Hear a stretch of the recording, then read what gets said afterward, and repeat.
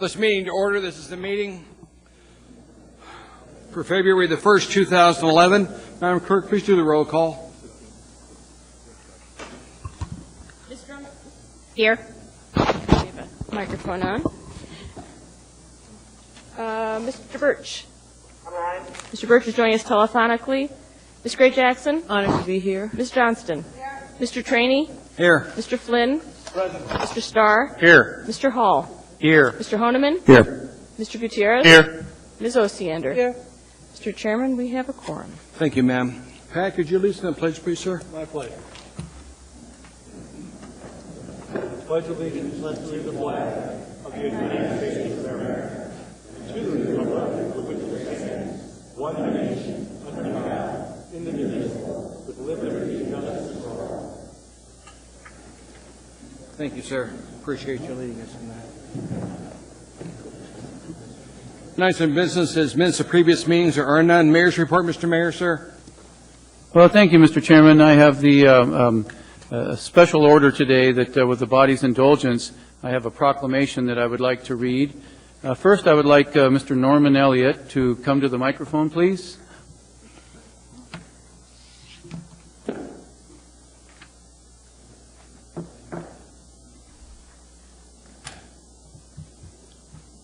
I'm going to read and present, Mr. Chairman. Go ahead, Mr. Mayor. Father Elliott. It gives me great honor, Mr. Chairman and Assembly members, to present a mayoral proclamation that reads, whereas the Venerable Norman H.V. Elliott was born on February 2nd, 1919, graduated from high school in 1937 and from the Virginia Theological Seminary in 1951. And whereas Father Elliott arrived in Nenana, Alaska soon afterward and began his service to the people of Alaska as a member of the Episcopal clergy, and he has served the people of Alaska and Anchorage for 60 years.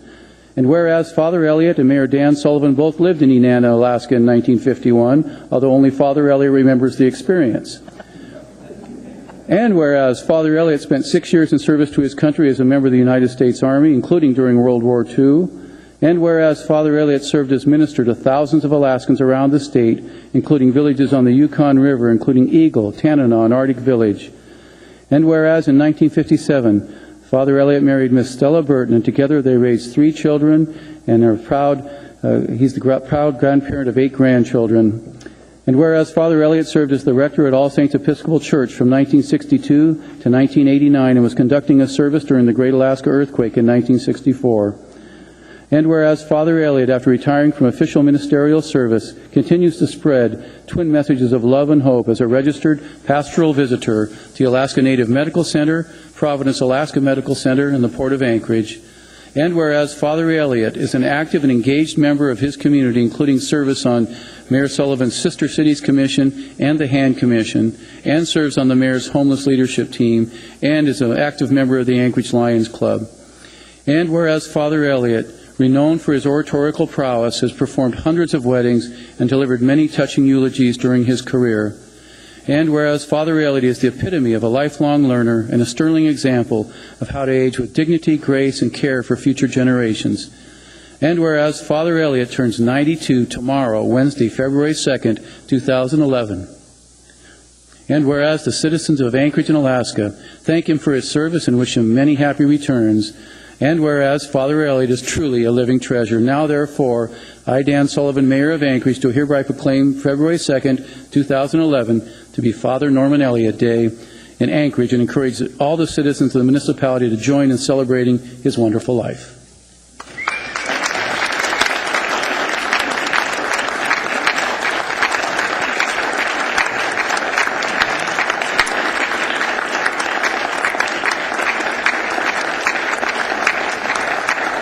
And he's never been shy about speaking, so...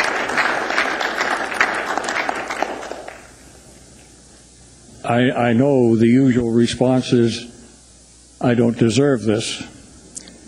Well, I have to echo that response, because truly I do not.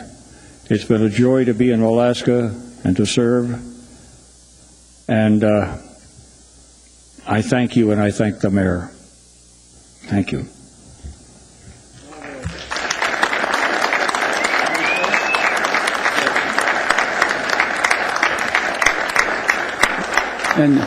And thanks to the First Lady, there's refreshments out in the lobby for any of the, for his Good to see birthday you. celebration, so please join us in the lobby if you can.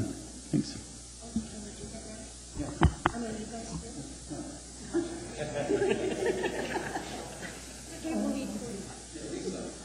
Next item in business, Assembly Chair's report. Only thing I've got to tell you is that I'm heading down to Juneau on the 7th. I'll be down there for AML for a couple days and check and see where our legislation is going. What, ma'am? What, Elby? Okay. And one interesting news is, remember when we passed what we wanted to see Juneau do? They took action on House Bill 19, which extends the payment to senior citizens that live in Alaska. They've been getting this for 4 more years. Now it's on to the Senate.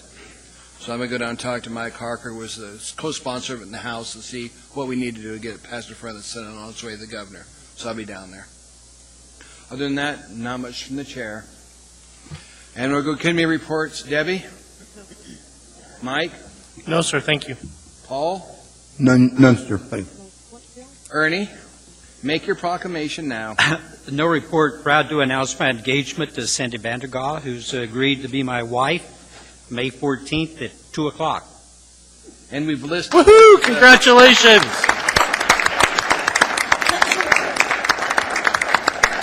And that's been listed as a public meeting so we can all attend? Oh, that's if we're invited, Ernie. I forgot to ask. Mr. Chairman? Mr. Chairman? Yes, Mr. Hall and I are the only 2 single people on this body, so I guess I waited too long. you're becoming an endangered species, Elby. Bill? No report, sir. Pat? Thank you, Mr. Chairman. Appreciate your noting your upcoming trip to Juneau. I'll be taking one later this month. Mr. Baker will be down mid-month. And I believe there's a later-than-table item specific to that we prepared with the help of the administration. I think it'll end up being 9 Bravo 7. 9B7 when we get there. And that is perhaps a different way of handling state revenue sharing that will hopefully won't be controversial, but basically an idea that Mr. Baker came up with that might help with some of our unfunded mandates concerns that we addressed when we worked through our legislative program. And that's all for me, Mr. Chairman. Thank you, sir. Yes, ma'am. Well, we're going to have a party. I'll be down in Juneau. I have the Alaska Municipal League board meeting on Tuesday, and then I'll be there through the 10th. Also, I hope all of you received your copies of the Energy Task Force.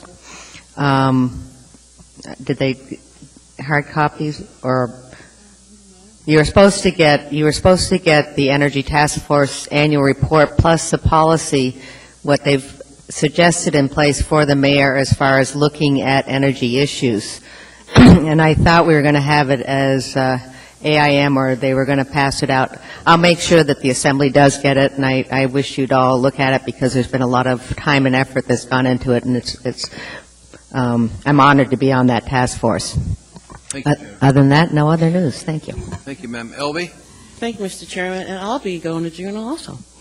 Just happened last night. Last year, one of my Alexander Avenue constituent spokesperson, we went to Juneau together to talk about Alexander Avenue and myself, other projects within the municipality of Anchorage.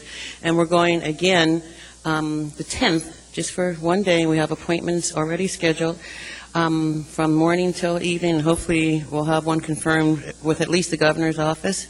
And coming back on the 11th, the very next day, and I'll be back in time enough for the audit committee at noon on the 11th. Thank you, Mr. Chairman. Thank you. Chris? Thank you, sir. Harriet? No committee reports, Mr. Chair, but I did want to alert you to the fact that I shared the West Anchorage Assembly newsletter that Ernie and I published last week in newspapers in West Anchorage. So since none of the rest of you live in West Anchorage, you wouldn't have gotten it. Thank you, but I do have a copy. Let me take a look at that. Thank you very much. It appeared on your desk tonight. That's right. Thank you. Now we're down to addendum to the agenda. If I get a motion to incorporate the addendum, and I'll go through it. Second. Okay. This will take a while. You might want to have a Coke while you're waiting. Item 9B4, Resolution Air 2011-38, a resolution of the Anchorage Municipal Assembly supporting the Alaska Zoo funding request to the 27th Alaska Legislature for $425,000 to upgrade its vehicle fleet and complete the zoo signage grounds improvements project. Item 9B5, Resolution Air 2011-39, a resolution of the Anchorage Municipal Assembly to ensure diversification of energy supply resources for municipal power. Item 9B6, Resolution Air 2011-40, a resolution amending the 2011 legislative program for the municipality of Anchorage. Under new business, item 9D96, Assembly Memorandum AM 76-2011, proprietary purchase of File Trail software from File Trail Software Products, Inc., for the municipality of Anchorage, municipal attorney, $133,295 in purchasing. Item 9D7, Assembly Memorandum AM 79-2011, proprietary purchase of TriTech VisiCAD software maintenance support from TriTech Software Systems for the municipality of Anchorage, Anchorage Fire Department, AFD, $107,917.47 in purchasing. Item 9D8, Assembly Memorandum AM 80-2011, cooperative purchase with New Flyer of America for 8 new 40-foot transit coach buses for the municipality of Anchorage. Public Transportation Department, $3,216,655.68. Under Information and Reports, item 9E2, Informational Memorandum AIM 14-2011, report of the Building Review Board's review of process regarding RFP 2010-P028 to provide management and operation of the George M. Sullivan Arena, Ben Boeke, and Dempsey Anderson Ice Arena for the municipality of Anchorage, municipal manager purchasing. Under ordinances and resolutions for introduction, item 9F1B, this is ordinance AO 2011-19, Assembly Memorandum AM 77-2011, supplemental information to an ordinance approving acquisition of the Whittier Anchorage Pipeline Tank Farm, Port of Anchorage. Public hearing request is on 2/15/11. Ordinance F9F5, Ordinance AO 2011-21, an ordinance of the Anchorage Municipal Assembly amending Anchorage Municipal Code Section 12.25.040 to clarify the base amount to be used in calculating the next year's tax increase limitation, consistent with Charter Section 14.03, from Assembly members Gray Jackson, Drummond, and Gutierrez. Public hearing requested on 2/15/2011. Item 9F6, Ordinance AO 2011-22, an ordinance amending Anchorage Municipal Code Sections 3.20.010 and 3.20.065 to provide direct access by the Director of the Office of Equal Opportunity to the Mayor on matters relating to minority business and contract compliance, DBE, Program Equal Opportunity Employment, EEO, Program Employee Relations Department. Public hearing requested on 2/15/2011. There's an accompanying Assembly Memorandum with it, AM 81-2011. On the back sheet, item 14A2, Assembly Memorandum, AM 36-2011A, 3 ballot proposition to provide for the issuance of general government operations obligation bonds for educational capital improvements, Anchorage Public School District. Item 14B2, Ordinance AO 2011-8S, an ordinance providing for the submission of the qualified voters of Anchorage, Alaska, the question of the issuance of not to exceed $16,865,000 of general obligation bonds of the municipality of Anchorage to pay the costs of educational capital improvements and facility building, life extension, and design projects at the election to be held in the municipality on April 5th, 2011, Anchorage School District. There's an accompanying Assembly Memorandum, AM 36-2011A. Item 14C2, Ordinance AO 2011-9S, an ordinance providing for the submission of the qualified voters of Anchorage, Alaska, the question of the issuance not to exceed $17 million of general obligation bonds of the municipality of Anchorage to pay the costs of educational capital improvements for career, technical, and vocational facility education upgrades at an election to be held in the municipality on April 5, 2011. Accompanying semi-memorandum AM 36-2011A. Item 14H2, Ordinance AO 2011-14S, an ordinance providing for the submission of the qualified voters of Anchorage, Alaska, the question of the issuance not to exceed $250,000 of general obligation bonds of the municipality of Anchorage to pay the costs of public safety facilities, police, and related capital improvements, and the question of an increase in the municipal tax cap limitation to pay associated operations and maintenance costs in the Anchorage Metropolitan Police Service area at an election to be held in the municipality on April 5, 2011 from Finance. And accompanying semi-memorandum AM 57-2011A. And we have some laid on the table items. The first one, if you would mark on it, it's AR 2011-41. This is going to be item 9B7. Laid on the floor item. It's a resolution in support of allowing political subdivisions of the state of Alaska to select state revenue sharing or full funding for the mandatory senior and disabled veteran real property tax exemption, or in the alternative, to receive an additional payment of the difference. I'm not going to read the whole thing. Just want to check with my clerk. The next laid on the table is going to be item 9F7. This is an AR that's AR 2011-42. A resolution appropriating $195,500 of prior period expense recovery and up to $1,333,000 of fund balance, all in the Convention Center Operating Reserve Fund 202, to the Municipal Manager Department, Convention Center Operations Reserve Fund 202, to provide for payments under the management agreement contract with the Anchorage Convention and Visitors Bureau, ACVB, and the use agreement with Civic Ventures. Is there anything else that needs laid on the agenda, on the table? You can read it if there is. Okay. Is there any objection to the addendum to the agenda? Chris, any objection to the addendum to the agenda? Okay. Thank you. Yeah, I heard there's a picture sent up by you with a FedEx package. I've got it. Thank you. I know, but we want one here so we can see you. We need to set up Skype. Okay. I need a motion on the consent agenda, please. Second. Moved to second for the consent agenda. We'll now go through those items that we need a little further discussion on. Debbie, ma'am? 9A1. What? A1. 9A1? Okay. Thank you, ma'am. Mike? Thank you, Mr. Chairman. Alpha 2. And that's all. No items, Mr. Chairman. Ernie? No items.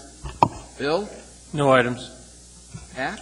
Mr. Chairman, item 9, Bravo 5, on the addendum to declare a potential conflict of interest, and also on the addendum, item 9, Foxtrot 6, we need to set a new public hearing date per administration request. And that's all, Mr. Chairman. Okay. Thank you. Jennifer? Elby? Thank you, Mr. Chairman. No items, but I would like to be added as a co-sponsor along with you on 9 Bravo 4 and 9 Bravo 6. Thank you, ma'am. Thank you, Mr. Chairman. Chris? Harriet? No items, Mr. Chair. Thank you. Administration? Okay.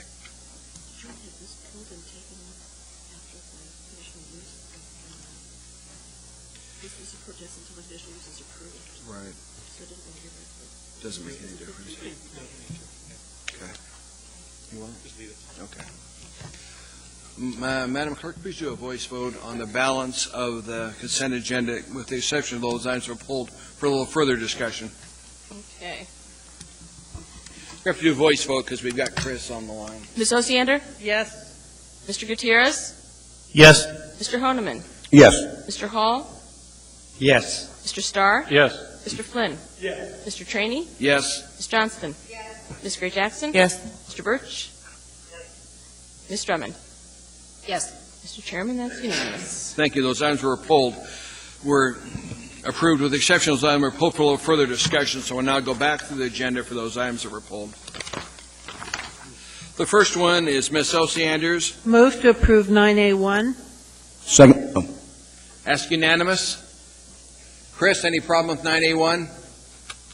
Okay. That is approved.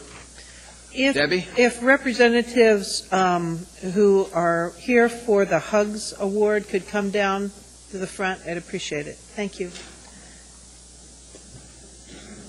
This is a resolution of the Anchorage Municipal Assembly honoring the partnership helping us give school supplies, hugs, and coats for kids, and recognizing Walmart Foundation's Alaska Giving Program donation to the 2011 Hugs and Coats for Kids annual event.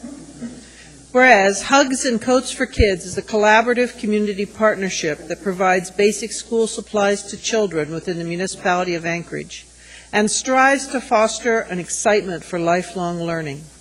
And whereas Hugs and Coats for Kids community partners include Anchorage School District, Catholic Social Services, Salvation Army, Lutheran Social Services. And whereas since its inception in 2001, Hugs and Coats for Kids has provided 45,218 children with coats, backpacks, and basic school supplies in order to prepare them for a successful school year. And whereas on January 6, 2011, Walmart Foundation's Alaska State Giving Program contributed $30,000 to support the 2011 Hugs and Coats for Kids annual event. And whereas Fireweed Cleaners at 500 East Fireweed Lane in Anchorage is currently accepting donations of new and gently used coats on behalf of the Hugs and Coats for Kids annual event. And whereas the 2011 Hugs and Coats for Kids annual event will take place August 2011 at Clark Middle School.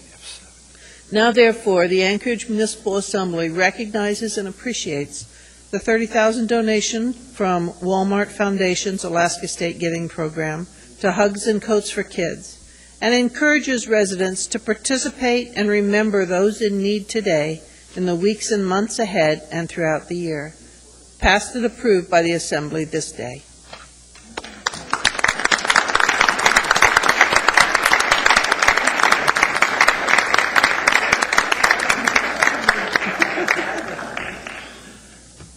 We'd like to thank you for the recognition, and great thanks go to Walmart. We couldn't do this without the generous support of many people in the community, and this grant will help us serve many more this year. Thank you very much for the recognition. We have a couple questions for you, sir, if you don't mind. Yeah. Paul?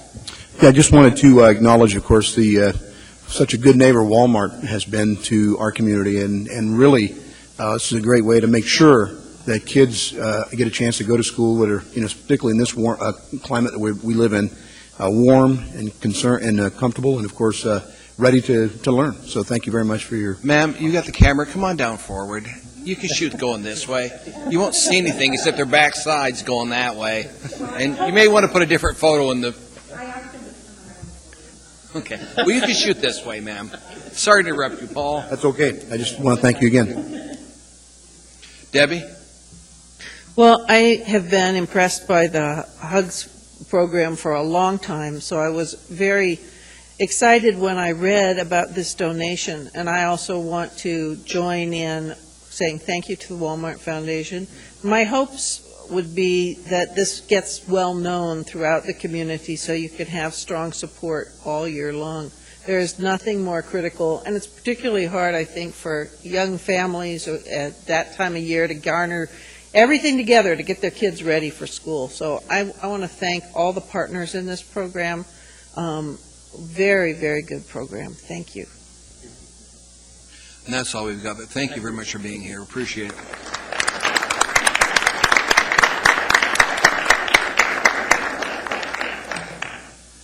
Next item is item 9A2. It was pulled by Mike. It's Resolution Air 2011-34, resolution of the Anchorage Municipal Assembly recognizing and celebrating February 2011 as Black History Month. Move to approve, Mr. Chairman. Second.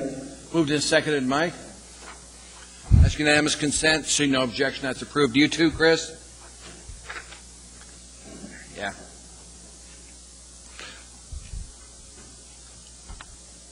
Is someone here to receive the, please come down. Whereas, at the urgings of noted African-American historian Dr. Carter Woodson, Omega Psi Phi fraternity first created Negro History and Literature Week in February of 1920, and whereas Dr. Carter Woodson selected February in honor of President Abraham Lincoln and abolitionist Frederick Douglass, both born in February, and in 2000, President Clinton proclaimed February as National African American History Month.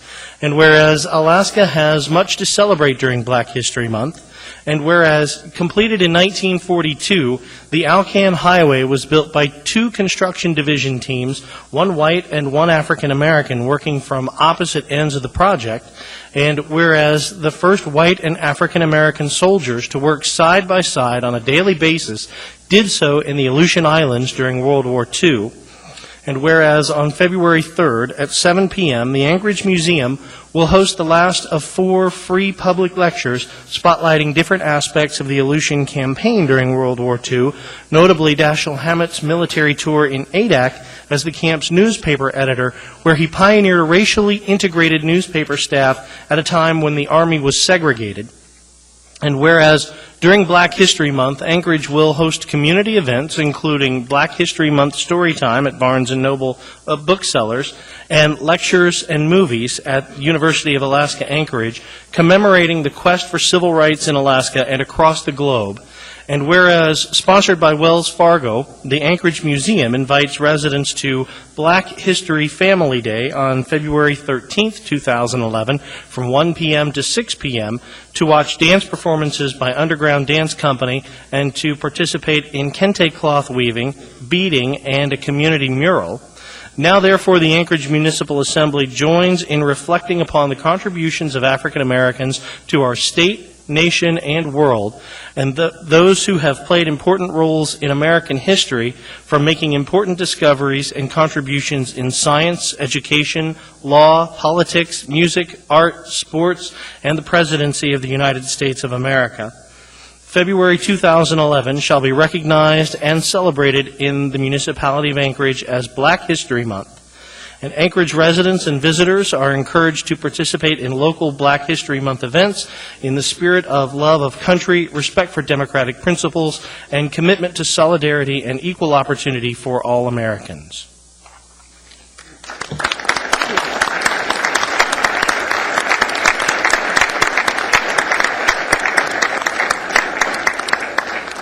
On behalf of the NAACP, my name is Wanda Green. I'm president, and here with me is my assistant secretary, Ms. Yolanda Moore, and treasurer, Daryl Hess. I'm sure that I can speak for all of the executive committee. Thank you very much for this certificate. It means quite a bit to all of us. I just want to say the one thing that history teaches us, sometimes it can be a double-edged sword. It's a place where you never want to return to, something that you learn from, and then at the same time, it helps you strive to become better. As this proclamation says, which you have presented to NAACP today, it shows that working together as one, regardless of race, creed, religion, or whatever it is that you're about, working together as one, really that you can get things done in the community and that you can move forward. And that's something that this proclamation has said to me, and that is something that definitely the NAACP stands for. I also want to say that the NAACP is for all community members of all races, of all creeds, all religions. A lot of people don't know that. And so I would like to invite each and every one of you to become a member of the NAACP, because the NAACP is nothing without you and nothing without the community, because that's what the NAACP is, the community. So again, on behalf of the executive committee, NAACP membership, thank you very much. I appreciate it. We appreciate you being here. Yes, sir. Thank you.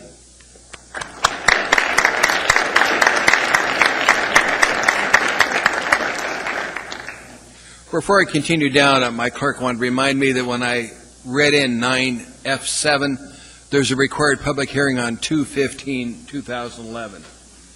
So you can stop sending me notes. I got that one. And Bob, where are you? There you are. Bob, it's nice to see you here at your old chambers. We've got extra chairs down here if you want to come up to the dais, Bob. I've gone through the 12-step program. I'll have to remember that and come and talk to you one of these days.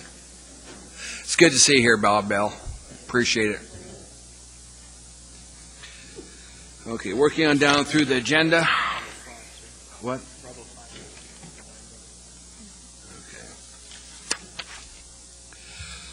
On the addendum to the agenda, we have item 9, Bravo 5. It's a resolution R 2011-39, a resolution of the Anchorage Municipal Assembly to ensure diversification of energy supply resources for municipal power. That was pulled by you, Mr. Flynn. You want to declare a conflict. Ernie, could you make a motion to approve that? Move approval. Can I get a second? Second. Okay. Pat? Mr. Chairman, I think we've touched on this before. Would you have a conflict? Right, my wife that does legal work for Ceres. Yes, you have a conflict, sir. As you said before, go in the back. Any other discussion on this item? Chris? Is he still in line with us? Okay. Is there any objection to approval of this item? There's a motion. Ernie gave the motion. It was seconded by Paul. It was locked up. Yep. Any objection? Yes, Debbie? No objection? Okay. Don't object, but I was going to request at some point a work session. We'll get one there. Okay. No objection, Madam Clerk. That item is approved. Patrick, come on back in. He just gets out there and we have to have him back.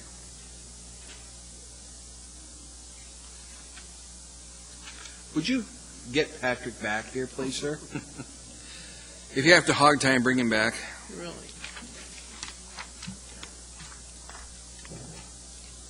I think that's it. Yeah, it sticks.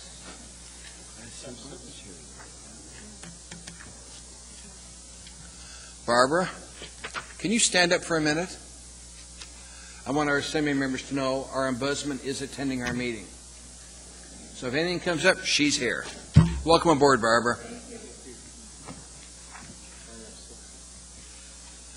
Well, I want to get to, it'll be 9F6, but he pulled that, and I want to see what his issue was on that. We could still introduce it, sir. We can still introduce it.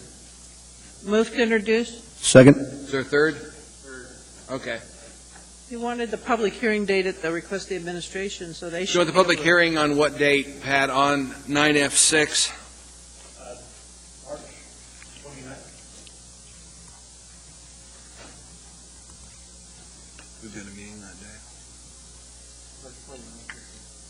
Okay. Yeah, there's one up there. Sorry. What's that? Yeah, March 29 was the requested date. 'Cause I believe, Mr. Vega doesn't speak to this, but I believe they need to make sure the federal government has a chance to review the program and make sure what we have proposed fits. Okay, is there any objection to changing the date for public hearing to the 29th of March? Not seeing an objection, Madam Clerk. That item should show up as appearing back in front of us the 29th of March. Had to get you back in here. Yes, sir. I know. Once you hit the door, it's not coming back. Okay, next item in business is on page 3. It's going to be item 11A, the same memorandum AM 37-2011, change order number 1 to purchase order number 20104-118 with City Electric, Inc. for relocation of underground electrical facilities at the Tudor Road / Lake Otis Parkway for the municipality of Anchorage, Municipal Light and Power, MLNP, $442,442.42. They do like their numbers. There's no motion on that. We did a motion to approve, and then, Mr. Starr, you want to talk about it? Second. I'll second, Mr. Chairman. Okay, moved and seconded. Mr. Starr, sir? Well, I think from those looking out into what I do, this is why I think we have the oversight and the diligence of appropriation spending of public's money. What I'm particularly challenged by, and I have to kind of temper my words because at first I was angry that it happened, but when we have change orders that come to us already approved, already spent, and we really are in a box, we don't have a lot to say. To me, that's when government doesn't work very well. And somebody gave me the accolade that I was a principled guy sometime. And when they're on paper and we have Title VII regulations and purchasing and expense of those monies, I'd like them followed. It's a lot of money in this particular case. It wasn't a small oversight. $442,000 on a $300-some-thousand contract. That's double and then some. However it happened, I've heard and seen the work session. I don't believe personally that we've exhausted all of our avenues. I was particularly troubled when it was going to just move to taxpayer obligation, and that was it. It was going to be passed from ML&P over to the PM&E group, and that's, to me, not doing our fiduciary responsibility to go back and ask perhaps the state to get in for design changes or therein. So we had an extensive work session. I appreciate the findings. However, I still am going to be a no vote on this approval. Okay. Any other discussion from assembly members before we vote on this item? Is Chris on the line? Okay. Debbie? I just wanted to express my appreciation for Mr. Starr's diligence, that's all. Paul? Not to jump on a bandwagon, but I would like to see perhaps another attempt at talking with the state, since I still think they might have a hand in this as well, so I have to concur with Mr. Starr on that one. But beyond that, I know the process, what happened at this point in the work session, so I'm appreciative of the situation we're in. Thank you. Before we vote, Mr. Starr, I want to thank you for your diligence on this item. I was amazed when I looked into this thing, and thank you for bringing it to everybody's attention. Please vote. Mr. Gutierrez? I'm sorry, Madam Chairman, I was expecting a voice vote since Mr. Birch is on the phone. I know, but I was told he wasn't online. That was approved. The vote was 7-3. You didn't even say.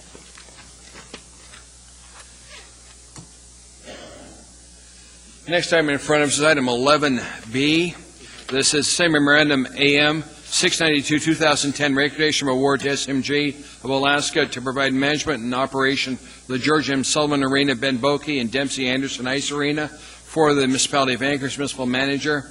RFP 2010-P028, $1,075,000. Some history on this one. We referred to the bidding review board. December 14, 2010, Ms. Osiander moved to approve, seconded by Ms. Drummond. Motion to approve is on the floor. Bill, you want to talk on this one, sir? Well, I have two issues with it, as I voiced a couple times, and I wasn't so caught up in the bidding review process as I am as actually what's in the overall contract. And quite frankly, I'm more confused about our role after I've seen some legal verbiage coming back, and I don't know if I want to beat that up tonight. However, I would like the opportunity to have an overlook at the Budget and Finance Committee meeting on actually what the contract terms may allow in terms of maximum return on that asset to the municipality. I think that's our diligence. So if I could move, I'd like to postpone again. However, To what date, sir? The 28th, our meeting of the 28th of March? Well, I have a February 17th Budget and Finance Committee meeting set up on that. However, I need to clarify between then and then if it has to be executive closed door kind of thing. So there's some homework, but ideally if we could bring it back March 8th, I'd appreciate that. What was your motion? Yes, sir. I'd second. Is there a second? Second. This was a second by Paul. I'm sorry. March 8th. Okay. Got it. We've got both of them. Discussion on the 8th, Bill? No, I think so. I'll just talk with legal to clarify why that's confidential and where we go with the discussion on the executive level. Thank you. Thank you. Mr. Gutierrez? Thank you, Mr. Chairman. I am okay with postponing it again, and if it has to be done in executive session, it has to be done in executive session, but I think it's worth taking another look at. What I was, we had a work session about this on Friday, and what I came away with still unclear about, and if the administration wants to chime in, you can, is whether or not we'll have another bite at the apple, so to speak. Now, what we were told was that negotiations haven't been finalized, so the contract hasn't been finalized. And so what I'm curious to know is, after negotiations are finalized, say we approve this, it's my understanding we're giving them permission to finalize the negotiations. But it wouldn't be coming back to us after they did it. Would it? And that's my question. Are we certain of that? And if it does come back, it would come back to us, then I have a lot less heartburn over it. Let's ask our city attorney, who has this dead look in his eyes. How you doing, Dennis? Fine, Mr. Chairman, thank you. You know, again, we're getting into the realm of the unusual here. The RFP process, as I explained in an earlier email, involves not only the request for the proposals, but the form contract, and the proposer, each of them responds back and includes whatever amendments they would like to see to that contract. So, you know, at this stage, the contract is part and parcel of the winning proposal. So, you know, normally, as I pointed out in my email, we give you the material terms and you approve the award. And I think there's some substantial risk here in terms of trying to renegotiate individual aspects of the proposal, the winning proposal, and the associated contract. What we attempt to do is refine that contract down to a final version. But if you are talking about making substantial changes, then you may be talking about rejecting the process and starting over, ultimately. So I don't know. It depends on where you guys decide to go with this. No, Mr. Chairman, I apologize. Maybe if I can be a little more clear. I'm not talking about making changes. I'm talking about, will we have a yes or no on the final negotiated contract, or is this, for all intents and purposes, the Assembly's last chance to approve or disapprove? Through the chair, Assemblymember Gutierrez, this is it. This is the process as set up in the code. Thank you. So it would not be back to us, Dennis. If we approve this, it's a done deal, right? Yes, sir. Thank you, Mr. Chairman. That's all I had. Okay. Any other comments before we vote? Please vote in bringing this thing back to us on the 8th of March.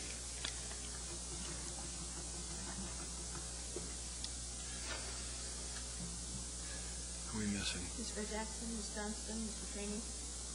I thought I did. There. Okay, that will be back in front of us on the 8th of March. Is Chris on the rate? Okay. Okay.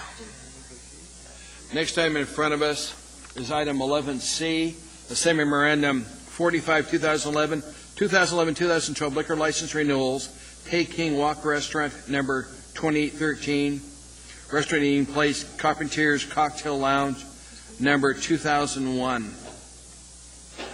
That was pulled. Some history on that one.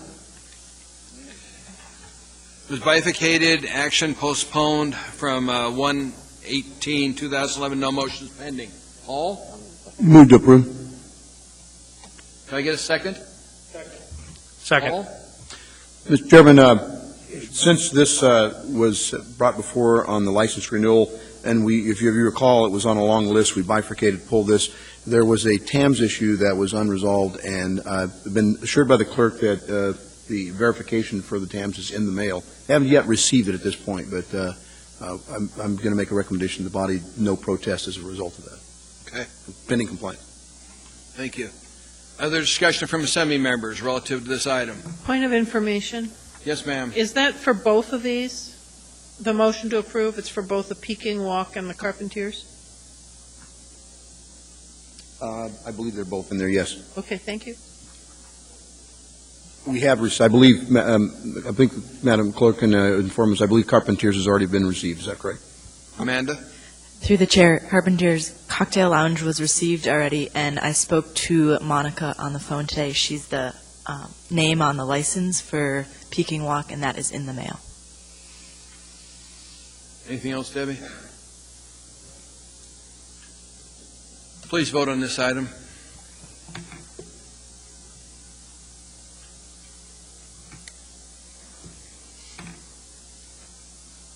Mr. Jackson? Item was approved.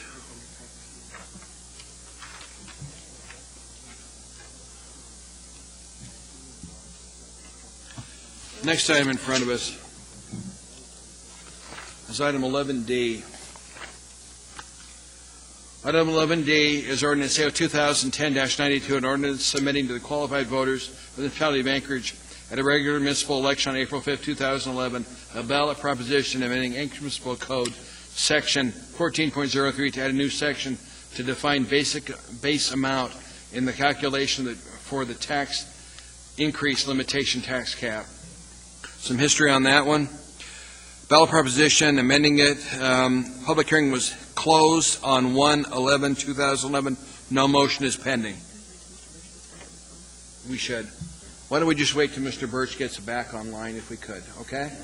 Mr. Chairman, I'll move. It's his motion. Move to change the order of the day. Second. To postpone this item until, we'll say for time certain purposes, 7 p.m. Okay. Second. 7:05. 7:05? Yep. Done. Any objection? Not saying that item will come up back then. Okay, we're now down to persons to be heard, and that starts at 6 o'clock. We cannot do new public hearings. So, we're taking a break until 6. Sir, before our break, if I take a moment of personal privilege. Go ahead, sir. Sir, there is a young woman in the audience who, aside from her mistake of choosing me as the person with whom to work on her senior thesis or senior seminar projects at Service High School, is a very intelligent, delightful young woman. Where's Tessa she Fay. at? Tessa, would you please come down so we can introduce you real quickly? Tessa is, among other things, a cross-country skier, an explorer of the Kennecott area. Yep, That's fine. and has done a great job representing me at some of my community council meetings when I couldn't be in attendance. So, Tessa, please introduce yourself to the body, and thank you for coming down tonight. I'm Tessa Bay. I'm from Service High School, and yes, I'm here mentoring with Patrick Flynn, who has graciously taken me on. Good. Welcome to the meeting, ma'am. Thanks for being here. And keep an eye on my blog. Tessa will be authoring a piece on the Service High bond proposal that we'll be discussing later tonight.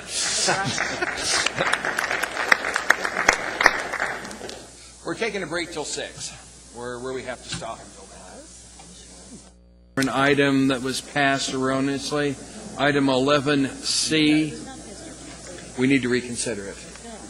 According to our... Do you want to go talk to her? Okay, well, we can come back and pick it up later then. There's a difference of opinion, Paul. Let's just get on and we'll get back and get it. Okay, we're on item 12A. Appearance requests should begin no earlier than 6, no later than 6:30. So, George Human, regarding fireworks. That's Urban. Sir, are you here? You'll have 3 minutes, sir. If you'll state your name for the record, please spell your last name for our clerk.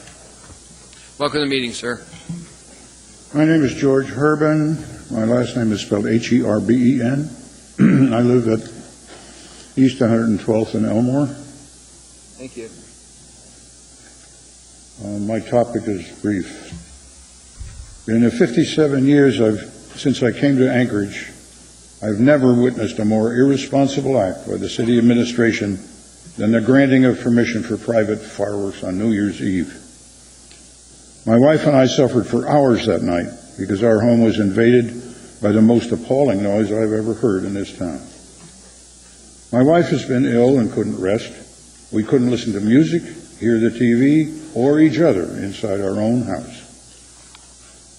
Our home is our only sanctuary, the only place we can go in time of trouble. That night, our sanctuary ceased to exist. A veterinarian friend on duty that night at a pet emergency clinic told me they were called by more than a dozen times by troubled people whose dogs were frantic. Many dogs ran away and were hit by cars. Many disappeared and have not been found. If this is allowed again on July 4th, the fire hazard will be seriously increased at Hillside Homes. In my opinion, this and the lost pets pose a real threat of civil liability for the municipality. But now the camel's nose is under the tent. If you rescind this ordinance, you have to be simple-minded if you believe people will know you've done it or even care. What you've done by allowing private fireworks is no doubt popular, but you should have done what is right and retained the prohibition. You didn't. Now what is right is to rescind this ordinance and make that fact known by whatever means are at your disposal. Thank you. We have a question for you, Mr. Honeman. Yes, Mr. Herman, thank you for your comments, and I received your email through my assistant, and I can assure you that talked to Ms. Drummond here recently that the Public Safety Committee will be reviewing and looking at the numerous contacts we've had from January 1st, and you're right, it's a balance. It's actually closer than you think as far as people that are pro and people that were against the fireworks, and I can assure you that we did not include in the ordinance a July 4th allowance for fireworks. So not legally and not by ordinance was it approved for July 4th. It was only for New Year's Eve and only for those set hours. And I do recognize that there were people that violated the law that was allowed. They started early, some went late. I understand that. And we do need to look at these things for potentially discussing the modifications we own. This law was only set for 2 years. It sunsets after that unless either an extension or a vote of the population of the citizens. I understand you can rescind it prior to that time, right? We could. Yeah. Okay. And your remark was referenced primarily to the July 4th time. What about the New Year's? This is what got my attention. Right. New Year's Eve is the only day that's allowed, and it was a finite period, 9:30 to 1. And I recognize people started early, went late. Are we going to have a repetition then of what? We're going to work on listening, and that's one of the, we had to develop some strategies. If any changes are needed, we're going to look for that and look for strategies and some sound principles behind it. Well, my main point is that we have only one sanctuary that applies to any of us, and that's our home. We can escape from various kinds of trouble by running into our home where we can protect ourselves if needed. But you can't protect yourself from noise. It's impossible. It invades your house through your walls and your windows. I think it's just wrong for some people to have fun at the expense of a lot of other people who, in my opinion, have a right to peace and quiet in their homes at all times. Thanks, sir. Thank you. Thank you, sir. There are no other questions. Thank you. Thanks. We're down to now to new public hearings shall begin no earlier than 6 and no later than 11. Is Chris online, Chris? We've moved your item to 7:05. Do you want to stay on the line or do you want us to take your item up now? Pick it up now, thanks. Okay. Then if the body doesn't mind, we'll go back and Mr. deal Chairman, with item I'll move change 11D. of the day, take up item 11D at this time. Second. Moving to second, is there any objection to taking up item 11D? Seeing no objection, we're now back on item 11D. A little history on that one. Ballot proposition, this is the defined base amount. Public hearing was closed on 1/11/2011. No motion is pending. What's the wish of the body? To approve? Is there a second? Second. Moved and seconded. Chris? Chris? Mr.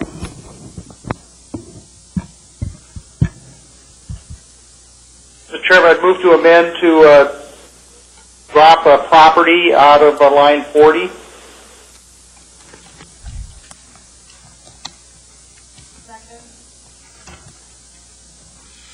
Moved and seconded on line 40 to drop the word property, so it would just be amount of taxes to be collected.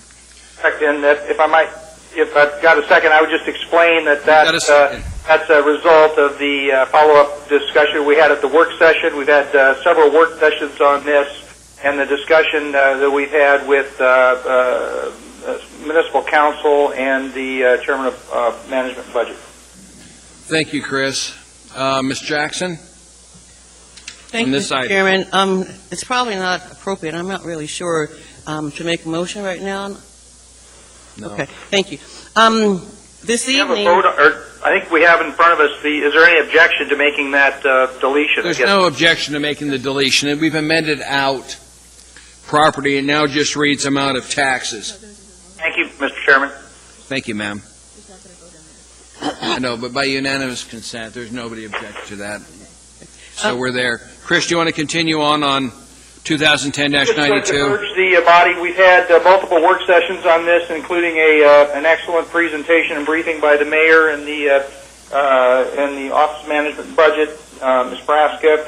We've worked this for some time, and as we discussed in the work session last week and the prior meeting with Mr. Starr's committee, this is a clarification. It'll be very helpful and basically reinforce and support the public confidence and trust in the tax cap as a mechanism to actually constrain the growth of property taxes in the community. The amendment made, I think, will speak to some of the concerns that were raised last week and in earlier discussion.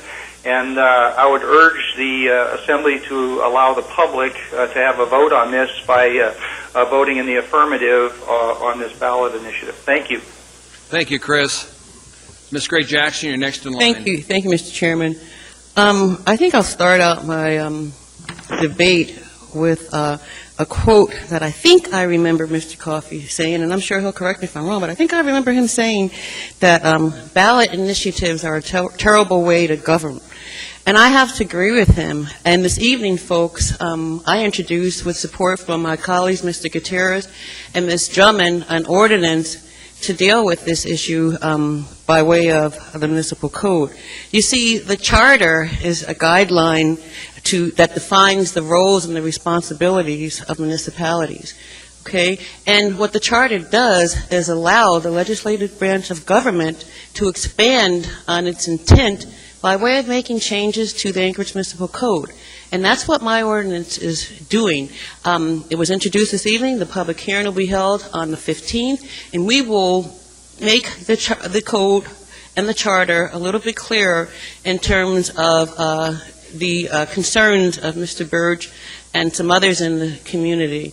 I stand by my belief that it's clear in the charter that you start at the tax base for the next year. It's really clear, but I have no issue making it even clearer for the people in this community, and that's exactly what I'm going to do, proposing to do anyway, but by way of a code change. Thank you, Mr. Chairman. Thank you, ma'am. Mr. Flynn, sir. Thank you, Mr. Chairman. I appreciate the intent of the sponsor of this legislation and the folks who have spoken in favor of it.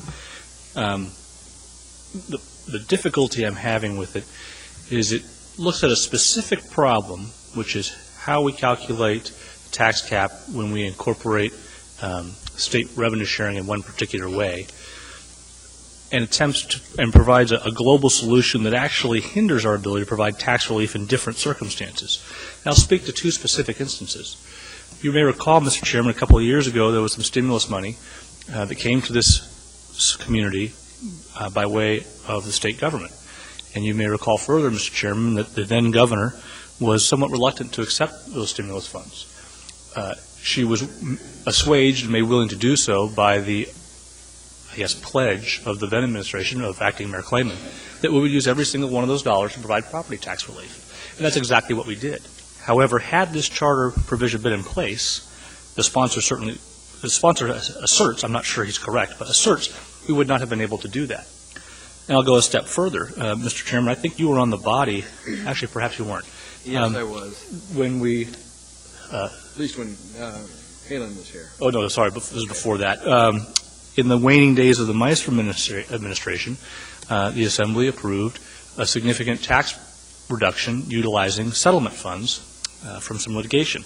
Now, what amuses me is at the time, some sitting Assembly members didn't realize that by doing so, they are actually constraining the tax cap the following year, and one of them went on to become mayor and found himself somewhat chagrined that he was unable to fund basic services because of the way he constrained the tax cap.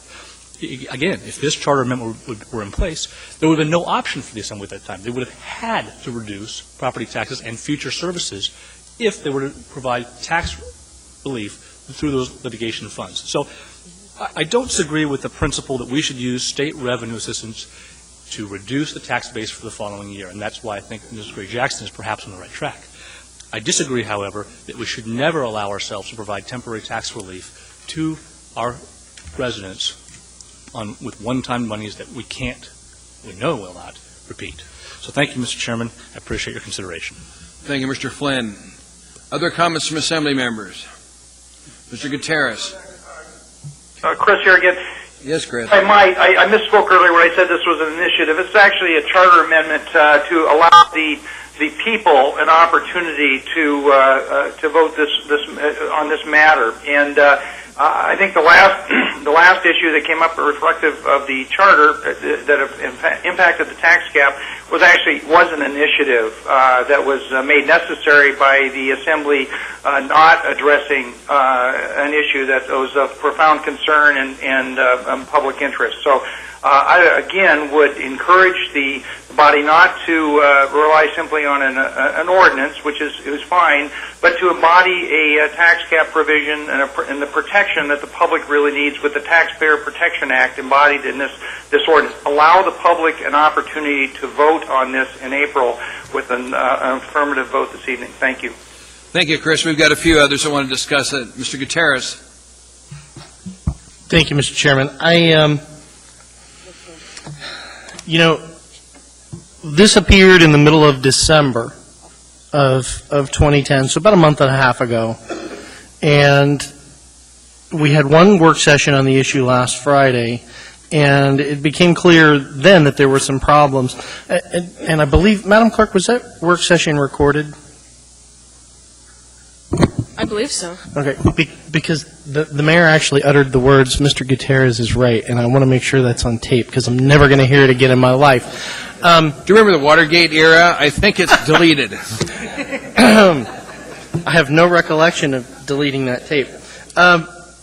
There were some problems with this, and it was crafted rather hastily, without, I think, a good, thorough look, because the amendment that we just approved tonight was intended to address that. Had we not made that amendment, this actually would have created a negative tax cap situation where every year it would get ratcheted down to such a degree that eventually we'd have one police officer and one firefighter in the city, and they were the same guy.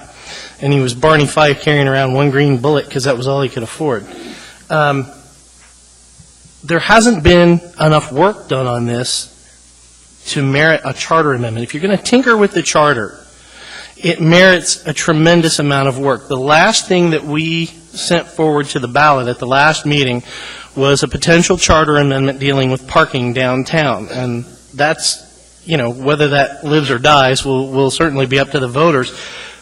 But a year and a half of work went into that before it even came to this body, much less the voters. A year and a half of work. We've seen this for 6 weeks. This popped up 6 weeks ago and was clearly so poorly crafted that there was a real serious unintended consequence in the language that we had to have an amendment tonight.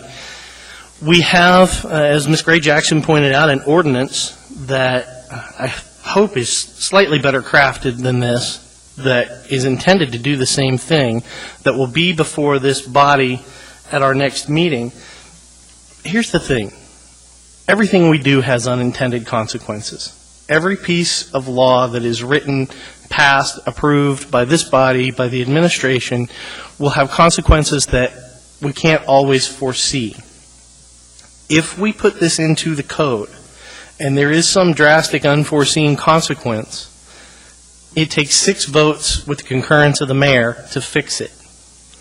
If we had, say we hadn't caught the language problem in this and we had put it in the charter, we couldn't have fixed it until a year later, and then we'd have to take it to the voters and say, oh, yeah, by the way, we know you approved this, but we kind of wrote it wrong and we screwed up a little bit and now we need you to fix it. For example, Mr. Chairman, not to pick on you, because you know how much I respect you.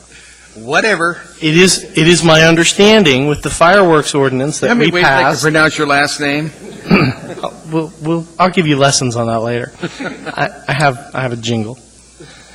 We had a fireworks ordinance that we passed late last year that we were told at the last Public Safety Committee meeting by the Chief of Police that we inadvertently made the possession of fireworks legal all year round, not just at the end of the year. And the result of that is, should the police roust a party, some teenagers partying on the hillside somewhere, and they've got fireworks but they haven't seen them use them, they can't confiscate them. That's a bad thing. That's not something we intended in our in our wildest imaginings. That's not something this body would have done. Had we put that in the charter, Mr. Chairman, we wouldn't be able to fix it. It's in code. We can fix that fairly easily, because I don't think, Mr. Chairman, even you intended fireworks to be legal in July.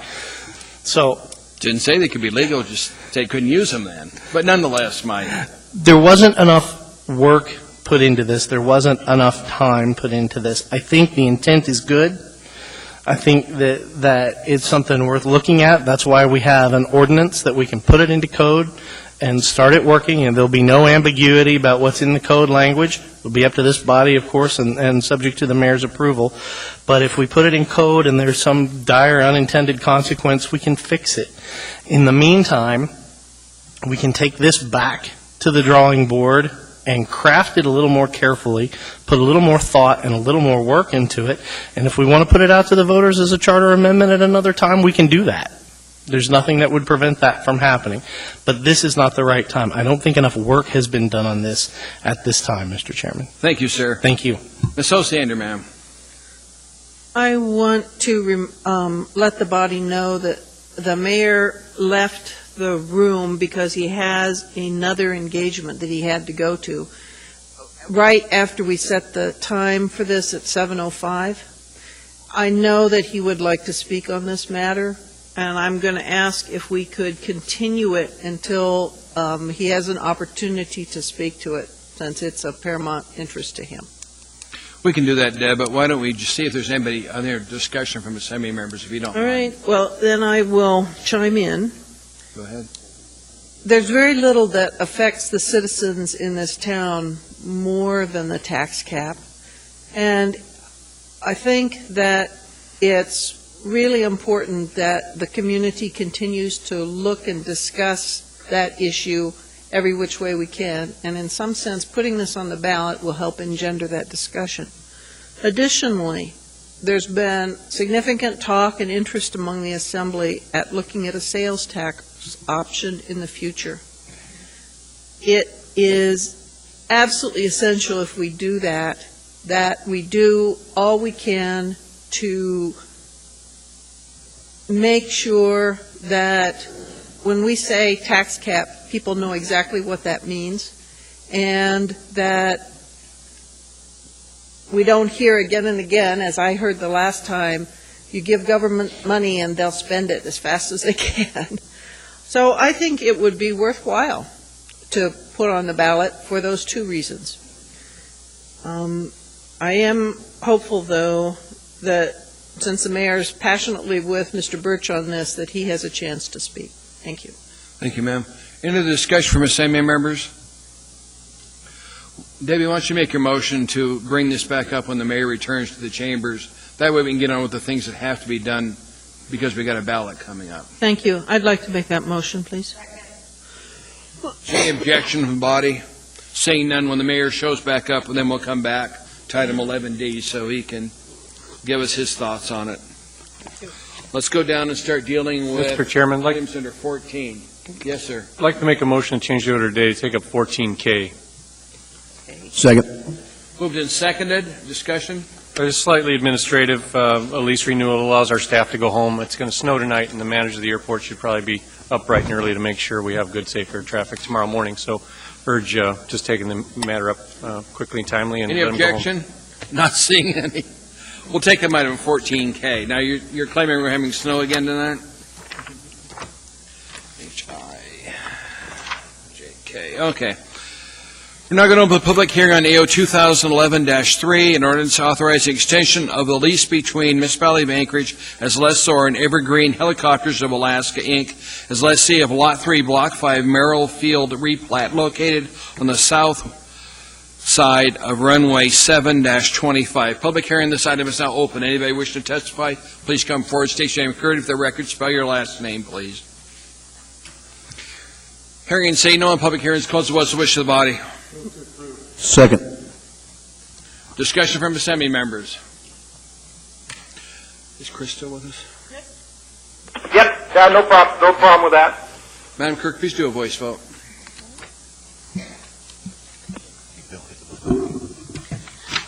Ms. Drummond? Yes. Mr. Birch? Yes. Mr. Birch, yes on the telephone. Ms. Gray Jackson? Yes. Ms. Johnston? Mr. Trainee? Yes. Mr. Flynn? Yes. Mr. Starr? Yes. Mr. Hall? Yes. Mr. Honeman? Yes. Mr. Gutierrez? Yes. Ms. Osiander? Yes. Mr. Chairman, it's unanimous. Thank you. That item was approved. We're now going to go back to item 14, starting with item 14A. If I get a motion to incorporate 14A, B, and C, because they all deal with the school bond. So moved. Second. Is there any objection? Not seeing anybody. So when you come up and testify, you can testify in all three school bond issues. So we'll open the public hearing now. Charles, it's nice to see you back again. Thank you, Mr. Chairman. And you'll have 3 minutes by your last name. Record. It's nice to be here and also to be free to leave at a time of my You should choosing. be on that side, isn't it? So you went to Bob Bell's 12-step program? That's right. Mr. Chairman, members of the Assembly, I'm Charles Wolforth. I'm here with Bob Bell. We are the co-chairs of this year's School Bond Yes campaign.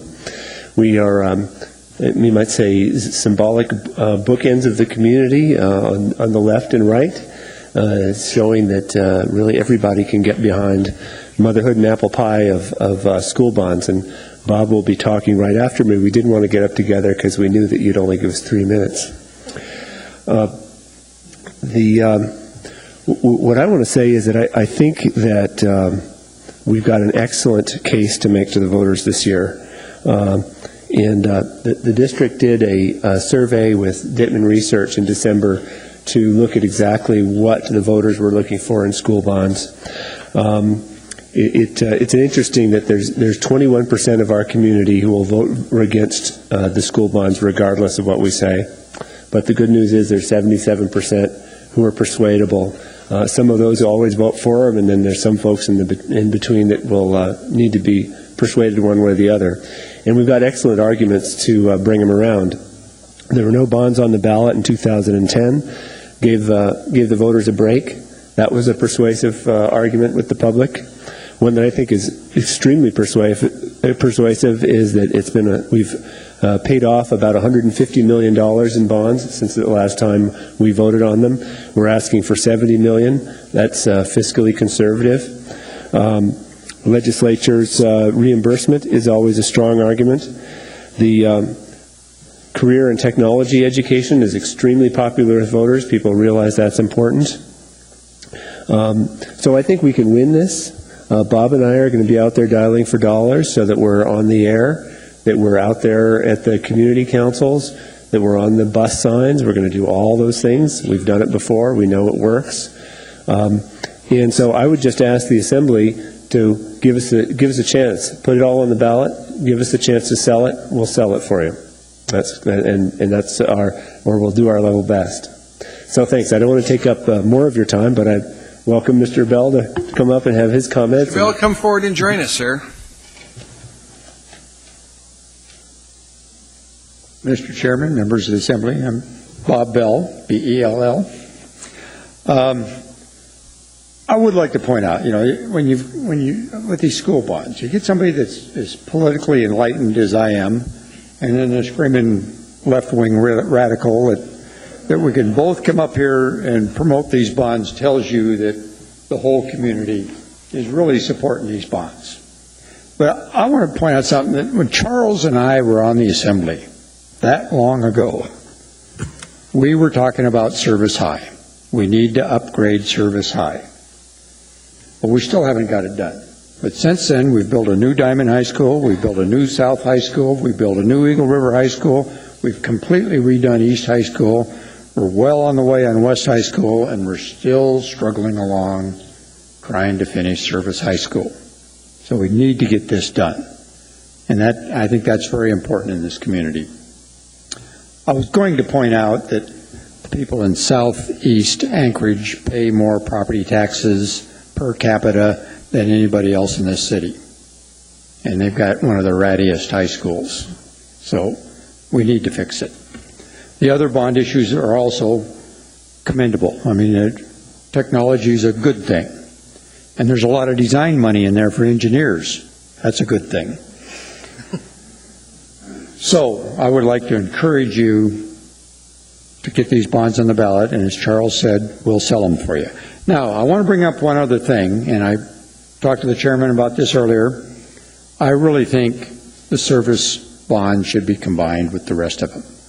And you tell me that there's a notice problem, but it seems to me like if we talk to the municipal attorney in strong words, we could probably figure out some way to fix that. I really believe, and Debbie, you can remember Golden View School, that when those bonds came over from the school board, Golden View wasn't included in them. We put Golden View School into those bonds, and it passed. I really believe that these bonds should be geographically balanced. And if you break them apart, they're not. So if there's any way to do that, I would encourage you to do it. If you can't do it, I still strongly encourage you to put these bonds in the ballot. I'm sure the community will pass them. Bob, why is it when Charles talks, there's no questions, but when you talk, I have a lit board? Harriet? Thank you, Mr. Chair. My thanks to Mr. Bell and to Mr. Wolforth for coming through and co-chairing School Bonds Yes. As I was in on the ground floor of the establishment of that organization back in the 90s, and having designed the signs, I am thrilled that you two are heading up the effort. Of all the folks that have been emailing me over the last couple of weeks, I have encouraged all of them to step forward and join the School Bonds Yes effort in order to get the school bonds to pass. So I will take my School Bonds Yes yard sign out of my garage and plant it in the front yard tomorrow. We'll make sure you get one. Thank you. No, I have one. Oh, okay. Got one. You don't need to bring me one. Well, you can. Elvie? Thank you, Mr. Chairman. I also want to thank Mr. Bell and Mr. Wolford for coming forward this evening and joining together, because they both have two different political differences. And when I was staff for the Assembly, I'd been around for a while, and both Mr. Bell and Mr. Wolford were one of the 42 Assembly members that I worked with. And they do have political differences. And I have two quotes, and I don't know if you to remember it. But Mr. Wolford's quote was, "Oh, okay, I'll know you'll show me the ropes." And Mr. Bell's quote was, "I didn't ask for your opinion." Do you remember that? But I admire both of them, so thank you for your work for this community. Thank you, Mr. Chairman. Mr. Honeman? I think they pretty well summed up the accolades, I guess you'd say, working jointly together here as a true nonpartisan. I can recognize that you guys are very partisan on either belief, but I do believe that this is a well-vested, well-interest that you've merged together on. And I thank you for your service to this community on the Assembly and your continued service in this venture. So thank you very much. Appreciate it, both of you. Jennifer? Well, I have to say, when we moved down from Fairbanks in '88 and our children were young, service was an issue as far as doing something with it. And our children now are in their 30s. And so I do know it's been a long time coming. I have a question. I'm not sure if it was when you were on the Assembly, but there was a point where the Assembly started to request that we did not have bond more than what we were retiring. Was that when you were on the Assembly? No.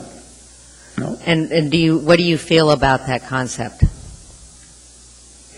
I think that would be an artificial bar that we would put up. I mean, the needs of the community doesn't follow what happened 30 years ago. If we passed a bond 30 years ago and it's being retired now, that doesn't mean that we need that much money now or something less. And the other thing that comes into mind is which of the bonds have the state subsidy and which of them don't. And right. that would be significant too. Okay, thank you. Thank you, Mr. Bell. You bet. Good to see you, sir. I know. Yeah, but I remember a flight we did for Caribou where you were running into bushes and trees. Let's get the superintendent up here and the school board president. You want to come up first, Carol? You guys come on up and we'll lead this discussion off. Then we've got to get to everybody that's here. We've got 25 things we have to deal with tonight. If we want them on the ballot, they've got to be dealt with. So if several members are asked germane questions and not the same thing over and over, I'd appreciate it. Good evening. Thank you, Chairman Traney, members of the Assembly. It's been 3 years since the school bonds, any school bonds have passed in the municipality of Anchorage. It's been 2 years since the school board asked for and the assembly asked the voters to consider any school bonds. Through the Capital Request Advisory Committee, there was a review of the district's need and a proposal to put over $100 million of bonds on the ballot. Through the process of review by the administration and the school board, we decided that was too much, and we brought together 3 proposals that total about $70 million. That's a little less than 1/2 of the amount that have been retired since the last time the voters of the municipality approved any school bonds. So we're actually quite consistent with the notion, although I agree with Mr. Bell, past history of how much was needed is not a measure of how much may be needed today. But the fact is that we are asking for much less over time than have been retired since the last bonds were approved. The 3 propositions include $37 million for service, which, as you know, helps bring $21 million of pre-funded state revenues to the municipality of Anchorage, a very unusual situation that I don't recall us ever having, at least not in the 9 years since I've been on the board. And it accomplishes many things. I know some people have felt that we don't really need to put an auditorium at Service. Well, I'm going to come right up front on that. It'll be the only theater facility in all of South Anchorage of any sort at any school or any other facility. Furthermore, it's just one piece, because in addition, the Service project takes care of physical education needs, career technology area, food service and cafeteria, administration, and frees up area for ROTC. It does a lot of things, and this project has been mentioned by Mr. Bell. It's been going for over 10 years now. So we really think it's time to take care of that. The other 2 bonds are each approximately $17 million, one a little bit less and one right at $17 million. One of them is for just keeping up with the things that are needed to be done as projects, as schools age, and we've got, with 90-some facilities, that's going to happen on a routine basis, and the way the state of Alaska chooses to fund it is through debt reimbursement. And so this is the way the system is set up for us to fund those with participation by the state, so we ask you to approve that one. The other is vocational technical education, and it is something that the board has a high priority, so does the legislature, and the polls indicate so does the community of Anchorage. So I really ask you to endorse these, put them on the ballot, let the voters decide, and thank you very much for the opportunity to speak to them. Carol? Thank you. I'm Carol Como, Superintendent. I'll be brief. I just returned this afternoon from Juneau, and there were many, many legislators in both the House and the Senate very pleased to see the Career and Technical Education Initiative on the ballot. Sharon Long was absolutely thrilled that maybe the Service Auditorium that was named after her son who was killed in Iraq would finally get to the ballot again, and she just wanted me to express that she really hopes that you will keep this package intact. We need an auditorium in South Anchorage. The whole South Anchorage have outstanding fine arts, drama, debate programs, and there is no facility in South Anchorage that can accommodate all of that effort and for the benefit of the whole community. We believe our building system renewal projects are essential, and when I went to a House Finance Committee today and listening to Pat Gamble, the president of the University of Alaska, they were talking about their backlog of deferred maintenance, very similar to our building system renewal issues. The governor has been talking about the backlog of deferred maintenance in state facilities, and so I think we have to be responsible stewards of our facilities, and these projects, I think, have been well thought out. I think they will benefit many schools around the district, and we absolutely need to renovate and upgrade Girdwood and Airport Heights, Inlet View, and, oh dear, I'm going to Thank you, Gladys Wood. They're going to shoot me back there. But those schools have been long-time needs. They're very old schools, and we really see the need to keep those projects moving forward. So we would hope you would approve our packages as they are presented to you so that we can provide information and School Bonds Yes can help advocate. Thank you. Thank you. Questions from Assembly members? Mr. Starr, sir. Is there an engineer's estimate on just the auditorium, the 700-seat one at service? Do we have a breakout on how much that part costs? I don't know that. I could ask Mike. Do you know? 24? About $24 million For the 700-seat portion only, then? for the auditorium, yes, and it is debt reimbursable. Any other questions from Assembly members? If not, thank you very much. Thank you. Now, once the public would like to come Might I forward. just ask Mr. Trainee, if there are amendments to be had and if there's an opportunity for us to address the impacts of them, we welcome that opportunity. Then stay here. Take a seat. Now, the public will come forward. You don't need to stand in line. We're not going to leave until we've heard from you. Yes, sir? Okay, just as soon as he's done, then get up there, sir. We're not going to leave till you're all done talking, okay, or we run out of time. Welcome, sir. Richard Braun. I rise in opposition to this extravagant expense that we've got going on here.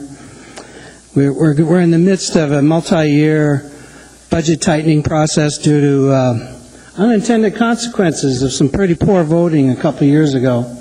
And we've got $20-some million that we always seem to be getting short because we're overspending. And here we go, another $70 million.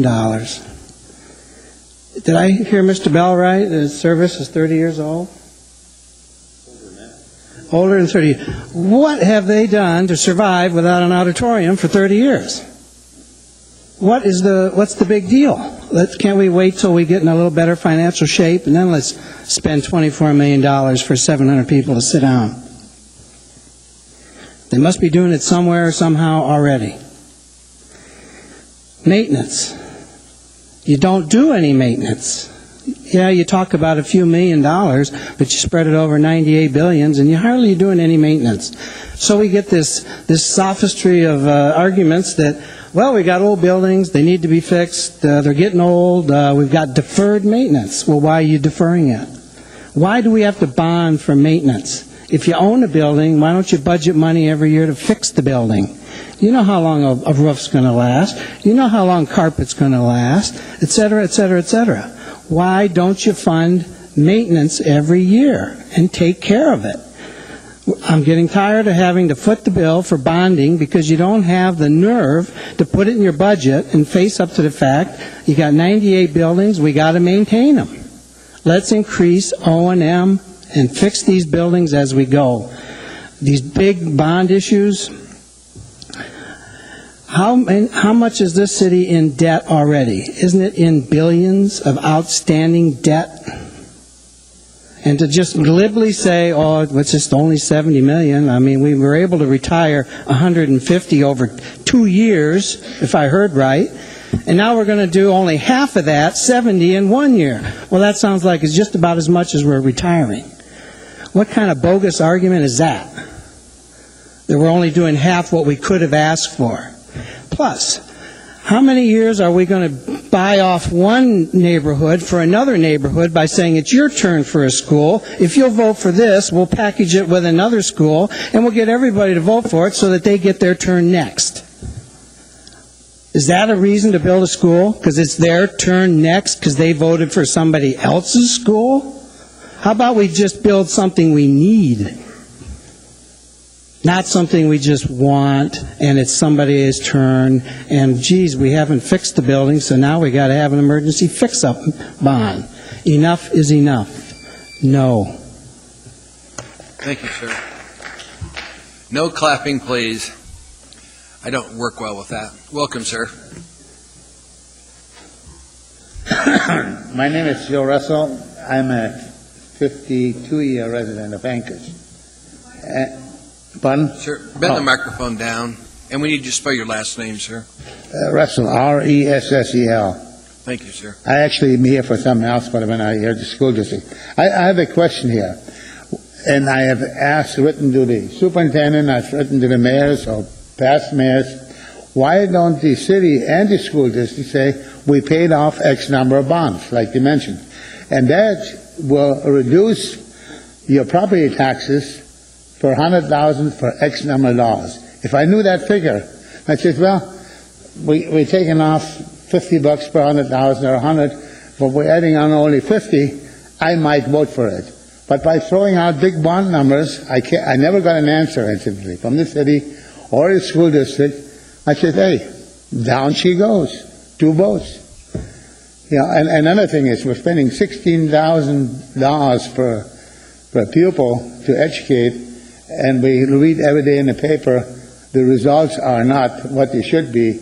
It's very hard to ask the citizens to spend more money when we're really not getting our money worth. That's all I have to say. Thank you. Thank you, sir. Questions from assembly members? There aren't any. Thank you very much, sir. Yeah. Appreciate it. Anybody else wish to testify, please come forward. Welcome to the meeting, ma'am. Pardon me? Welcome to the meeting. Thank you. My name is Beth Driscoll, Driskell, and I'm here tonight to speak on the behalf of my husband, myself, and many other parents and students at Gladys Wood Elementary. I'd like to share with you some information about Gladys Wood to support your choice to move forward with the funding for this project. Gladys Wood is an open concept school, and what that means to a student learning or to a teacher teaching at Gladys Wood is that numerous times throughout the day, entire classrooms of students have to walk through their classroom to move throughout the building for their pull-out classes, lunch and recess, bathroom breaks, and many other reasons. You can imagine how disruptive this would be while trying to learn or teach. Some students are easily distracted. This can lead to behavior issues that need the teacher's attention, and at that point, all learning has ceased. What walls we do have at Gladys Wood to separate the classroom are movable walls. The sound carries through these walls from one room to another very easily. Because there are few solid walls in the classrooms, there's no storage, no built-in cabinets. Everything moves. For example, we do not have a coat closet, the appropriate height for a kindergartner to hang their belongings. Gladys Wood recently purchased smart boards. We had to buy the portable smart boards because we do not have walls to mount them on. The portable smart boards are 2 times the cost of the mountable units. Traditionally, a library is a quiet place, and this is not possible with an open concept school. The students at Gladys Wood deserve the full library experience, and this is a vital piece to a student's solid education. Our health, art, and music classes are taught out of portable classrooms, and last spring, while I was working with children in small reading groups, the only place we had to work was in a book closet. These children deserve better than that. On a much more serious note, the open concept school makes it very difficult to secure the building to keep staff and students safe during a lockdown situation. It is a challenge to secure a classroom with an open concept. The students, staff, and families at Gladys Wood love our school and community. You won't hear people and students from Gladys Wood complaining because we know that what really matters is already inside the walls of our schools.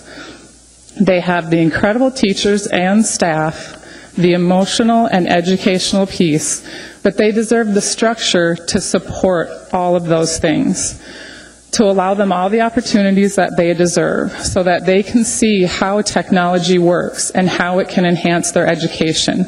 So parents can send their children to school and know that if there were an emergency, that their children would be safe. Please take these things into consideration when making your decision to move forward with the funding of this project.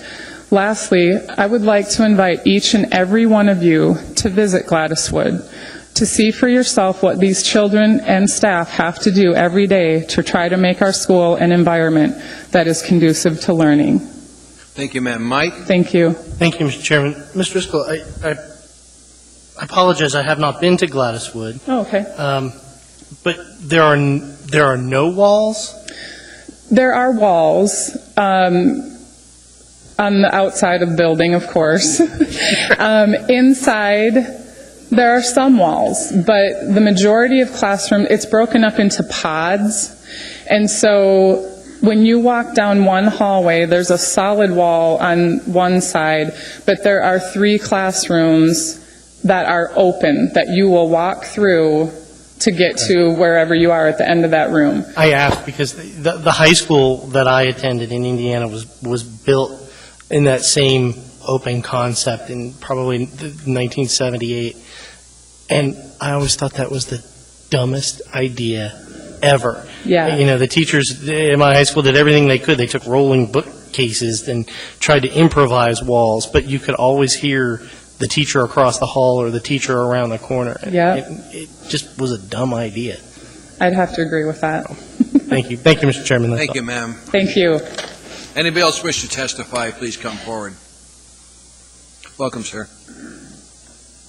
Thank you. Good evening.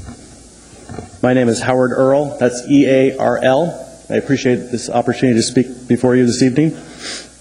I'll be voting for all the school bonds in April, but tonight I'm speaking specifically in favor of the school bond, which, once approved by the good people of Anchorage, would fund completion of the Girdwood K-8 design. As you know, Girdwood is a growing town. Indeed, my family represents part of that growth. I moved to Girdwood last May with my wife and our 2 daughters, ages 6 and 8. Prior to moving to Girdwood, I lived in Anchorage almost my entire life. In fact, I'm proud to say that I'm a product of the Anchorage School District. And my fondest wish is for my children to enjoy that same high quality of education. Though we are newcomers to the Girdwood K-8 school, I can tell you that the teaching and administrative staff is absolutely top drawer. We couldn't ask for more in terms of talent and dedication. The only problem, quite frankly, is a matter of space, or rather lack of space. And this problem will only worsen as our charming and vibrant community continues to grow. We need more room for our children to learn, more room for our children to exercise, and more room for our children to congregate, whether for school assemblies, extracurricular activities, or simply lunch. This lack of space puts Girdwood K-8 at an educational disadvantage. Unlike our sister schools in Anchorage, we don't enjoy the luxury of load balancing. When our enrollment nears capacity, we just get more and more crowded. Neither does the lottery system adequately serve our community due to the lengthy commute. The only solution is a larger school. The municipality of Anchorage can only be as successful as its schools. As you all know, the effects of inadequate schooling ripple through our society, causing all sorts of ills which negatively impact everyone. Girdwood will continue to grow, but it will only thrive with a larger school. Therefore, I urge you to support the bond proposal for Girdwood's school renewal design plan so that the good people of Anchorage may vote for it in April, as I will. Thank you for your time. Thank you, Mr. Flynn, sir. Mr. Earl, thank you for coming down. You have a brother named Rob? Oh, yes, I do. Thank God, because I could have sworn you were him. All right, that's all. We're twins, and we're identical, except I'm slightly better looking and have more hair. It's smarter, too, I'm sure. Thank you. Thank you very much. Mr. Honeman. Mr. Earl, briefly, I know you said you've been down there about since last May. Was that 2010? Yes, yes, sir. And how many kids do you have going to the school, K-8? 2. Ava is 8, and Hadley is 6. Thank you. You're welcome. No other questions, sir. Thank you very much for being here. Mm-hmm. Oh, thank you. Yeah. Anybody else wish to testify on the school bonds? Please come forward. We unified them so you can talk on all 3 of them. Welcome, ma'am. Thank you. My name is Molly Hickox, Hickox. I would like to speak in support of the placement of Girdwood School's design money on the April bond package. I am a teacher at the school, and I'm also a parent. As a teacher, I find it increasingly challenging to deliver an effective instructional program in the spaces that we have at our school. I teach both 4th and 5th graders in my classroom. Today, my 5th graders had state-mandated testing, so my 4th graders needed a space to learn with a substitute teacher. Since we do not have any small group meeting places in our school, the only room available was the teacher's workroom, where they were interrupted constantly by people getting their mail, picking up supplies, or using the bathroom. The instructional program was compromised due to our lack of space. It would have been a great time to have these students work on a project in a computer lab, but we don't have one of those. We often have to use the teacher's lounge as an instructional space as well, where you are interrupted by people eating lunch, using the bathroom, or using the only telephone that is available on our end of the building. In addition, I had a student today who needed accommodations for testing and needed a private space.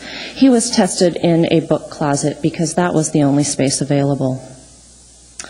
We are a K-8 school, and we strive to provide a comprehensive program for our middle school students that is comparable to what is offered in the rest of the school district.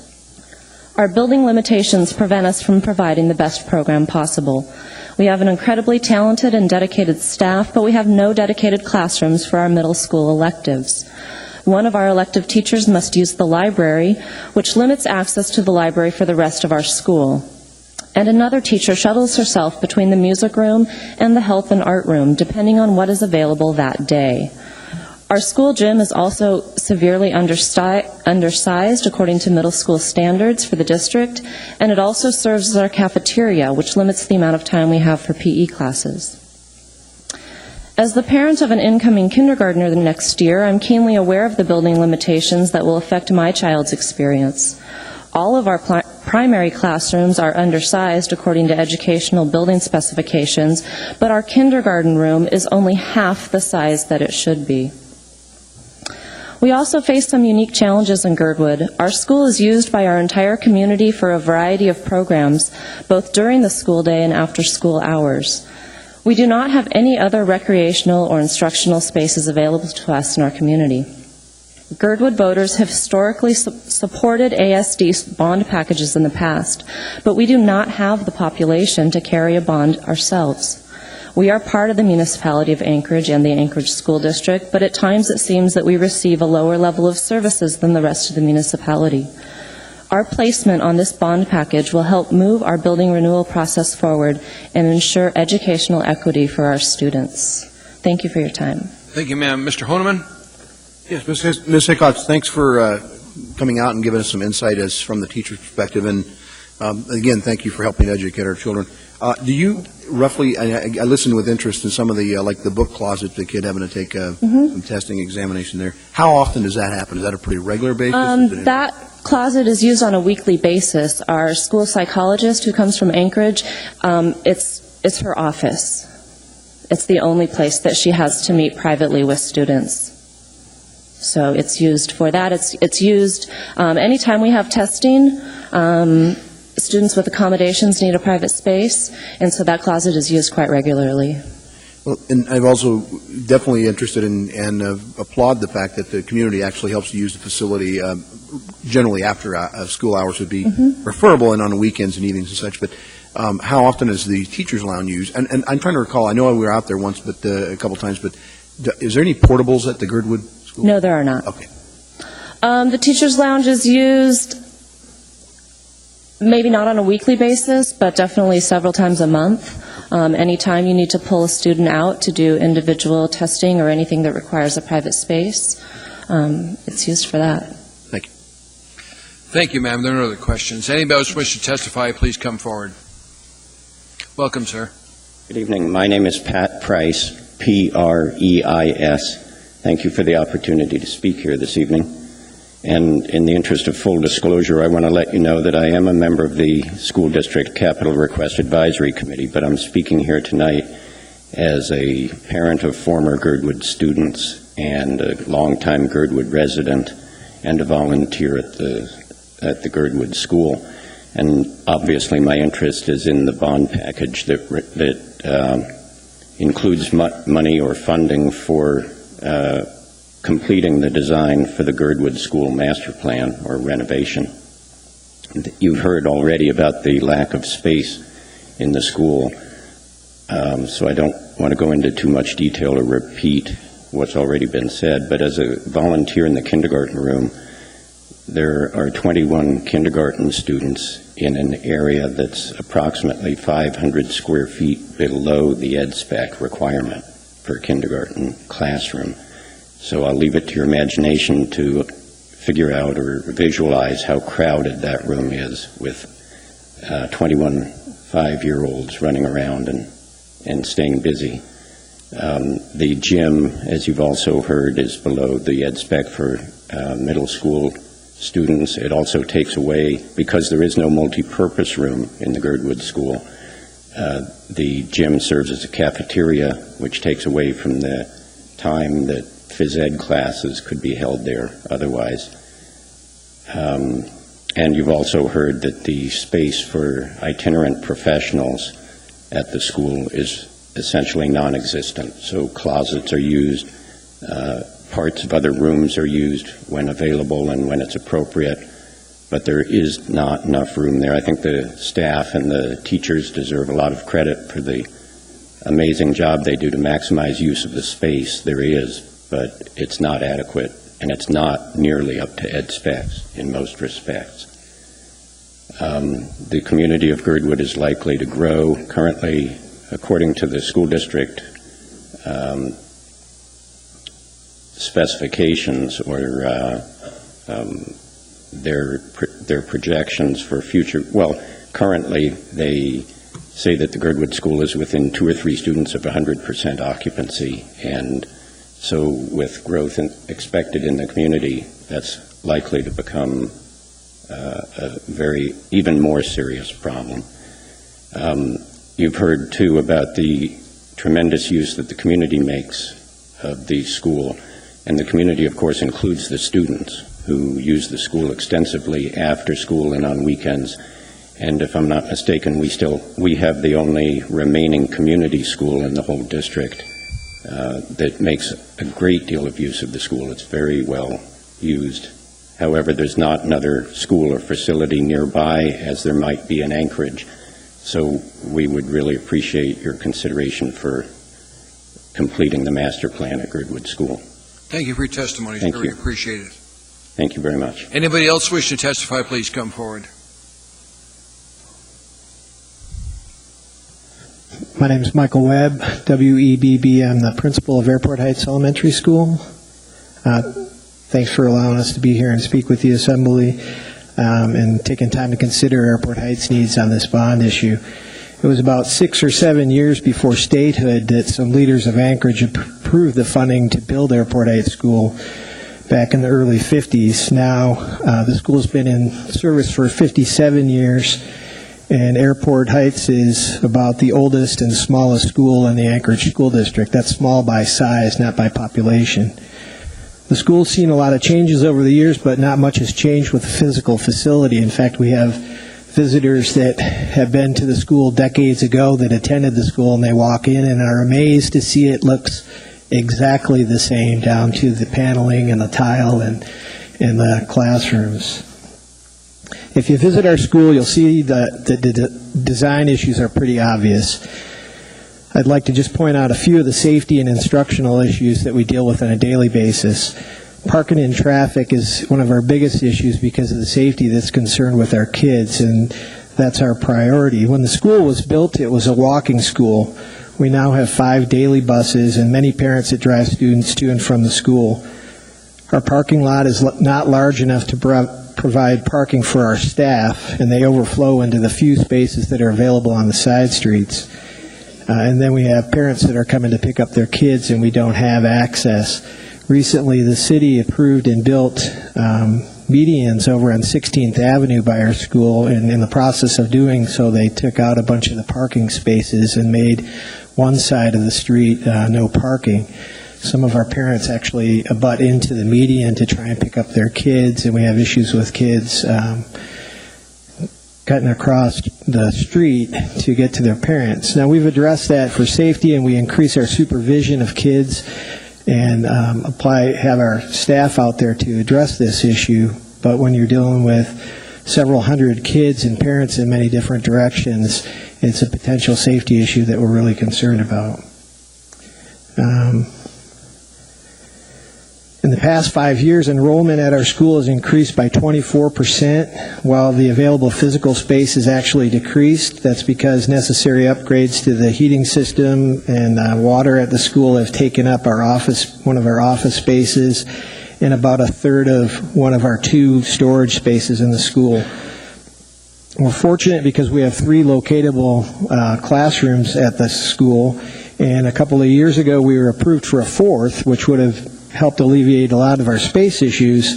Unfortunately, our electrical grid is not to capacity to be able to manage the 4th relocatable, so we work as best we can with the 3.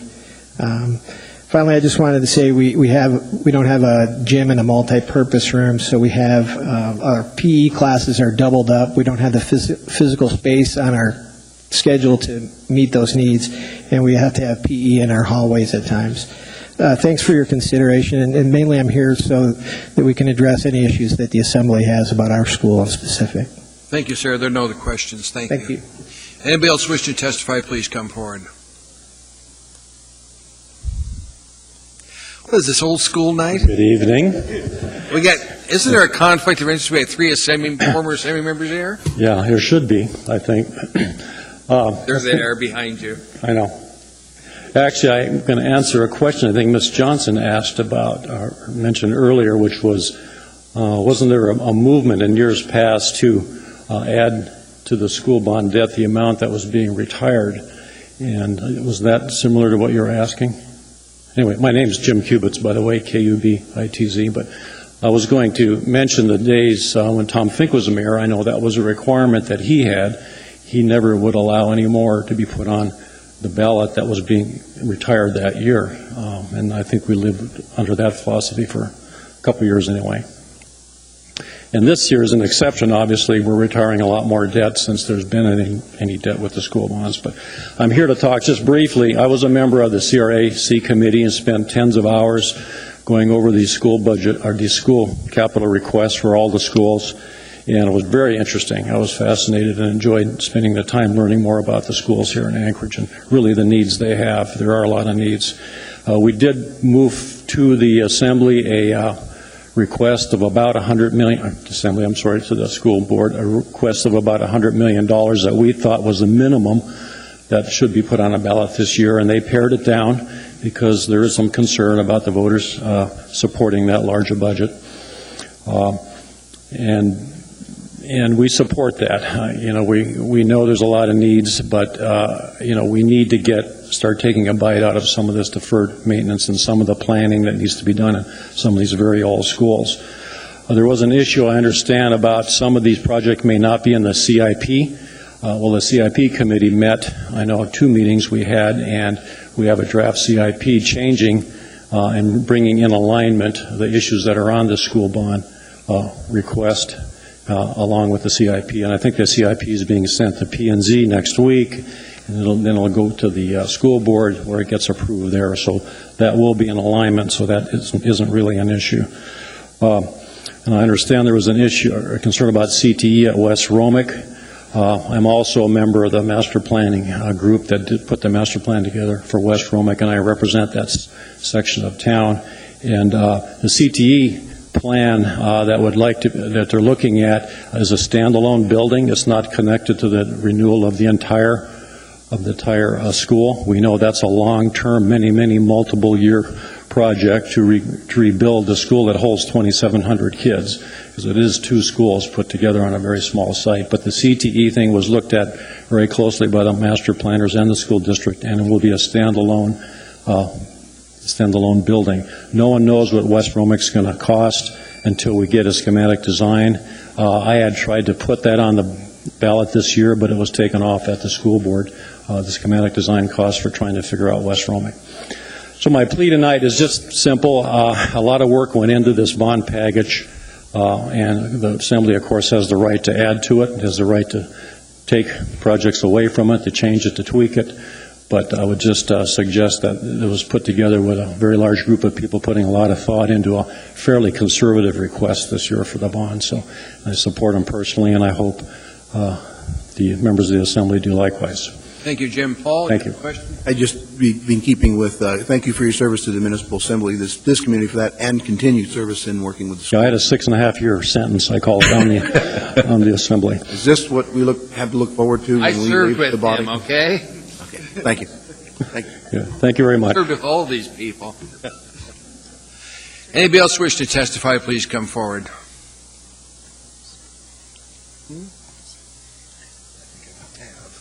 My name's Melissa Mosier, Mosier. My son is in first grade at Airport Heights Elementary, and I also have a 3-year-old who's going to be attending this elementary school.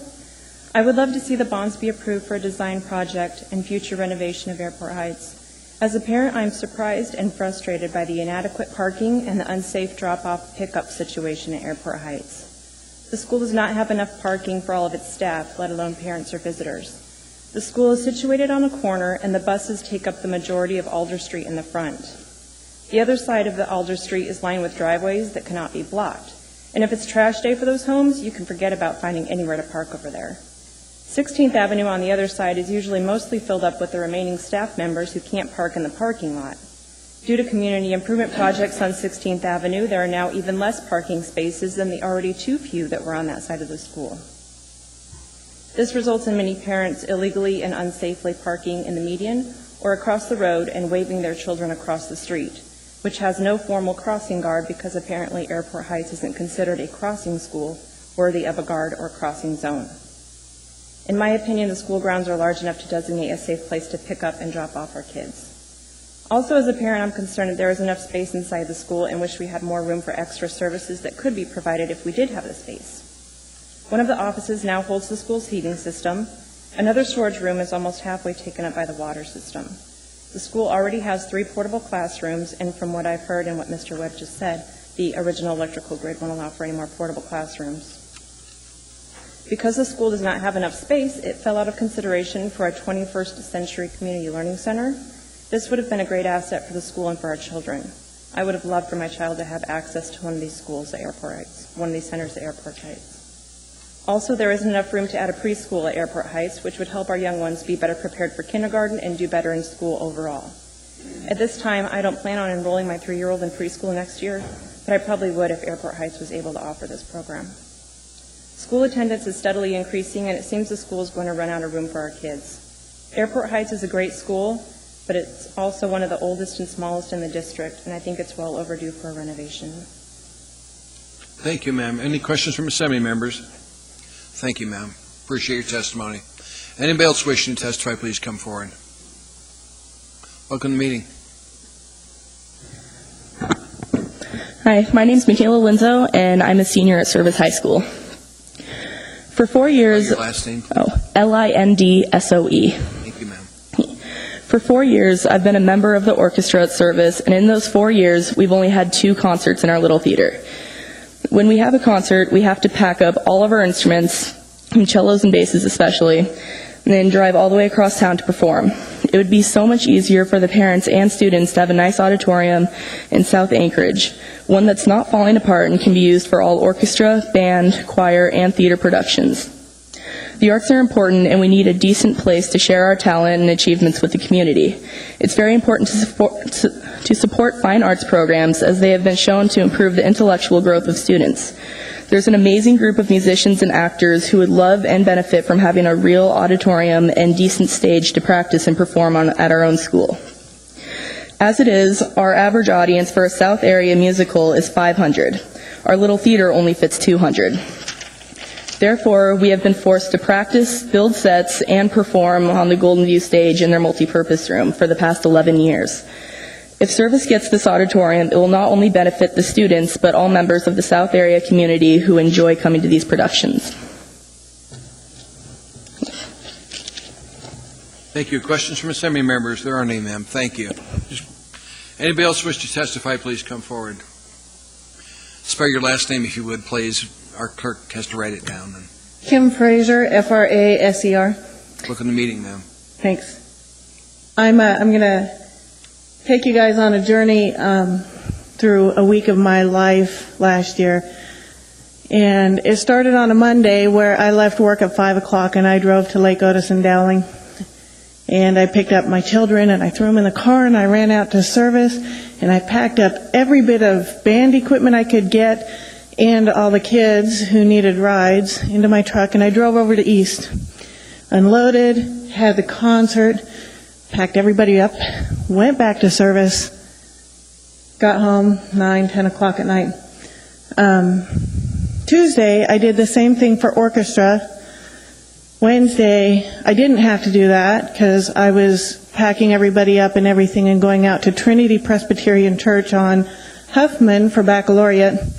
And Thursday, I was back for the choir concert doing the same exact thing over at East because we can't even perform in our own building. We can't have a choir concert. We can't have a band concert. We can't have an orchestra concert. Anytime we want to do that, we pack up and go to East. And that's not a problem until my son, who's 17, says, "Mom, how are we going to get there?" And I say, "Well, I don't know, son. I got to work." So my 17-year-old packs all of his friends up and all the equipment, and they rush off to East in the truck. And I close a blind eye because, I just sit there and I think, okay, I really hope they don't get into an accident. And on a night like tonight, when you have teenagers driving with all of the equipment just to get to a concert, remember they're graded too, you guys. They can't get out of them. They have to go. So they're driving with everything. The liability issue as a parent, I just closed my eyes to because there was no way I was going to tell my son he can't go.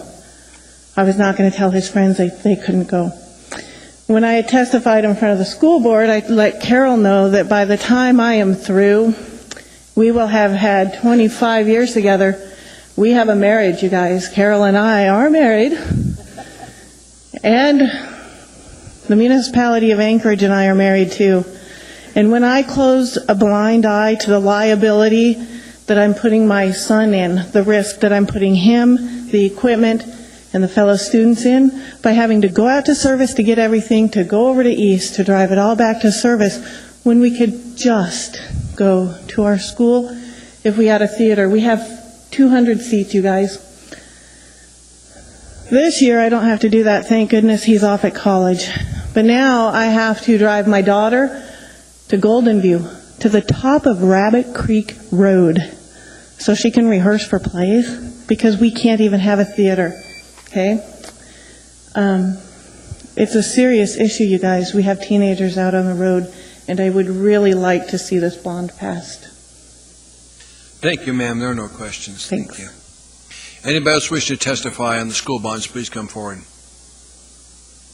Welcome, sir. Thank you. Mr. Trainee, I have some material for the assembly if I can. Just give it to Barbara if you would.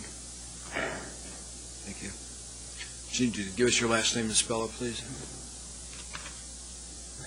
My name is Lou Pandolfino, the Service High School principal, and I'm here on behalf of our students, families, and staff. Appreciate the opportunity to address you tonight in support of all three school bond propositions, but especially and obviously the Service High School Renewal Project. I've given you a proclamation from Clark Middle School students in support of the Service High Bond, and we'll speak to that proclamation in just a minute. I know that all of you are well versed on the scope of the project and hope that over the last dozen years or so you've become convinced of both the need and the benefit to our community the renewal will bring. So I'll be brief. Our hope is that we jumpstart enough interest across the Anchorage Bowl in the service project to get this bond passed. Despite bond failures of 2 and 3 years ago, Anchorage has a fairly good track record of community-wide support for standalone bonds, having passed ones for Clark, Chester Valley, and Sand Lake most recently, and Eagle River and South Anchorage before that. Our community is mobilizing and we're proceeding with energy and guarded optimism. We have nearly 190,000 square feet yet to renovate, which is just over the total square footage of Clark Middle School. And we have a completed master design that will provide essential upgrades for the mechanical room and boilers, which are on their second decade past life expectancy. Physical education spaces, cafeteria food service, music wing, JROTC classrooms, the library, health center, which is part of our biomedical career academy, career and vocational classrooms, special education classrooms for our most severely disabled students, administrative offices, and the Grant Fraser Memorial Auditorium that will support our performing arts programs, and have the capacity to support programs from neighborhood schools in the surrounding community. To be sure, the theater addition is a big part of the remodel, but as it will be the only full-size school auditorium south of Northern Lights Boulevard, it certainly has merit and potential beyond the Service High community. We ask not only for your unanimous support tonight, but your vocal advocacy with your constituents. Tacit approval, while a much appreciated first step, may not be enough. The proclamation from Clark Middle School students symbolizes the spirit of our youth and of our community. Those students will have little, if any, direct benefit from Service High's renewal, yet they understand the importance of attending a school that is functional, clean, and up to date regarding current educational needs. And they understand pride of ownership and the positive impact it has on learning. Whatever is decided tonight and then on April 5th, their action is impressive and very much appreciated by the entire Service High community, and I ask that this body commends Clark Middle School students as well and recognizes them for their support. And then, if you will, follow their lead. And I did want to just make one clarification on that auditorium. Yes, it is a big part of it. Within that space, that the $24 million is the cost number. There are also classrooms for vocational and technical. We'll have our robotics classroom that supports our biomedical community, biomedical career academy. We'll also have a PE space for our dance and aerobics class within that auditorium space. So, thank you. A question for you, Jennifer. This might be unfair, but with Service, as they approached the master plan and the reconstruction was begun, it was with classrooms first, right? When East did their master plan and did their construction, what was their order?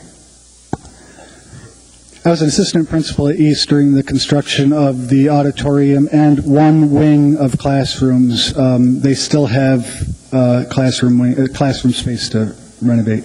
So Service has made the choice to do classrooms first. Yes, and I got to Service after the first phase. I got there in 2004 after the first phase was complete, and the choice was made, I think, a prudent one to go after and do those classrooms, the majority of the classrooms first, understanding the risk that during the phasing we may be left out in the cold with a half-built, half-renewed building. And that's what we are right now, half-renewed. And again, 190,000 square feet, the size of Clark Middle School. We can get this done, but unlike Clark, we'll keep our students there and educate them, and we'll just work around them with the cranes and the forklifts. What's the enrollment in Service right now? 1,800. And what is the capacity? With the renovation, I believe it's 2,070. So you have some room. Okay, thank you. Mr. Honeman? Sir, just roughly, do you know how much of the addition with the auditorium is going to be available for, used for the robotics and the PE area? Well, there are two very large classrooms on the wings of the auditorium, and we'll have our construction academy collaborating with our fine arts to do some scene shop stuff. We will have in one of those large classrooms a robotics class for our biomedical career academy, and on the other side there'll be a dance studio for aerobics and dance. Square footage, I'm not quite sure, but they're large. Right. Thank you. Thank you, sir. How many of you still wish to testify on the school bonds? Okay. Let's finish these up. I can only stick 6 out there, and then we'll take our dinner break for the night. Go ahead, sir. Howdy, Bob Griffin, G-R-I-F-F-I-N. Okay. I'd first like to mention that I strongly support the Service High renovation, and I'm a strong supporter of the performing arts, but I have some misgivings about the costs of the Service High Theater being in any proportion to the benefits that we'll see in student outcomes. I'd encourage the Assembly to split this bond into 2 bonds.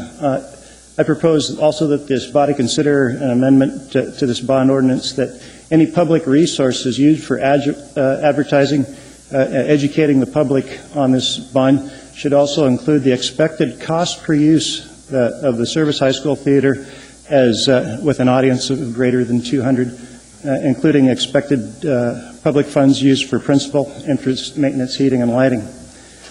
The school board, as you probably know, has allocated $45,000 public funds to educate the public on these bond measures, and I think it's important that they include the good things and the bad things as far as the education.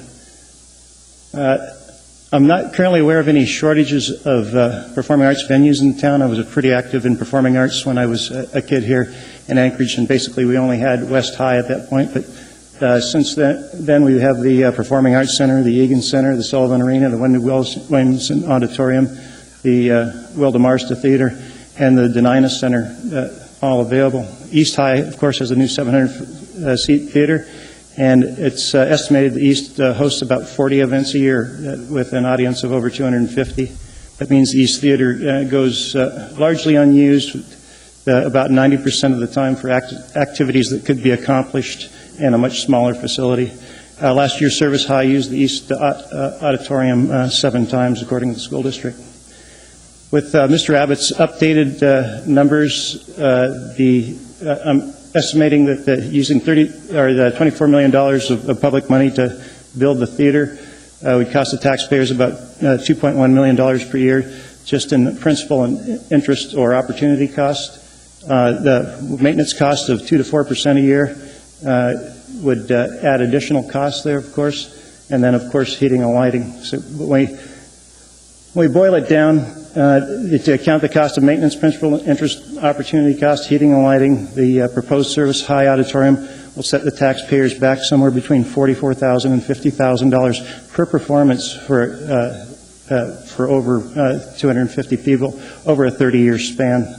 That's based on 40 events per year, but I think it could go a little bit less than that, since the East and Service will be competing for the same patrons. Bottom line, there's no major shortage of theater space in the Anchorage and interested in performing arts, and I'm a big supporter of the performing arts.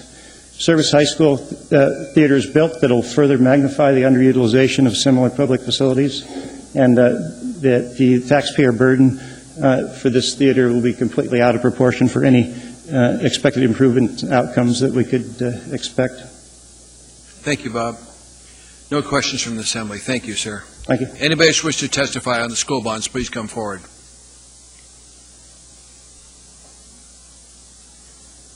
Welcome, sir. Good evening. My name is Steve Pfeiffer, P-I-F-E-R. I'm a parent from Chugach Eagle River.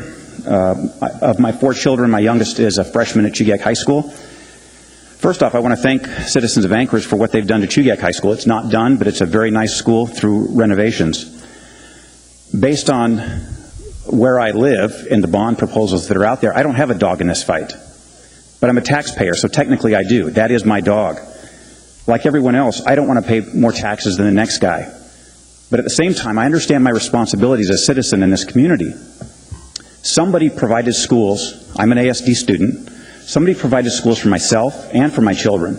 And we have that responsibility to continue to provide those schools for the citizens of the future, the people that will be providing our tire changeovers, providing our medical care, serving on the Assembly. How many of you were Anchorage School District students, or, thank you, or have your own kids that are going on to have successful careers? As a taxpayer, we must remember that we are shareholders in these facilities. There are 98 facilities. We forget how big Anchorage School District is. And it's not because we're overgrown. It's because we have that many students that need to be serviced. If you compare Anchorage School District to any other organization, you will only find one in the state of Alaska that comes even close with regard to facilities, and that's the University of Alaska. And that provides education for about the same number of students on a statewide basis, and it has about the same number of actual facilities. But they're not supported by taxpayers. Only ASD is supported by taxpayers. Again, as a steward of these facilities, we must ensure that we are continually maintaining these facilities so that so that the useful life is extended and they can be utilized by not just the students that use them during the day, but also by the community members that come in after hours. There's been a lot of talk about theater and whether or not it's a useful piece of the service puzzle. Well, it is. I was a theater student at Bartlett back in the 70s. We had a small theater. But theater is so important. It's just like sports for some kids. It's just like arts for others. It's some of those things that keep you engaged. It builds confidence. And it's not just about the performance that goes on in the evening and whether or not that's cost effective. If we looked at cost effectiveness, we could look at some of these softball and soccer fields that we're building and say, wait a second, is that really on an hour per use basis the most cost effective use of our money? Again, back to service itself. Service, just for the record, was built 40 years ago. It was built in the run-up to the pipeline. It had to be put together just like Diamond very quickly because there was a lot of people coming to town. Thankfully, nobody on this board nor on the current Anchorage School District Board was involved in that process to build and design service. Our forefathers, unfortunately, were a little short-sighted in the fact that they thought it would last longer than it did. Service is in need of repair. If we had built it properly the first time, we wouldn't be talking about service tonight. And if we pass these bonds, we won't be talking about service again in our lifetime. Thank you. We have a question for you, sir. Mr. Honeman? Yeah, thank you for coming out and actually admitting you don't really technically have a dog in the fight, but you do. You're absolutely right. You're a taxpayer, and your voice should be heard as well. And so I thank you for your time to coming out. And I, too, was with Miss Linda Chase Beatty at Little Theater at Bartlett High School, and you did look familiar, but I couldn't remember. We probably looked different than we did back then. So thank you for your... You and I and Jackie Purcell, right? Absolutely. I remember when the issue in front of us was Chugach, when you had 30 porta potties in the back side of the room. I think I've got a photo, Carol, somewhere with the porta potties there, and everybody was coming in. We've got to take care of Chugach. You know, we've gone through school by school, but we've got to deal with this issue tonight. Anybody else wish to testify, please come forward. Anyone at all, because I need to close this down if you're not going to come forward. Well, my name is John Bulko, B-U-L-K-O-W, and I'm on the PTA at Service, and I'm also on the School District Capital Request Advisory Committee. And I'm here obviously speaking in favor of the school bonds, particularly Service. Service, after the original phases were done, we still had $98 million worth of work to do. We went through and we reworked that. We got it down to the bare minimum. One of the things that we had in that original $98 million thing was we were not going to have an auditorium. We were going to build a cafetorium. We were going to modify the existing cafeteria and the space above it. But the engineers and architects told us that structurally, that is prohibitively expensive. And we were just as well off to just go with an auditorium. So it seems kind of backwards that we're being penalized for actually trying to save money that way. But we've now got it down to $70 million for the total project cost, and we've now got it down to where it's only $37 million in new bonds. One of the in all the bonds here, there's this. We're not asking for the Cadillacs here. Right, the Girdwood is essentially I don't know if you heard, they're K through 8. They're essentially a middle school, but they're not asking to bring it up to middle school standards. They're just asking for enough space to do what they need to do. There's this myth out there that somehow there's not maintenance being done. I don't know if you missed it, but Service still has the original boiler in it. Whenever you've put in a new boiler, you figure it's going to, with good maintenance, it's going to last 20 years. This hasn't just been well maintained, it's been lovingly maintained. And in the building life extension projects, there's a couple of other boilers that we're replacing that are over 40 years old. Currently, whenever the kids are in our classrooms, they are hammered hard on the importance of their education. But whenever they get out into the halls and they're in the unrenovated portions, the message becomes mixed. We need to put forward to them that we believe it's important. My kids will be long gone from Service before this is complete. And I pay northwards of $8,000 a year in property taxes. So Yeah, I'm not keen on more property taxes, but this is well worth it. Thank you. Are there any questions? No, there's not any questions. Thank you, sir. Anybody else wish to testify, please come forward. How many more still wish to testify? I need a count. Okay, could you stay where you're at, then just come on down when she's done. Good Welcome, evening. I'm Kathy Iverson, and I'm the principal at Inlet View Elementary, and I didn't plan on speaking, but I will because I have to say something for our school, too. I could repeat everything that Gladys Wood and Girdwood and Airport Heights did. We relate a lot to those schools. We are a small school community downtown, and we have had some maintenance done on our buildings, which is necessary, and as the district has the money to get around all 90 buildings, they do try to parlay out the money to the schools that really have needs. In my 7 years as principal at Inlet View School, we finally received our new roof this past summer because it had been leaking ever since I'd been there and many years prior to when I had got there. And it was, we had rain coming through the roof and tiles falling out and things like that. I commend the school district for working hard to keep our schools nice. But what I'd like to just go through quickly is we are fortunate to have received the new roof and the ventilation and heating upgrades. We received that, and that's been a blessing because we are now not freezing in the winter, and we are not overheated in May. So we would get temperatures up to 90 degrees in the classrooms, and now that's been taken care of. And thank you again, Superintendent Como and the school board for helping us with that. The next one was dealing with what's in your school. We had the multipurpose room, the gym, and the cafeteria as the other schools do. It's all one. So we are constantly trying to schedule classes and activities in this room and try to get the floors cleaned and ready for the next class.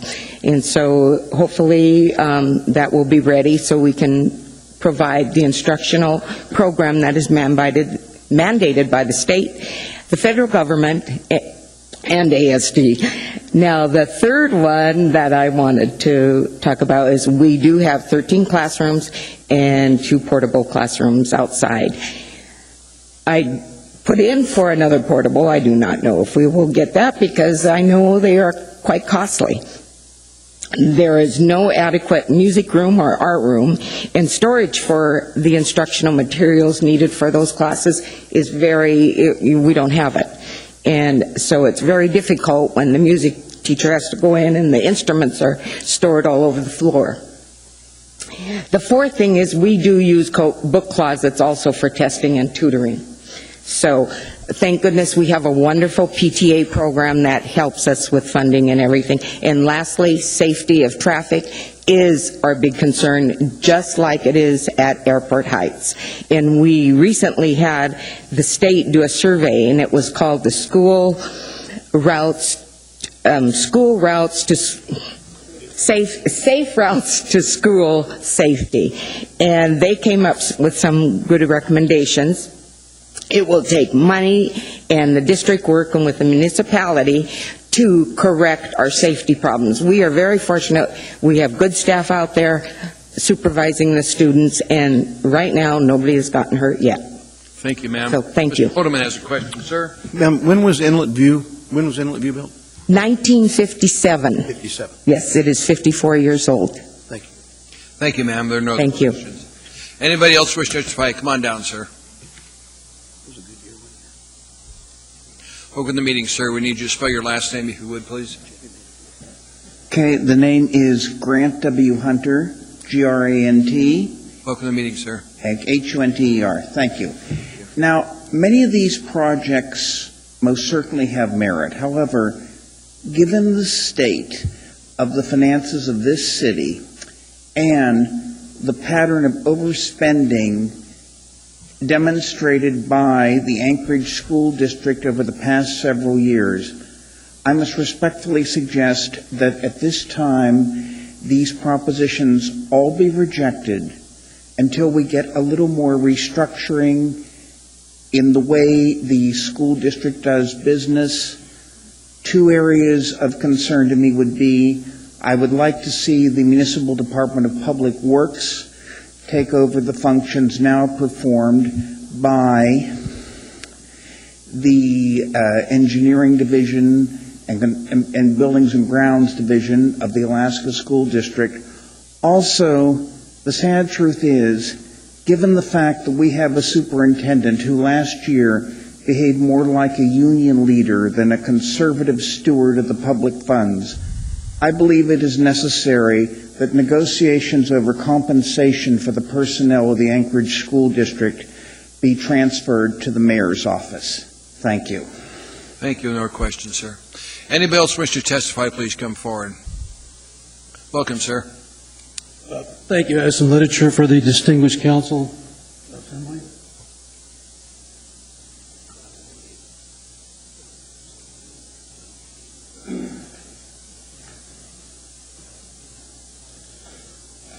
Welcome, sir. Chairperson.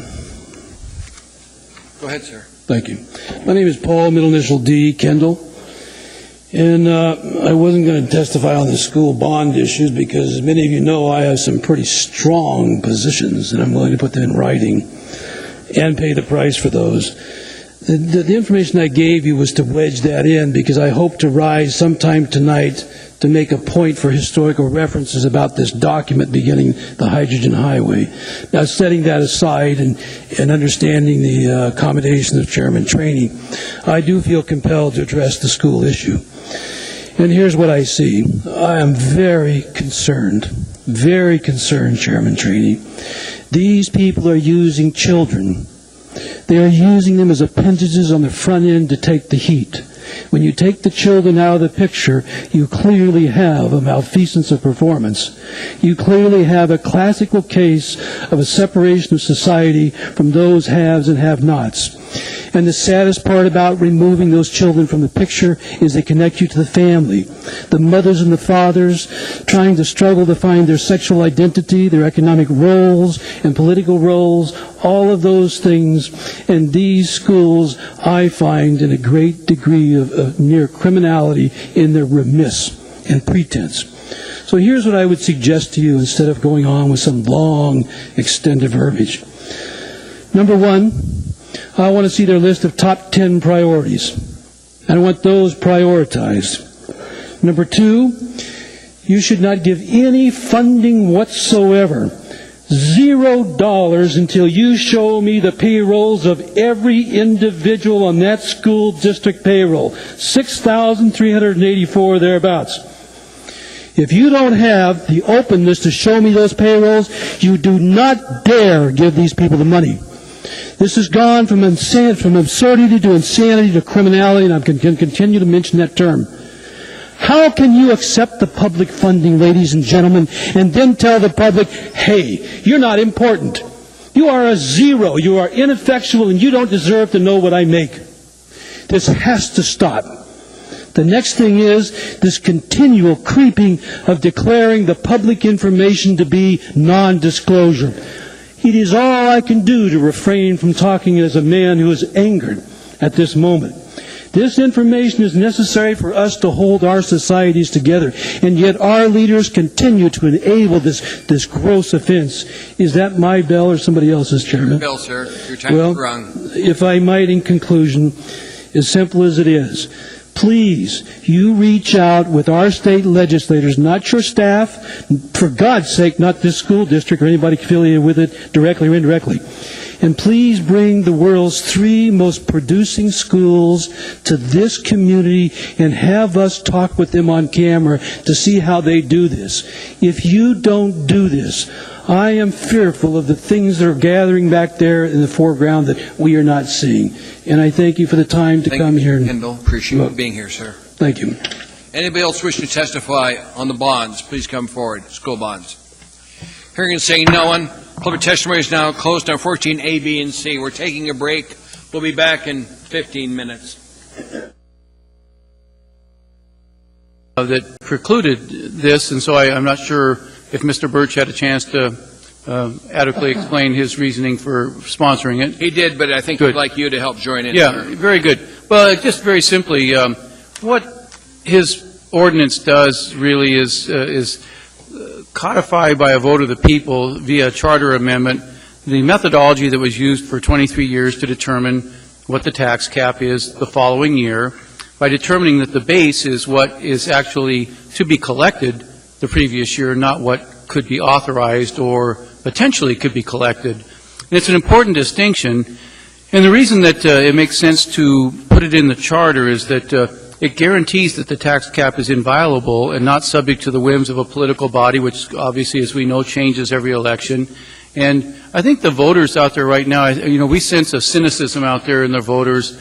I think there's distrust generally in their legislative and administrative bodies. I mean, you look at the approval ratings of Congress, and it's 12% or something. And this is a means by which we can tell the voters that not only do we trust their judgment, that we can be trusted as well with the responsibility of determining what the tax cap is. And so, it's one of those things that if we put it to the voters and let them decide, I've never had a problem with letting the voters decide things. I mean, we know the voters are pretty smart because all of us wouldn't be here if it wasn't for the voters. So they're clearly an intelligent bunch out there. And I heard somebody refer to the putting this on the ballot as being a burden to the voters, and I couldn't disagree with that more, because what greater responsibility, what greater right than to have the voters actually determine what it is we should do with our decision making. That's the ultimate in decision making, is to have the voters. So from the standpoint of restoring the methodology that was used for all those years and letting the voters decide it, I just think it really makes for good public policy to vote to approve it, to put it on the ballot. And if the voters decide that, no, we trust our legislative body to make these decisions, that's fine. But if they decide that, no, this is a good idea, man, that's fine too. And again, let's put our trust in the voters, and let's help restore the trust that they may have in us by putting forth the idea to restore the tax cap to its original integrity. So with that, Mr. Chairman, I would urge a yes vote. All we're doing is again, putting out there for the Anchorage residents to decide, and I don't think that's ever a bad thing. Thank you, Mr. Mayor. Mr. Gutierrez. Thank you, Mr. Chairman. I wasn't going to speak again, but the mayor said something that I'm going to give the mayor a chance one more time to answer a question, and the mayor said this would make the tax cap inviolable. I felt like Clara Peller on Friday. Everybody remember Clara Peller? Who knows who Clara? Where's the beef? Where's the beef? I asked 5 times, 1, 2, 3, 4, 5 times, where the language was in this that would actually prevent the situation that happened before from happening. 5 times I asked the question. 5 times there was no answer. I know a member of the media asked the question 3 more times himself after the work session was over, and he got no answer. So I guess, again, I'll ask you one more time. Where's the beef? Where is the language in this that would actually prevent that which you're railing against? Well, I think it's really clear, Mr. Gutierrez. I think you had you had an opinion in 2006 that said that the tax cap base for the following year could be determined by the amount authorized to be collected, even though that amount wasn't actually collected. And what this says is that the base shall be the amount of property taxes actually to be collected, not authorized to be collected. And that removes the possibility that you might take other funds, apply it as a credit against the taxes, and then essentially reduce the amount to be collected, but you still authorize a certain amount, and that's the amount going forward. It's a clear distinction, Mr. Gutierrez. And again, Mr. Chairman, the question hasn't been answered. As I phrased the question on Friday, what would prevent a future mayor from collecting to the cap, taking the state revenue sharing money, and giving it back to the voters as a dividend, or whatever you want to call it? And there is no language in this ordinance that would prevent that. Well, and I can answer that, Mr. Chairman, if I could.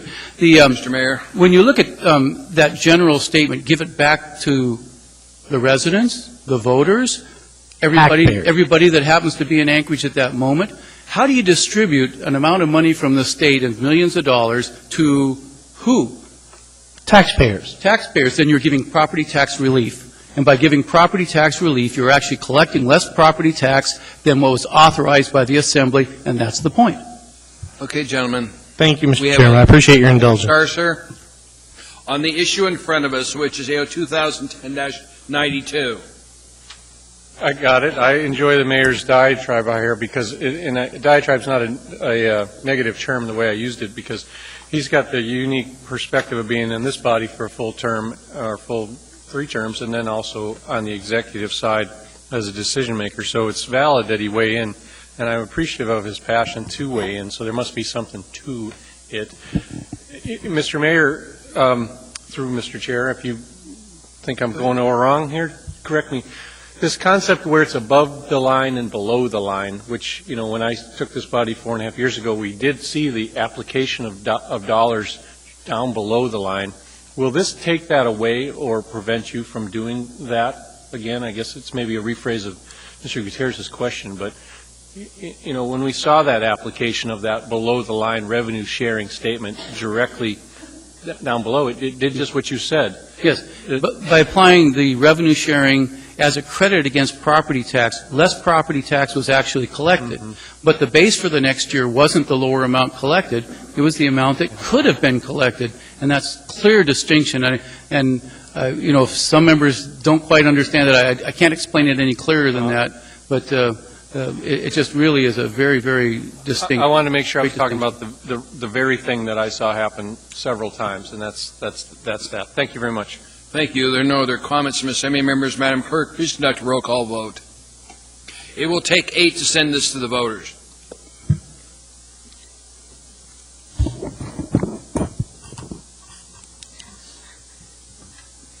Ms. Osiander? Mr. Gutierrez? No. Mr. Honeman? No. Mr. Hall? Yes. Mr. Starr? Yes. Mr. Flynn? No. Mr. Trainee? No. Ms. Johnston? Yes. Ms. Gray Jackson? No. Mr. Birch? Yes. Mr. Birch is yes on the telephone. Ms. Drummond? No. Mr. Chair, the vote is 5-6. That item will not appear on the ballot. We're now back to item 14. What do you want to say, LB? I'm sorry. Mr. Chairman, I just want to make one comment so that the public realizes that, keep in mind, as I spoke earlier in the evening, there is an ordinance to make this change so that it is clearer for those who think that it isn't clear right now. And the public hearing is going to be held on February 15th. I just wanted to make that clear. Thank you, Mr. Chairman. Mr. Burt, sir? I didn't hear the last, what was the final vote total? 5 yes and 6 no. Thank you, Mr. Chairman. No problem, sir. And thank you for the support of the administration and the excellent backup and support provided in the work sessions, the multiple work sessions we had. Next item in front of us is I need a motion on item 14A. We'll start off with the school bonds. Move to approve. Is there a second? Item 14A. Actually, service. Yeah, move to approve. He seconded, so thank you. It was moved in second. Discussion on 2011-7. Mr. Flynn. Thank you, Mr. Chairman. Mr. Chairman, my first year in the body, we had a very similar bond proposal in front of us, and I told the proponents at the time that I would support them, though I was not particularly sanguine about its success at the ballot box in the coming months, and I obviously was right since it's back here before us again. And I'll support it again, and I think it probably has a better chance this time, and the reason is thus. I think a lot of people here know I have placed myself at great personal peril by providing some budgetary guidance to the school district to restrict their spending over the past several years, and I think I'm the only one who walks into a school almost every weekday morning and faces the employees of the district. But they have been very thoughtful in their response to that, and that would include last year when the district chose not to bring any bonds before us. And I think that decision was a wise one. I think that gained them some credibility, and I'm hopeful that they'll be able to convince the general public that this is a good investment in our community. Thank you, Mr. Chairman. Thank you, Mr. Starr, sir. Well, ever the conservative voice, that needs to not be interpreted as not promoting good education, and that's one who's had the benefits therein, and two have moved on to UAA. When I've graduated, I spent a lot of time in the schools, and there is that broad sense of community that comes out of it, and community is driven by the efforts of the teachers, the administrator, and the staff, and I think the culture that's generated. I'm not so sure that that's reflective of the building or the facility, whether it be a noisy boiler or a cold facility or a portable or a porta potty outside, as Mr. Traney reminded us. I think it's the genuine efforts of not only the staff that teaches our children, parents' involvement in that. We see that, in my opinion, based on the overall feeling of the community in a stressful level. And what I hear underlying theme now is that our community is a little bit stressed. Economically, primarily, we see the state sending us gloom and doom messages. We have higher than normal unemployment, and so that's easy to be a pessimist. It doesn't also say that we should be not supportive of our educational system therein. I'm going to support other bonds that come up tonight. I won't support this one, and I think it's just prudent to do that. And it's probably going to be the only vote there that is that, and talk about Mr. Flynn's observations. I have not had a reaction from anyone that's either employed by the school district or in my community that hasn't been professional and above board. They understand what my job is to do, and that's to represent the community. So that's my speech. I do have a question about our debt service and our debt, and I'd like to go through the chair just to ask our CFO. The overall debt burden, if you count the AWU and the ML&P, is what, Ms. Mahoney? Mr. Honeman. No, I got a pending question, sir. I was talking to her. What's your question, sir? I am asking the CFO our total debt burden. The total debt burden, including our authorized but unissued bonds, is $2 billion. Which is based on this concept of full faith and credit, backs that. Is that what else we want to say? Full faith and credit of the municipality is what holds that bond. That's correct. Okay. We talk about bond debt loading, debt burden in a lot of different capacities. One of them is our ability to pay our current debt load, and then we're also faced now with adding to it. As your CFO, are we prepared to continue to add to our debt burden, or what's the trend here that you're seeing? We've heard all kinds of analogies of retiring that, but the overall faith and credit is what I do. A school district is one part of that, big part, but we also have other AWUs and ML&Ps and the road bonds and all the other debt service loads. Are we doing okay? Are you concerned yet? No, I keep track of our debt capacity primarily through two key ratios, which is debt per capita and debt per assessed value.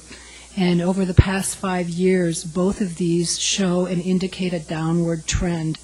And what that means is, as our debt relative to these issues and indicators is going down. However, we constantly are looking at it, constantly managing it, and of course it impacts our budget. So from the administration's perspective, I mean, we're always cautious about the amount of debt and want to make sure that it's absolutely necessary. What is the debt burden per capita that you're using?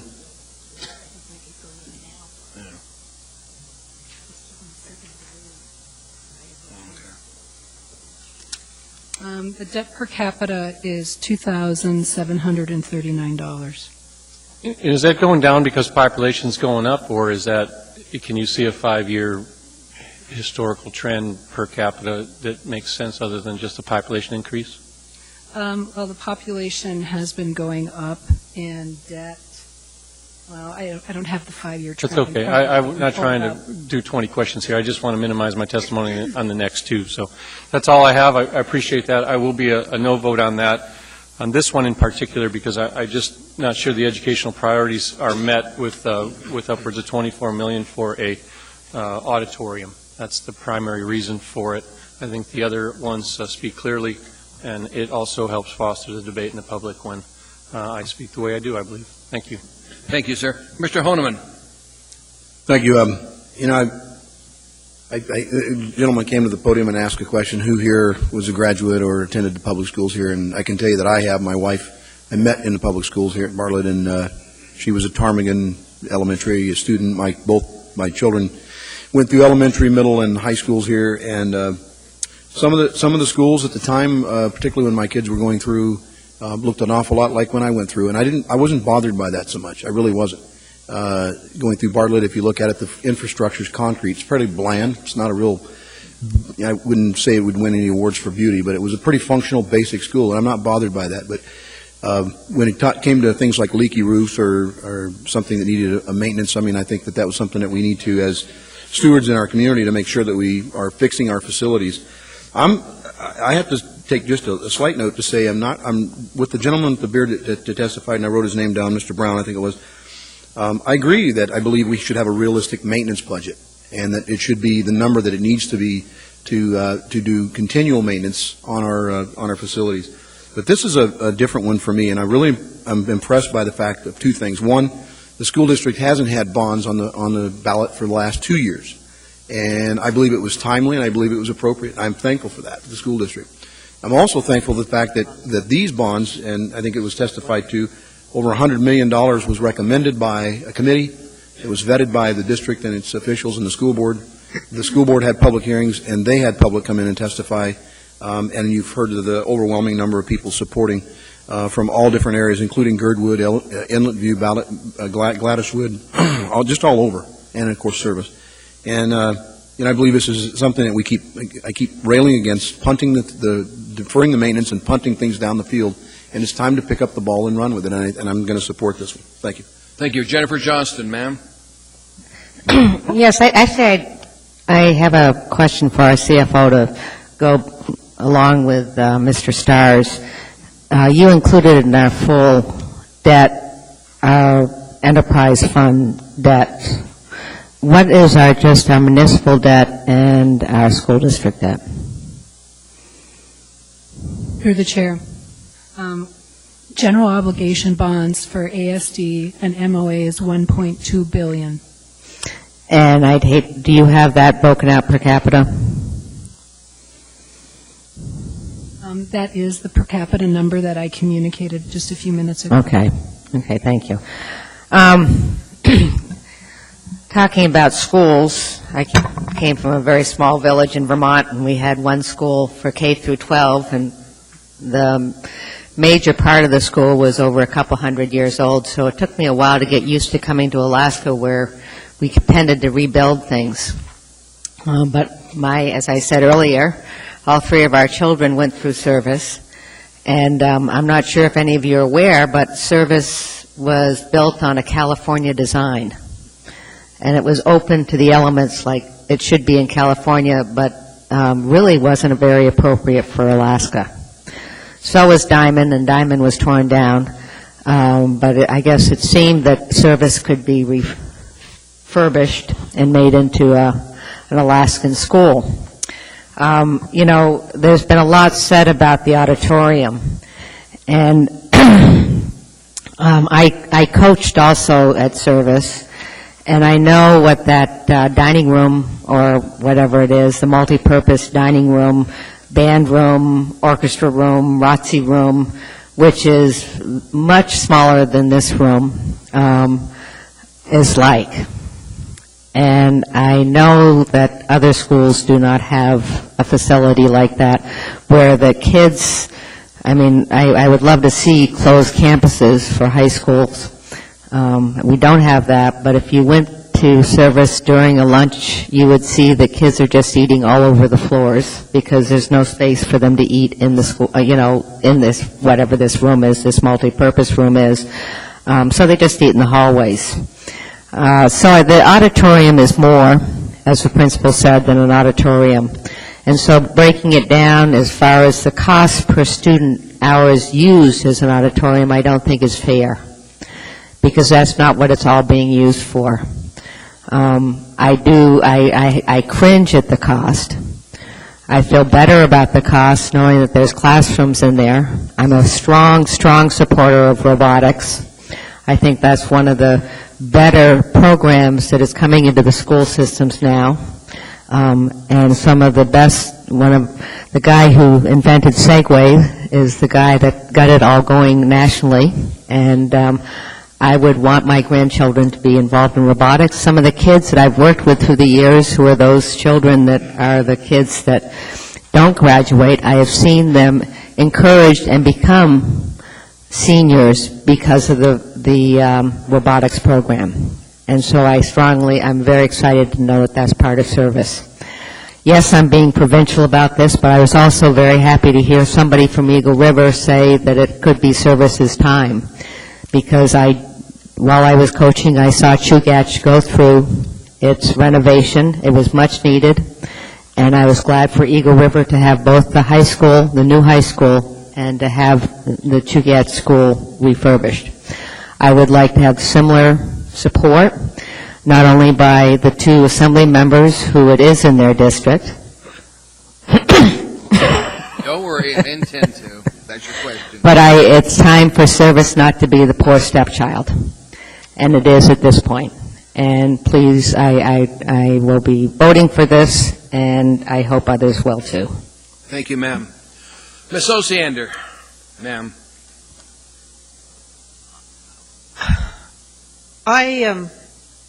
First thing I did when I got these proposals was to go to some community meetings and just bring them up and ask people what they thought. And I was a little bit chagrined to hear negative comments from people that I didn't expect to give them. I brought these up at 2 community council meetings and at a business meeting. That caused me some chagrin. I read the Dittman poll and I was somewhat reassured, but I am very glad there's going to be an active school board yes or school bond yes campaign, because I think it's going to be really critical this year to get these passed, in particular this one. And I want to say that I feel I have some culpability for that, in that I was part of a board that really pushed these massive high school renovations, and I spent a lot of my life advocating for school construction projects. This one is needed. I've spent some time in service, and it's definitely not up to par with the other schools.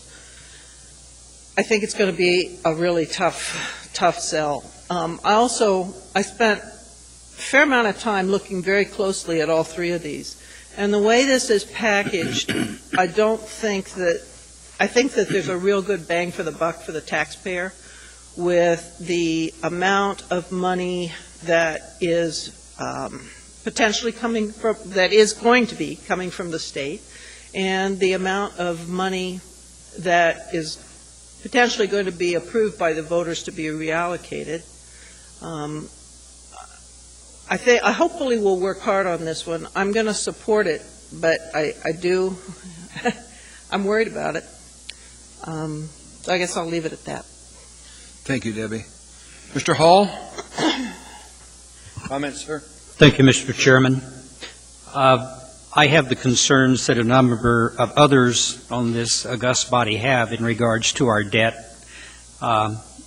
I really want to see us remain a city that isn't struggling the way that we see a lot of other cities that are struggling across the lower 48 and trying to keep functioning.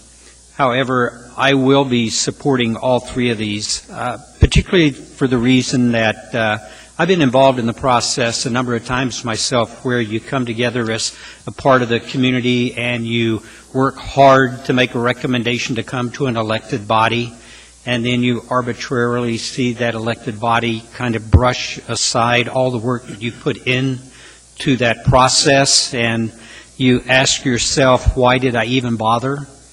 And for that reason alone, I will be supportive of this.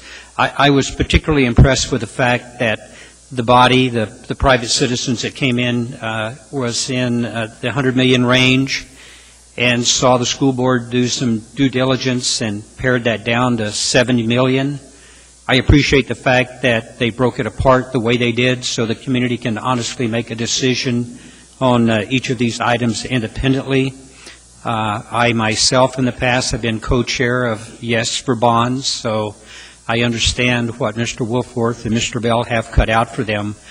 But I am comfortable enough with this that I think I'm more than happy to let the citizens of this community make this decision. So I will be supporting all three of these bonds. Thank you. Chris, do you have any comments on the Service High School bond?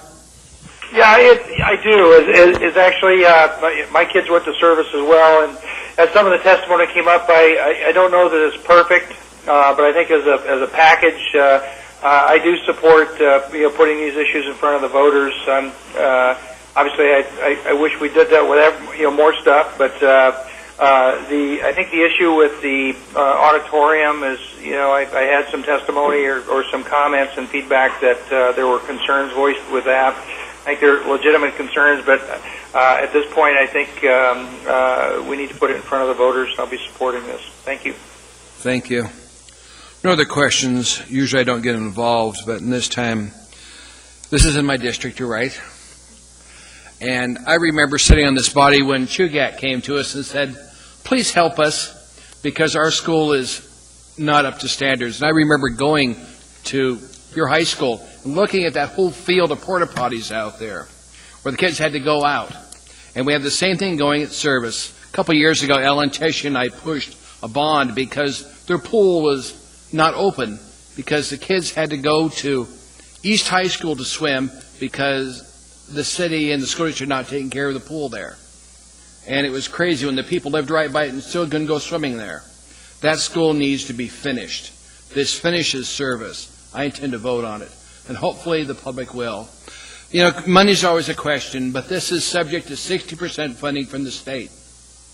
I was in a meeting Monday with the mayor, and we were talking to our lobbyists down there, and Wendy told us the state is looking at a surplus this year of $11.8 billion. And they're looking at FY20 of $27 billion. So it's not like we're going to have to worry about them pulling out the funding. The money is there. We just have to make sure that our constituents get hold of the legislature and tell them, you need to put the money towards education. The money is there. And what better thing can we be doing than educating our children? They're our future when we're old and gone. So, Madam Clerk, please do a roll call vote. Mr. Flynn? Yes. Mr. Starr? No. Mr. Hall? Yes. Mr. Honeman? Yes. Mr. Gutierrez? Yes. Ms. Osiander? Ms. Drummond? Yes. Mr. Birch? Mr. Birch is yes on the phone. Ms. Gray Jackson? Yes.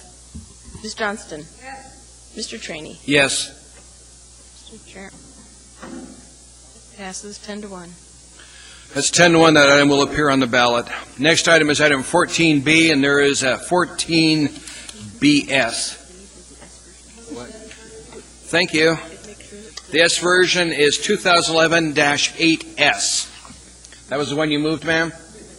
Is there a second? Second. Moved and seconded. Discussion on it. Ms. Osiander, ma'am. Before you got here, the very first paper down underneath all those other papers, there was some amendments. So I'm hoping you can find it.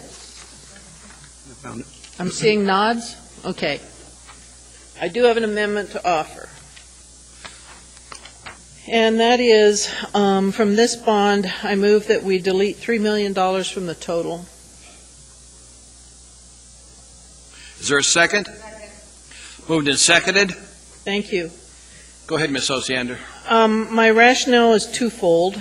One, I do believe that generally the bonds will have a better chance of passage if they're more closely aligned with the amount of debt we're retiring, which is about between 40 and maybe 55 million, 45 to 55 million a year. We're about at 71 with these bonds. So I looked at all three of them pretty closely. And this one, I thought, could deal with a few of the design projects being postponed. I also looked at the CIP document that we accept every year, and basically saw that the schools in it, in the CIP, were Service, Girdwood, Inlet View, and Gladys Wood. And so basically my amendment would take out the schools that aren't in this year's CIP. My concern is if you have the plan, you really need to build it fairly soon or the costs go up.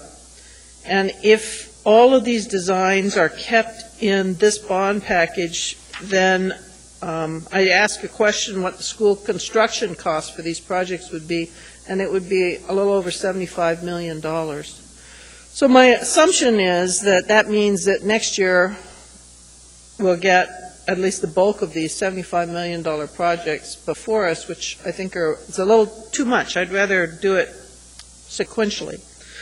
So I ask you to follow the CIP and just take it down a little bit. This leaves the major renovations there, but it just takes out a few of the planning projects. On Ms. Osiander's amendment, this will reduce $3 million from the S version in front of us. Any discussion from assembly members? Chris, any discussion on that? I think I've got it covered, thanks. Jennifer? Yes, in this, and we discussed this earlier, you went for sort of the middle range as far as Girdwood for design, is that correct?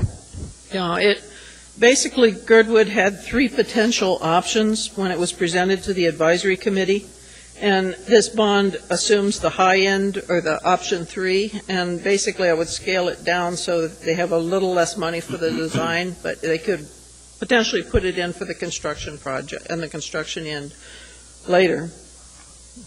But it keeps Girdwood in there at more than the option 1.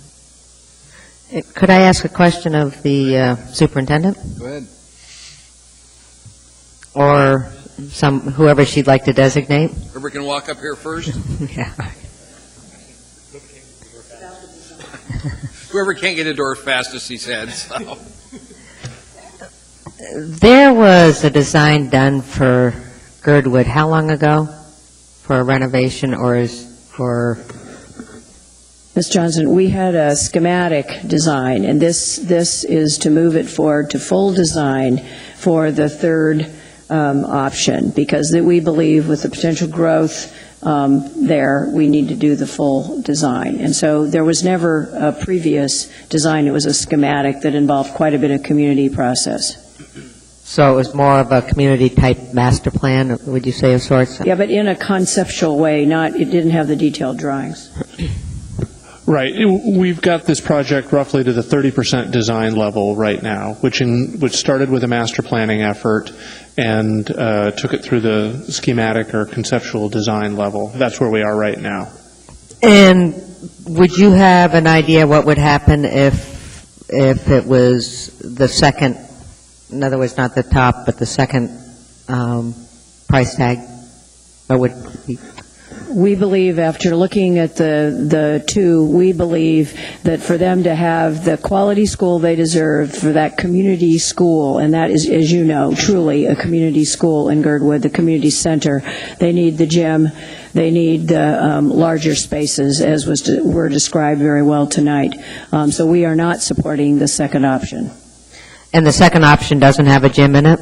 No, there were parts of it, and I'd have to get the detail, and I don't have those tonight. The second option does not include the gym. The only option that includes that is option 3, the $24 million construction option, I believe. Any other questions, Jennifer? Okay, thank you. Thank you. You might as well stay there, guys. Elvie, you're next. Thank you, Mr. Chairman. I'm looking at the language in the proposition, and in particular, the state reimbursement. And so it says that $11,765,000 of this bond, the state's going to reimburse us 70%, correct? So that's about $8.2 million. And then on the $5.1 million part of the debt, The state's going to reimburse us 60%, is that correct? So that's about $3.3 million, correct? Correct. Thank you. Thank you, Mr. Chairman. In the S version, Ms. Gray-Jackson, the state determined that approximately $540,000 would not be eligible for any debt reimbursement. It's a very small piece of the ultimate puzzle, but your numbers are essentially correct. So that's it, 540 won't qualify. 1,000. Right, out of the 17 million. Okay, thank you, Mr. Chairman. Mr. Honeman, have a question for these two? Yes, and I can't remember which one said it. It might have been Mr. Steiner, but you might be able to answer this. But my understanding is that I know that Ms. Osiander looked through the CIP and the books, and she's showing that some of these items were missing. I thought I heard earlier either Mr. Steiner or maybe it was you, Ms. Como, but my understanding is you guys are having an amended CIP that's going to be presented? Well, every year, our Capital Request Committee begins the review process because we'll be bringing the CIP for board approval after Planning and Zoning looks at it, and then it will be the new one. We do an update every year. And so that's going to be coming over to the Assembly probably in March at some point for acceptance. But every year we update it. And the Capital Request Committee, as Mr. Piper was the one who testified, was talking about the role of the Capital Request Committee in aligning the new revised CIP in line with what we're proposing on the bonds. I thought that's what I heard. It was there's been an amendment for the CIP to be presented this session, correct, to the legislative session? That's correct. Okay. You'll see the amended CIP in early mid-March. And then second follow-up question to that is I know that everybody acknowledged that there was from the committee about 100 million, give or take, proposed bonds that the committee thought were worthy and needed to be addressed. Were any of the monies cut? Now, you said we look at around 70 million. Were any of those monies that were cut from that proposal from the committee, did they come from any of these projects here at all? No, they brought forth significantly higher projects, as was stated. We took things out of their recommendation administratively before it went to the school board, who made further modifications to what you see before you today. So it went through multiple reductions. I get that. Maybe I wasn't clear enough. Were any of the monies that were reduced or cut, however you did through the process, were they from any of these projects that are on this bond? Airport Heights, Gladyswood, Girdwood? The only significant change was to the Service High School project. Instead of fully funding the project with new bonds, the administration and board ultimately decided to seek voter approval to redirect $10 million of previously authorized but unsold bonds to service, and therefore lower the need for new bonding. And I like that, Greek. But the same project scope was supported by the Capital Request Advisory Committee and the school board. And I commend you guys for your process. Thank you. Ms. Osiander, on the $3 million reduction, ma'am. Right. I just wanted to clarify. Basically, the committee, it was an advocacy committee, and I took part in that for many years, peripherally at least. They increased the amount for the Girdwood. Initially, the request in documents submitted to the Department of Education showed 1.5 mil set aside for the design for Girdwood, and now at this point it's up to 2.4 mil for the design for Girdwood. And if this amendment passes, it still will have more for the design of Girdwood than initially came in to that committee, but not as much as came out. So I don't know if that helps or not. The other thing I want to point out to everybody is I think there are potentially some very major plans for additional housing at Girdwood, but I have to tell you, based on my read, they're really not going to happen. A lot of those was city and municipal property that we plan to develop and sell, and I just, again, have checked on that, and I don't think long range we're going to see that big housing boom in Girdwood.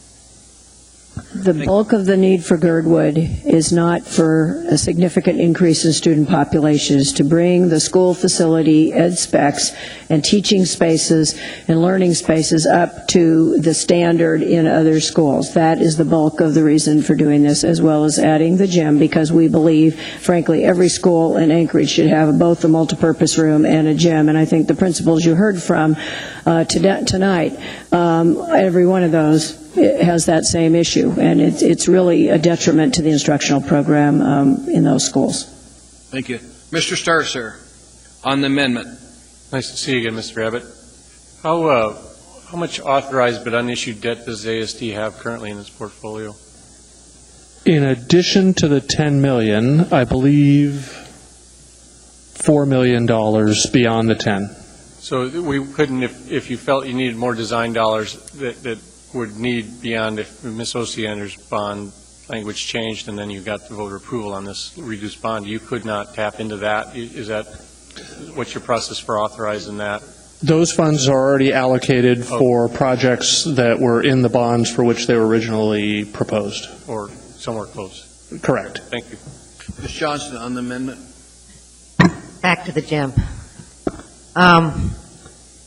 So the gym is not in the second price tag, right? Absolutely. Absolutely. And I've been working with the Girdwood citizens because they've been very interested in getting, they want a rec center down there. And I know that the school is used a lot for their community school program. And I said that they should be working with the school and not putting in a rec center, but having it part of the school. And the school district would be very open for this to happen. Am I correct?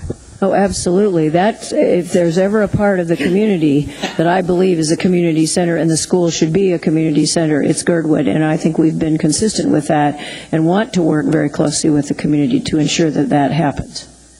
Okay, thank you. With nobody else in the queue, Madam Clerk, please conduct a voice vote on this amendment of a $3 million reduction.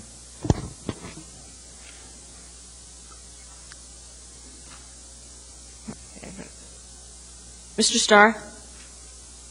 Yes. Mr. Flynn? No. No. Mr. Trainee? No. Ms. Johnston? No. Ms. Gray Jackson? No. Mr. Birch? No. Mr. Birch was a no by telephone. Ms. Drummond? No. Ms. Osiander? Yes. Mr. Gutierrez? No. Mr. Honeman? No. Mr. Hall? No. That failed 2-9. 2-9. Motion fails. We now have back in front of us 2011-8S. Any other comments from Assembly members? Madam Clerk, please conduct a roll call voice vote. Mr. Flynn? Yes. Mr. Starr? Yes. Mr. Hall? Yes. Mr. Honeman? Yes. Mr. Gutierrez? Yes. Ms. Osiander? Ms. Drummond? Yes. Mr. Birch? Mr. Birch is yes by phone. Ms. Gray Jackson? Yes. Ms. Johnston? Yes. Mr. Trainee? Yes. That's unanimous. That's unanimous. That item will be sent to the voters for the April 5th ballot. Next one in front of us is item 14C, and there is an S version. Moved to second, Ms. Osiander, ma'am. I know, ma'am. Oh, okay. I thought you were calling on me. I was. Oh, all right. You said you had an amendment? I know you do. It's here on the sheet. Okay. Basically the same rationale. I think they have a better chance of approval if they're a little smaller. And so basically my amendment is to delete $2 million to scale it back a little bit. Is there a second? Moved and seconded. Sorry. Need technical help. We need technical help. Tom? Tom, come on over. Just to clarify the record, Mr. Chairman, I think you said -14. I think we're on -9. -9S. It was item 14C, sir. Got it. Thank you.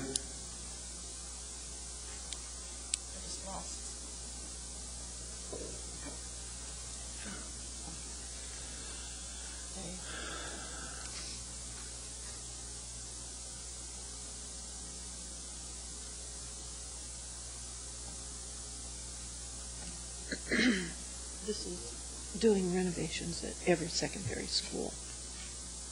That's what they're proposing.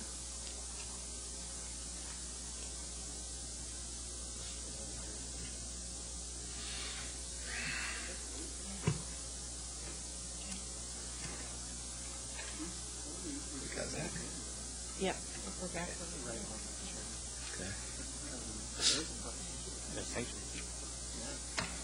So, We're on the amendment. We need a voice vote on the amendment.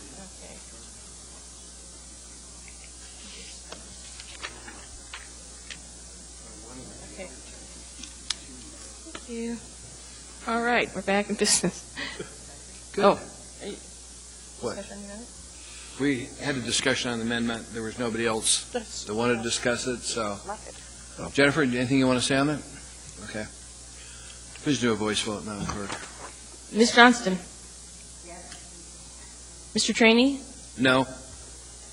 Mr. Flynn? No. Mr. Starr? Yes. Mr. Hall? No. Mr. Honeman? Yes. Mr. Gutierrez? No. Ms. Osiander? Ms. Drummond? No. Mr. Birch?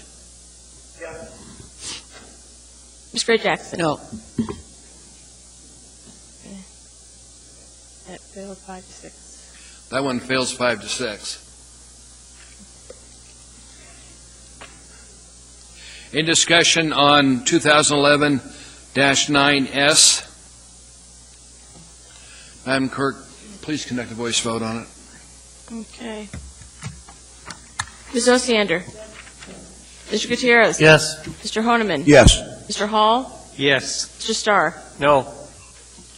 Mr. Flynn? Yes. Mr. Trainee? Yes. Ms. Johnston? This is on the main motion, I'm sorry. Can you reflect me as a yes? I'm sorry. This could be like Juno, isn't it?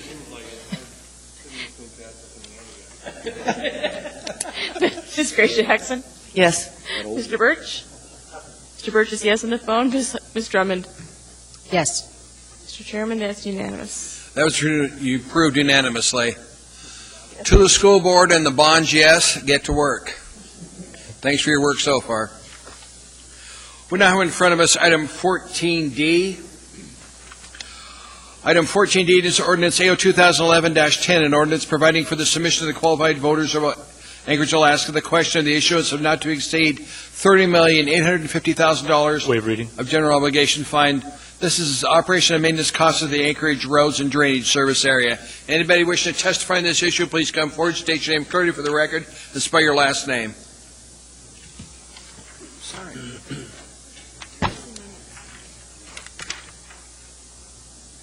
There.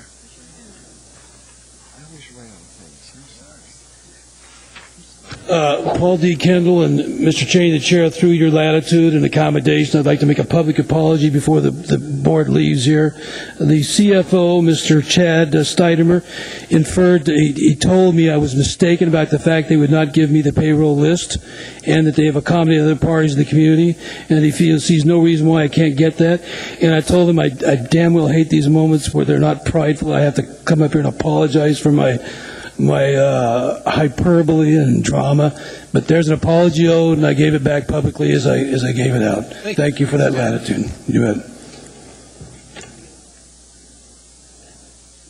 Anybody else wish to testify on these road drainage bonds? Anybody at all? Hearing you say no one, public testimony is closed. What's the wish of the body? Second. Discussion from assembly members. Chris, anything from you? Okay. Madam Clerk, please do not the roll call vote. Mr. Hall? Yes. Mr. Honeman? Yes, with upgrades to 32nd Avenue. Had to get that in there. Yes. Mr. Gutierrez? Yes. Ms. Osiander? Ms. Drummond? Yes. Mr. Birch? Birch is yes on the phone. Ms. Gray Jackson? Yes. Ms. Johnston? Mr. Trainee? Yes. Mr. Flynn? Yes. Mr. Starr? Yes. Mr. Chairman, that's unanimous. It's unanimous. That will appear on the ballot on April the 5th. Next item in front of us, item 14E, ordinance AO 2011-11, an ordinance providing for the submission of the qualified voters of Anchorage, Alaska, the question of the issuance not to exceed $3 million of general obligation bonds. This is operations and maintenance costs in the Anchorage Bowl Parks and Recreation Service area. Public hearing this item is now open. Anybody wish to testify, please come forward. Anyone at all? Hearing and saying no, and public testimony is closed. What's the wish of the Move to approve. Discussion from assembly members. If not, Madam Clerk, please conduct a roll call vote. Ms. Johnston? Yes. Mr. Trainee? Yes. Mr. Flynn? Yes. Mr. Starr? Yes. Mr. Hall? Yes. Mr. Honeman? Yes. Mr. Gutierrez? Yes. Ms. Osiander? Ms. Drummond? Yes. Mr. Birch? Mr. Birch is yes on the phone. Ms. Gray Jackson? Yes. Mr. Chairman, that's unanimous. That's unanimous and will appear in front of the voters on April 5th. Next item in front of us is item 14F, Ordinance AO 2011-12, an ordinance providing for the submission to the qualified voters of Anchorage, Alaska, the question of the issues not to exceed $941,000. This is area-wide public safety and transit improvements and related capital improvements. Public hearing on this item is now open. Anybody wishing to testify, please come forward. State your name clearly for the record. Anyone at all? Hearing and saying no, and public testimony is closed. What's the wish of the body? Move to approve. Discussion from assembly members. Doesn't appear to be any. Madam Clerk, please conduct a roll call vote. Ms. Gray Jackson? Yes. Mr. Birch? Yes. Birch is yes on the phone. Ms. Drummond? Yes. Ms. Osiander? Mr. Gutierrez? Yes. Mr. Honeman? Yes. Mr. Hall? Yes. Mr. Starr? Mr. Flynn? Yes. Mr. Trainee? Yes. Ms. Johnston? Mr. Chairman, that's unanimous. That item will appear on the ballot on April the 5th. Next item in front of us is item 14G, Ordinance AO 2011-13, ordinance providing for the submission of the qualified voters of Anchorage, Alaska. The question of the issue is not to exceed $1,150,000. Waive reading. And this is fire protection and capital improvements in the Anchorage Fire Service area. Public hearing on this item is now open. Anybody wishing to testify, please come forward. State your name clearly for the record and spell your last name, please. Hearing and saying none, public testimony is closed. What's the wish of the body? Move to approve. Moved and seconded for approval. Any discussion from assembly members? If not, Madam Clerk, please conduct a roll call vote. Mr. Starr? Yes. Mr. Hall? Yes. Mr. Honeman? Yes. Mr. Gutierrez? Yes. Ms. Osiander? Ms. Drummond? Yes. Mr. Birch? Mr. Birch is yes on the phone. Ms. Gray Jackson? Yes. Ms. Johnston? Mr. Trainee? Yes. And Mr. Flynn? Yes. Mr. Chairman, that's unanimous. That's unanimous. That item will appear in front of us on April the 5th. Next item in front of us is item 14H, Ordinance AO 2011-14. Ordinance providing with the submission of the qualified voters of Anchorage, Alaska, the question of the issue is not to exceed $250,000 in general obligations. This is for operations and maintenance costs in the Anchorage Metropolitan Police Service area.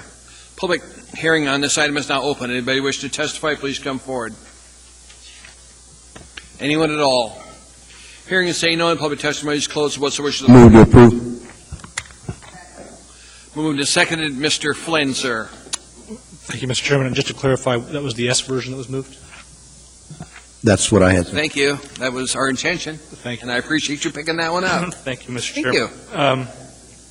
Mr. Chairman, I'm going to vote no on this one, not because it's not worthwhile and so on and so forth, but I just get I get concerned about bonding for such a small amount of money. I think I recognize that our CFO does a nice job of packaging different bond proposals together and keeping the overall cost down, but I worry about the excessive overhead cost for issuing a bond this small, and so I'm going to vote no on this one. Thank you, Mr. Flynn. Mr. Honeman. Yeah, I'm not positive, but I believe that this is a project that I believe was on the planning board for a couple of years, and it's, if I'm not mistaken, I think we may have used some of the monies, if I'm not clear, from monies that were going to be used originally. So I think this is kind of a replacement. Am I correct, Ms. Mullen?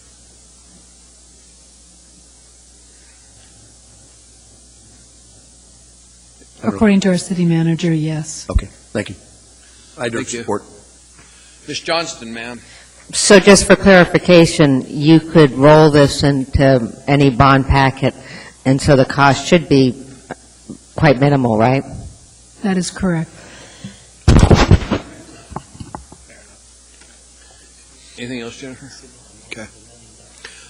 No other discussion. Chris, anything you want to say on this bond?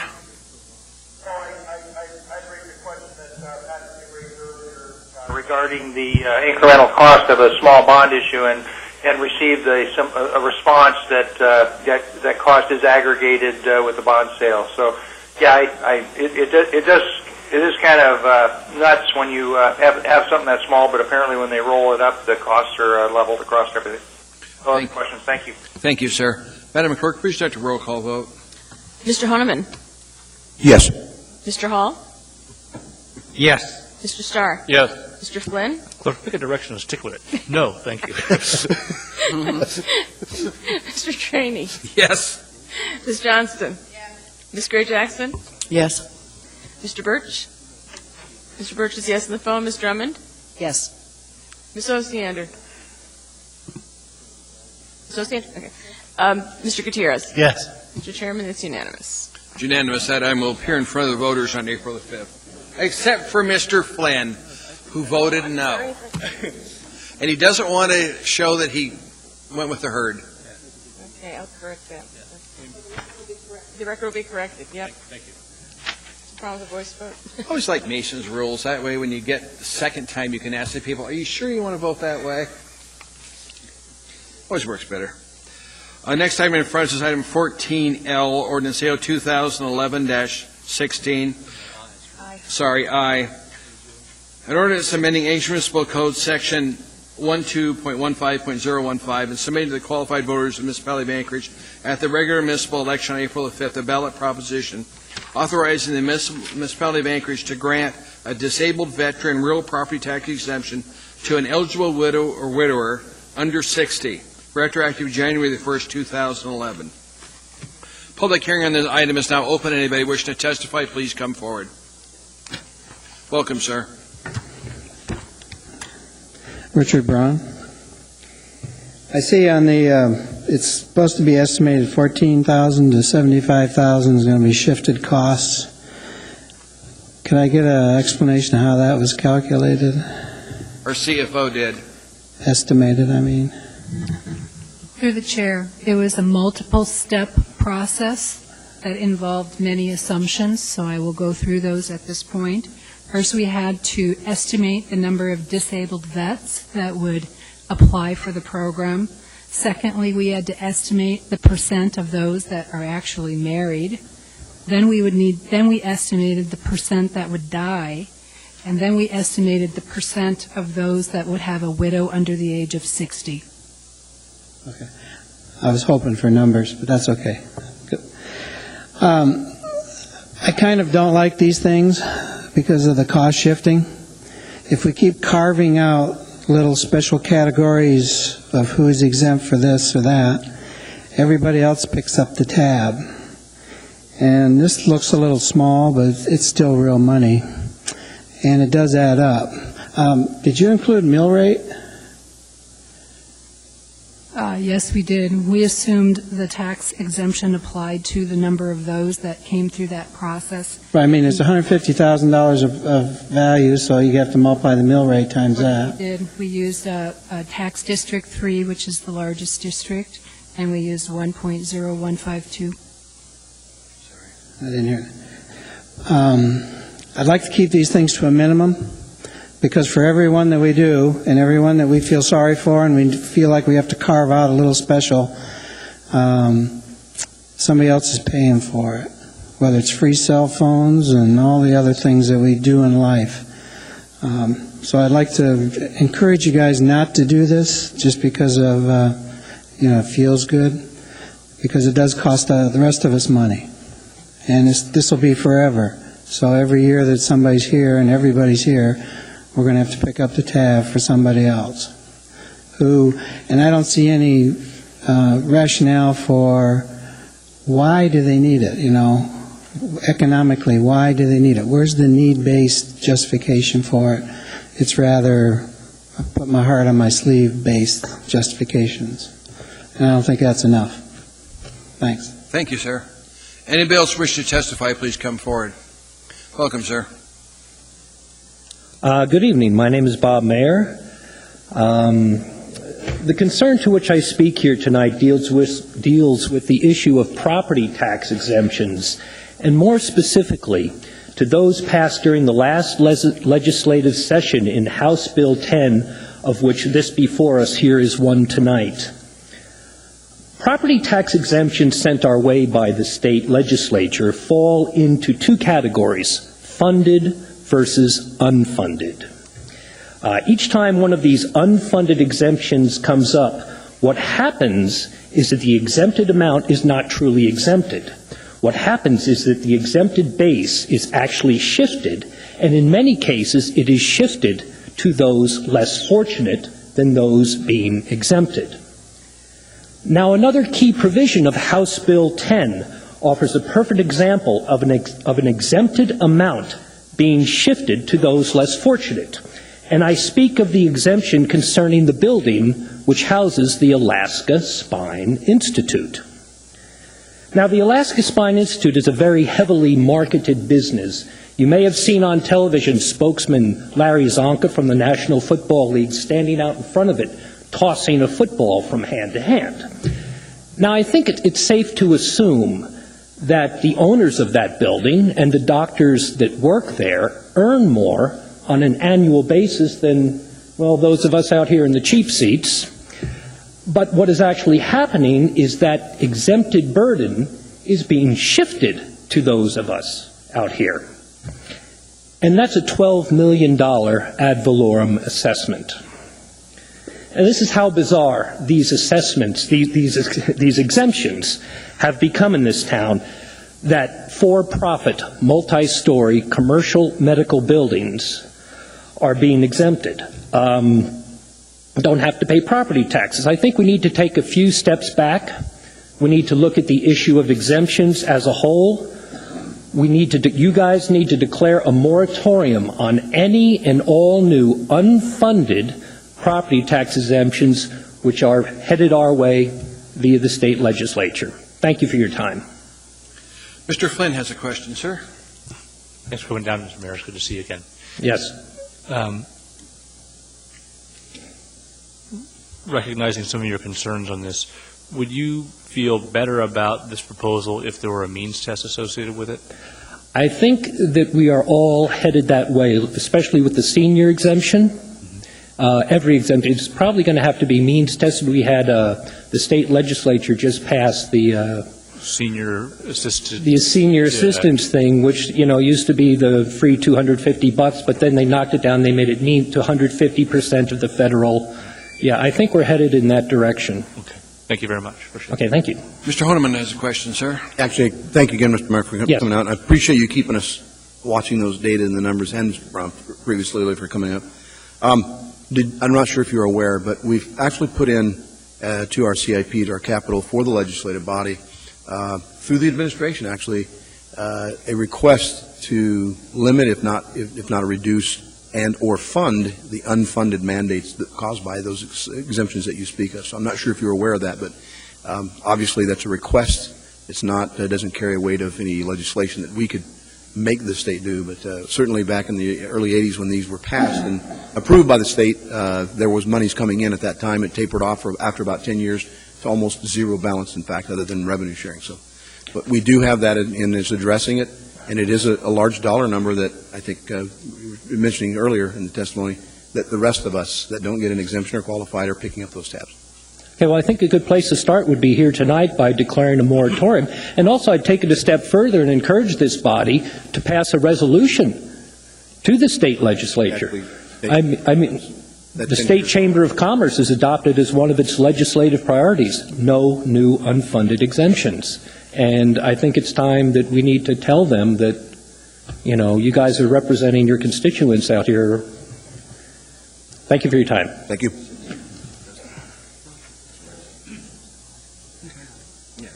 Go on down, Mr. Kendall. Well, Paul, middle initial D, Kendall, are you going to call for public testimony on all of these items? Every one of them? Because I was going to make the comment under the audience participation. So I can't get like special attention or something? Well, if Carol vouches for me, can I get up here?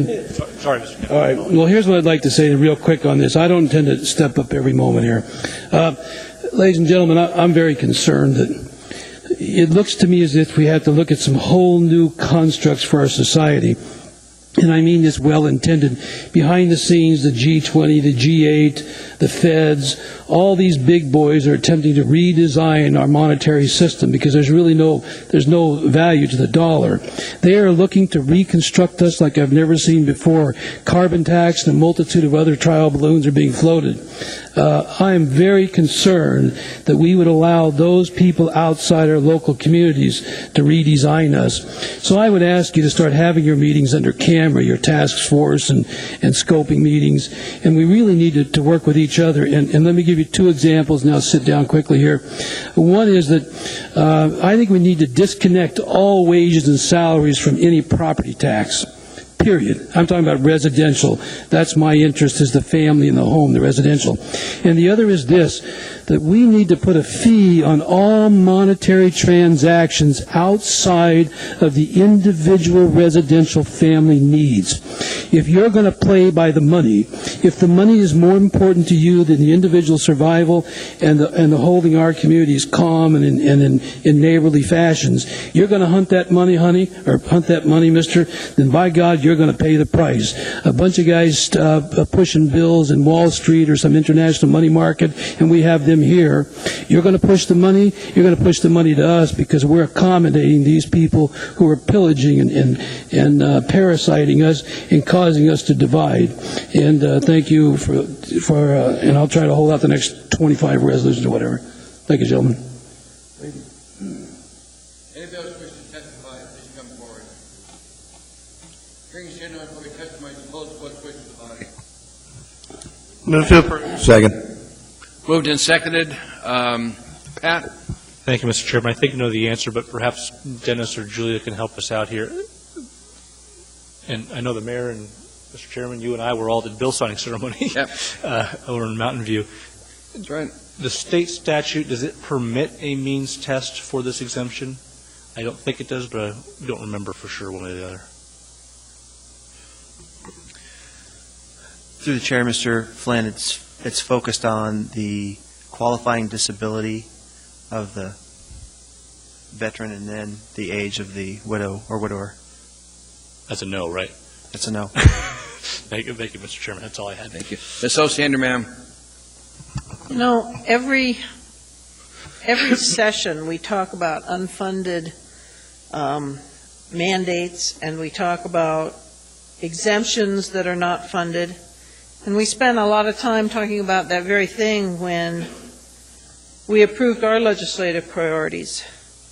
Every exemption that isn't funded makes everybody else's property taxes go up.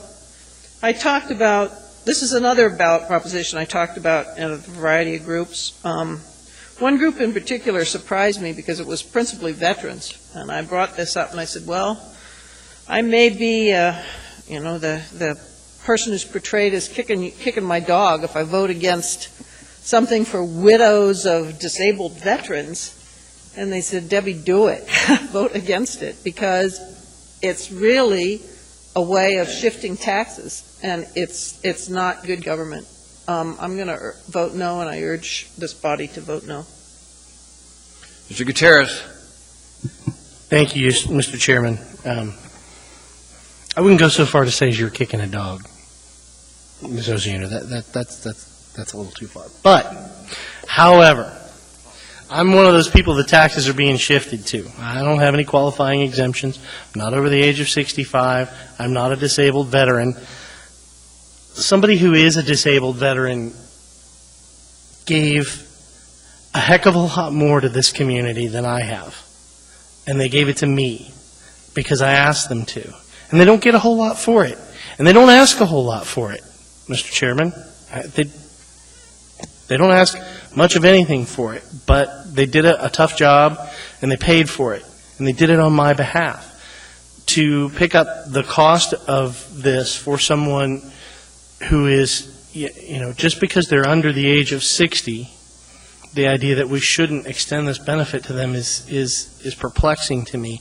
It's the cost that will be borne by me, in my mind, is far outweighed by the service that person gave me as a citizen of this country. And I cannot imagine why we wouldn't approve this. Of course, I also couldn't imagine why we couldn't approve giving one free bus ride a week to veterans, which, by the way, we disapproved that on Pearl Harbor Day, which I thought was very interesting. But please, let's approve this. We're talking about widows and widowers of people who gave more to our community and our country than the rest of us up here combined. Thank you, Mr. Chairman. Thank you, sir. Mr. Honeman? Thank you. Mr. Gutierrez actually eloquently spoke to a lot of it, so I'll just shift my comments to pretty much that you'll hear me talk about these unfunded exemptions from the state. I'm pretty rabid against it. I know I've got some ideas and concept resolutions, as Mr. Meyer pointed out, perhaps even go so far as to use strong language such as moratorium. This to me, if I'm going to another body who's imposing, a higher body imposing a mandate to us, and we have no option, and then they unfund it, is to me, it's patently unfair, and it gives us no out, if you will, as a community. I'm a veteran. I'm a Cold War veteran. I'm actually a product of a veteran who served 2 retirement years.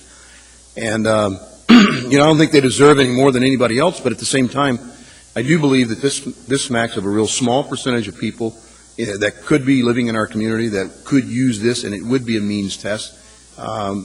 Because I don't know if you've noticed that these are folks that are not generally of high means anyway. Unless perhaps you're talking about a general officer, which I know Mr. Griffin likes to talk about a lot, and how much money that they make in a year's time. But my point to this is, this would be a local option. It's a small amount.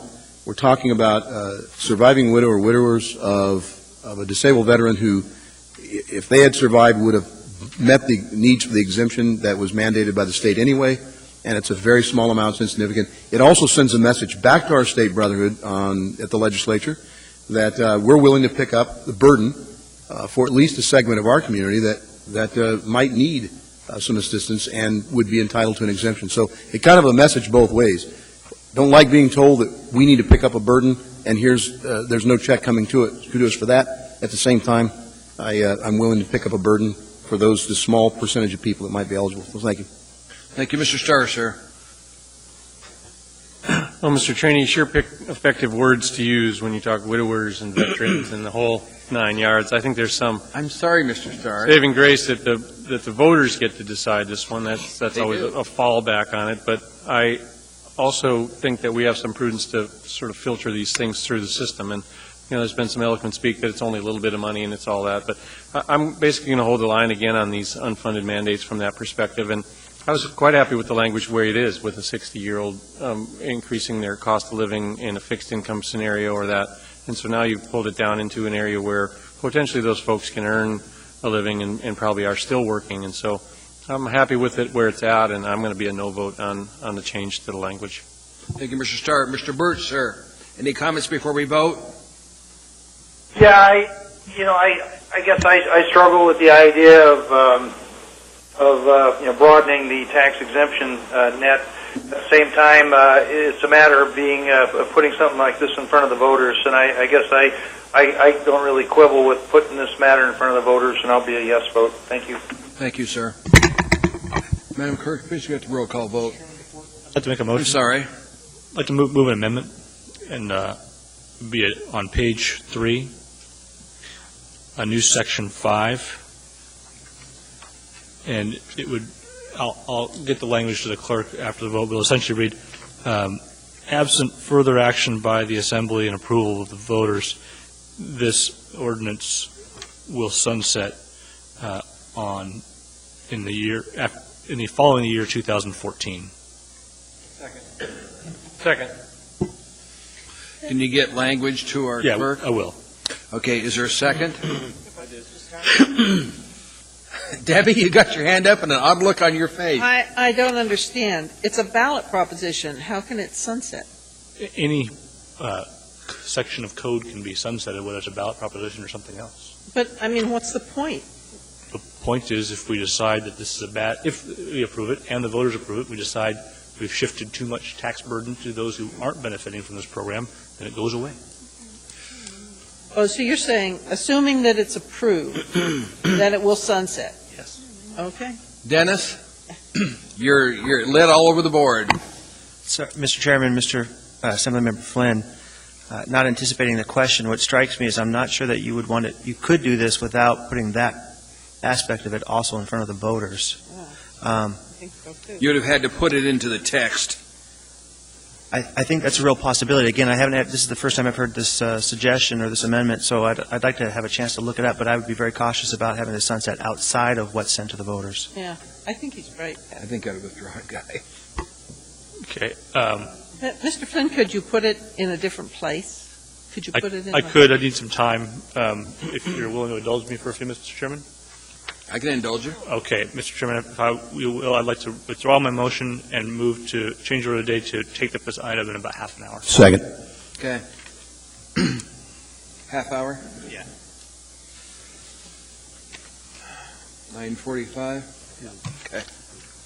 Next item in front of us is item 14J. Item 14J is ordinance AO 2011-6, an ordinance authorizing the terms of acquisition for approximately 15-acre parcel within Prado Ridge subdivision, tract 40A, generally located west of the Glen Highway and Terrace Lane, funded by the Anchorage School District for approximately $775,000, including options to acquire alternate parcels and a right to repurchase. Thank you. We're getting at a lot of this. Public hearing on this item is now open. Anybody wishing to testify, please come forward. Anyone at all? Hearing and saying no. And Carol, you're sitting down uncharacteristically. Do you want to come forward and tell us anything about this? Okay. Hearing and saying no, and public testimony is closed. What's the wish of the body? Move to approve. Mr. Starr, sir. Perhaps Mr. Abbott, if we decide to sell this parcel in the future, do we have a first right of refusal requirement back to Eklutna or anything like that? Mr. Starr, the answer is yes. If the municipality determines to use this for a use other than as a school site, Eklutna would have the opportunity to repurchase it at the higher value of its appraised value or the original purchase price. If they decline that offer, then the municipality could use it for whatever purposes it wanted, or sell it to a third party. Say the value that they get to buy it back at, the appraised value or this price? The higher of the initial purchase price or its assessed valuation at the time that the option is considered. Okay, and your logic for that is just to preserve their neighborhood in the Powder Ridge area, and you're that was okay a with all condition of that Eklutna placed on this, and the school district certainly was comfortable with that. Yeah, I mean, you're not into land speculating, so that would make sense to me, too. I appreciate that, actually, for having that characteristic. Thank you.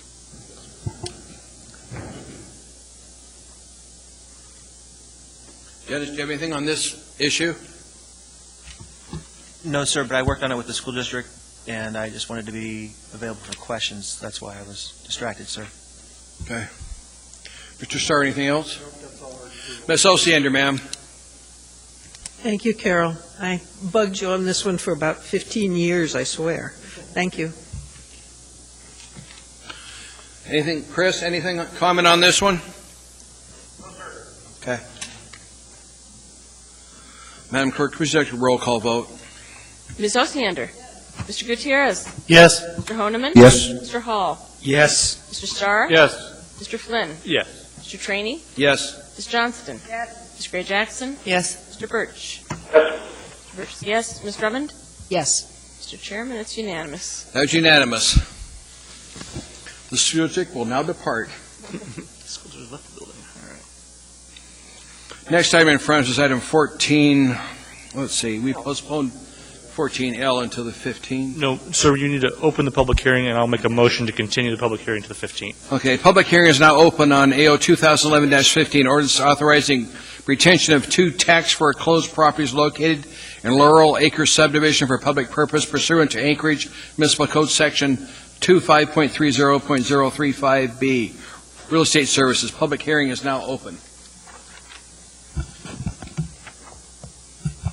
Pat? Mr. Chairman, I'd move to continue the public hearing until our meeting on February 15th. Is there a second?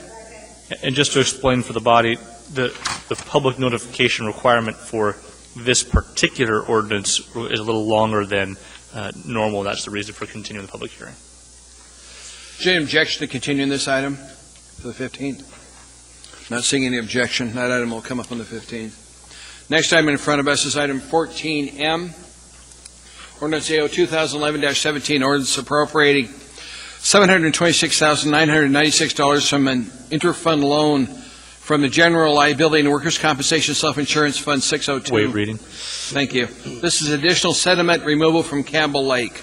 Public hearing on this item is now open. Anybody wishing to testify, please come forward, state your name clearly for the record, and spell your last name.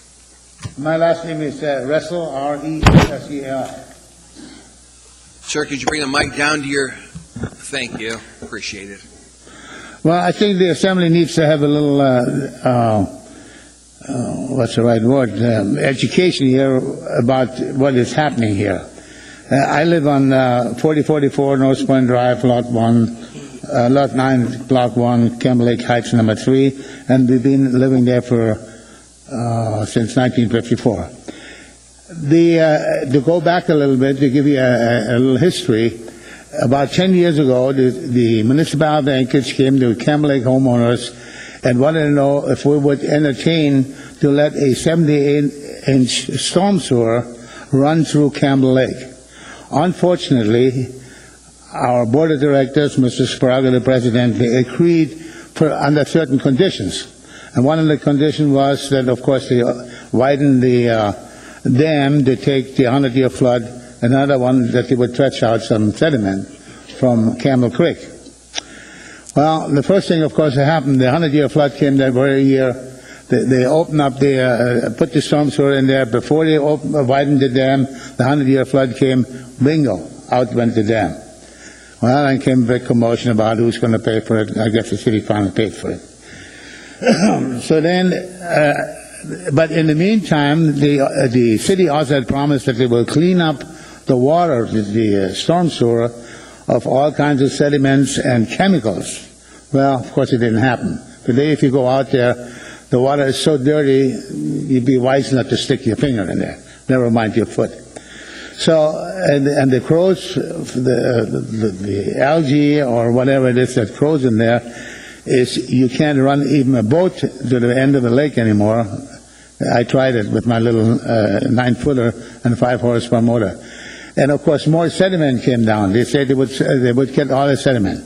Make a long story short, they agreed to do something about it, that the city would pay a portion for removing their sediment, and the homeowners would pay a portion for the dog leg on the east end. That was about 5, 6, 7 years ago.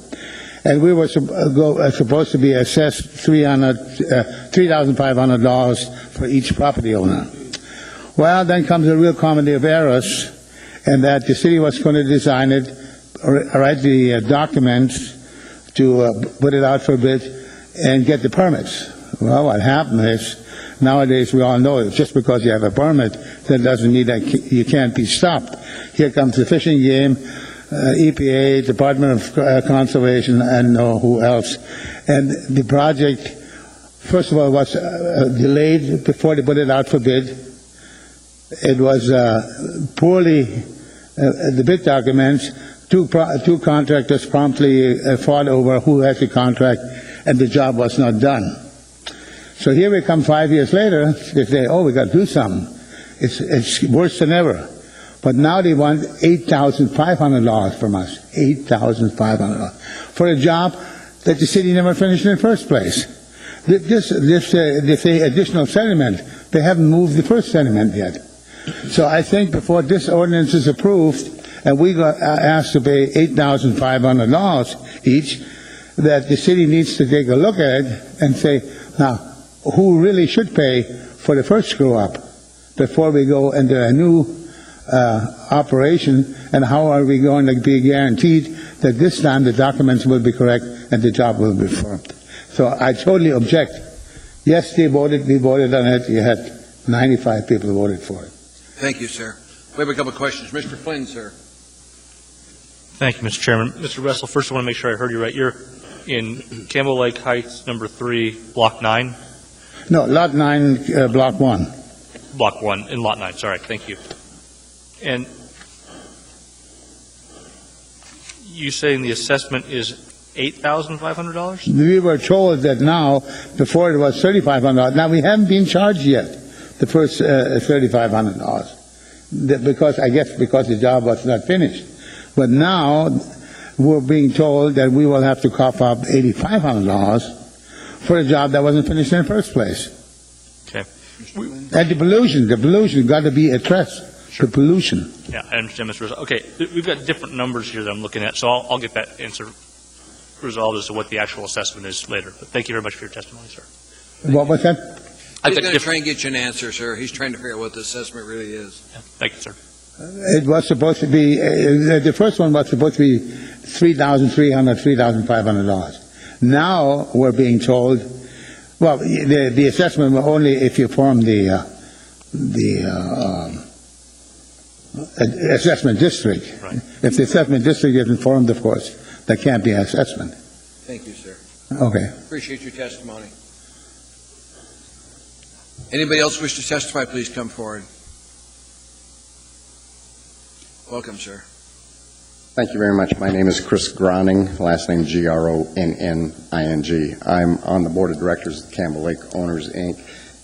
It is the homeowners representative that has sort of pushed the homeowners for the assessment, the self-assessment for the project, both the project assessment of 4 or 5 years ago and then the reassessment, which increased the amount of the original assessment because the amount of sediment we were seeking to remove the first time around was not completely removed. The amount of the overall assessment, both the first and second combined, if the full amount is used in the project, is $7,800. That is inclusive of the initial assessment. Not all the money from the initial assessment was used in the first part of the project, and so some of that money is left over still within the budget. That is then added to the money that the voters within the homeowners associations approved for the remainder of the assessment, and the Campbell Lake Board of Directors also included $150,000 of its own money for this project. I just wanted to clarify the amount of the assessment and that little bit of history, but I'll be glad to answer any other questions if I can. Thank you. Ms. Johnston? Yes. Could you just give your brief history of what happened the first time and what's going to be different this time and how you as a group have come up to this decision? We have an ongoing sediment issue in the creek. It is, or I should say in the lake, it is no more or less than a fast-moving body of water with sediment in it reaching a lake rather than the ocean and depositing that sediment as soon as it hits slow water. That sediment was removed, a big part of it, once in the late 1980s when the dam went out in a significant flood event.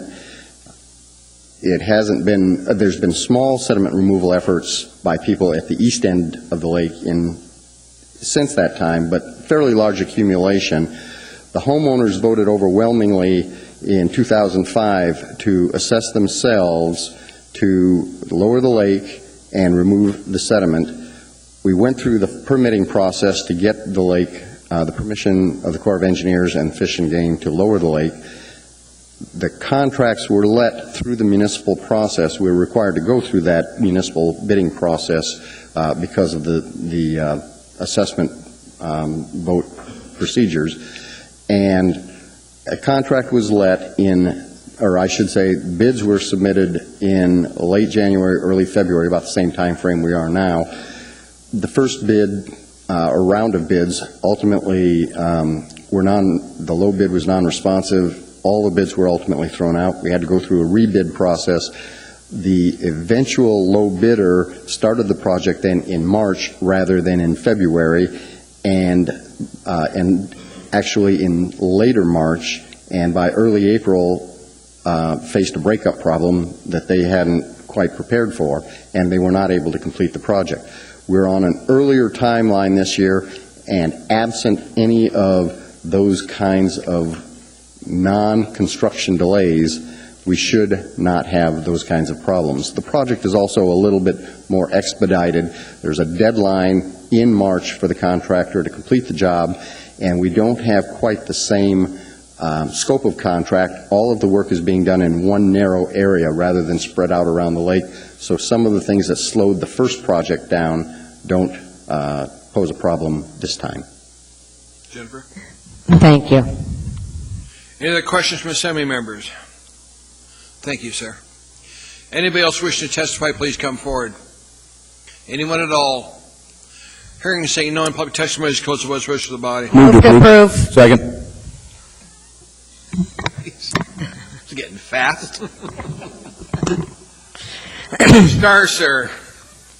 Just through the chair, Mr. Vacalis, we spoke with some of these folks, and your summary was that the city's prepared to sort of manage the project and complete it by March 26th. You don't see anything that's going to prevent that from when we spoke, what was it, last week, or this Monday, I guess, yesterday? No, sir. Okay, and then if there was something that happened between the time that the bids, let's say, it got 55 degrees, or the Chinooks hit and the lakes started getting soft, what would the city's response be? Well, the city's response would be to do whatever we can to get the project finished this year. And we actually plan on having the project, as you indicated, on or about the 26th. That project should be completed, but that still gives us some window if we had to after that. What's the consult with where the soils, the excavations will go? Do you have any input in that, or is that strictly left up to the contractor? No, sir. We've made arrangements with the contractor so that will actually go out to the South Anchorage Sports Complex and to level off an awful lot of that ground out there that was never taken care of. Do we have to pay for that, or does the city No, get a sir. benefit? It's in the contract. We are not paying for that, and they'll also level it to grade. Outstanding. Thank you for involvement in that. Chris, do you have any comments? Following this over the years, it's a kind of a tough project, but necessary work. Thank you. Thank you, Chris. Paul? In light of, not to be a nervous Nelly a little bit, but in light of the recent cost overruns on a few projects that we've been seeing, is this a pretty close number that Mr. Vacalis, through the chair, the administration, is a pretty close number? Or are there any risk to, obviously barring some unforeseen emergency or disaster? Well, I can't say there's no risk because there's just risk being here tonight, sitting here. Absolutely. So, but the bottom line is our best guess is that this project will come in on budget and within the time frame. Okay, thank you. Thank you. Any other comments from assembly members? Madam Clerk, please conduct a roll call vote. Pat, did you want to talk on this thing? Just a quick comment, Mr. Chairman. Okay. The pollution issue, I think, is one that probably needs a little more investigation, although I'm not sure that within the context of this project. I will add, I know a couple of the homeowners in this area, and one of them told a story of dropping his BlackBerry in the lake and then drying it out in an oven, and it worked just fine. So I guess the pollution isn't too bad yet. That's all. Okay, well, Madam Clerk, please conduct a roll call vote. Mr. Starr? Yes. Mr. Hall? Yes. Mr. Honeman? Yes. Mr. Gutierrez? Yes. Ms. Osiander? Ms. Drummond? Yes. Mr. Birch? Yes. Mr. Birch is a yes on the phone. Ms. Grayjack? Yes. Ms. Johnston? Yes. Mr. Trainee? Yes. Mr. Flynn? Yes. Mr. Chairman, that's unanimous. That item was approved by the body. Mr. Chairman, with your indulgence, I'd like Mr. to Flynn, sir. move back up the Back agenda. to item 14I. That is correct. Mr. Chairman, I'm not going to run an amendment, but I would ask council to advise us if we, at some later date, if this is enacted and we at some later date choose to repeal, would it require another vote of the population, or could we do it by a simple ordinance? Through the chair, Assemblymember Flynn, it would not, the way we've set this up is that you would not need to go back to the voters to repeal the ordinance. Thank you, Mr. Chairman. That's all I had. Thank you, sir. Ms. Osiander, before we vote on this? We need a motion. We actually had a motion to begin with to approve this. You said you want it withdrawn, since you're going to rewrite it. My motion was on the... His was to add a section 5, and he withdrew that. We already had a motion to approve. Right. Oh, so we're back to the motion. We're not going to do the section 5? No. Got it. Okay. Thank you, Mr. Reader. Madam Clerk, please conduct a roll call vote. This is to approve or disapprove item 14I. Okay. Ms. Drummond? Yes. Mr. Birch? Mr. Birch? And we'll come back. Ms. Gray Jackson? Yes. Ms. Johnston? No. Mr. Trainee? Yes. Mr. Flynn? Yes. Mr. Starr? No. Mr. Hall? Yes. Mr. Honeman? Yes. Mr. Gutierrez? Yes. Ms. Osiander? No. Mr. Birch? Yes. Was that a yes on the vote or yes that you're there? He didn't hear you, sir. I know, that's the reason I'm asking. Yeah. Deb. Chris, is it your vote on the motion? Tell him which motion. To approve or disapprove item 14I, Chris. The disabled veterans widows. Yep. Oh, that would be a yes. 8-3. 8-3, that item was approved. Be on the ballot. We're on the ballot.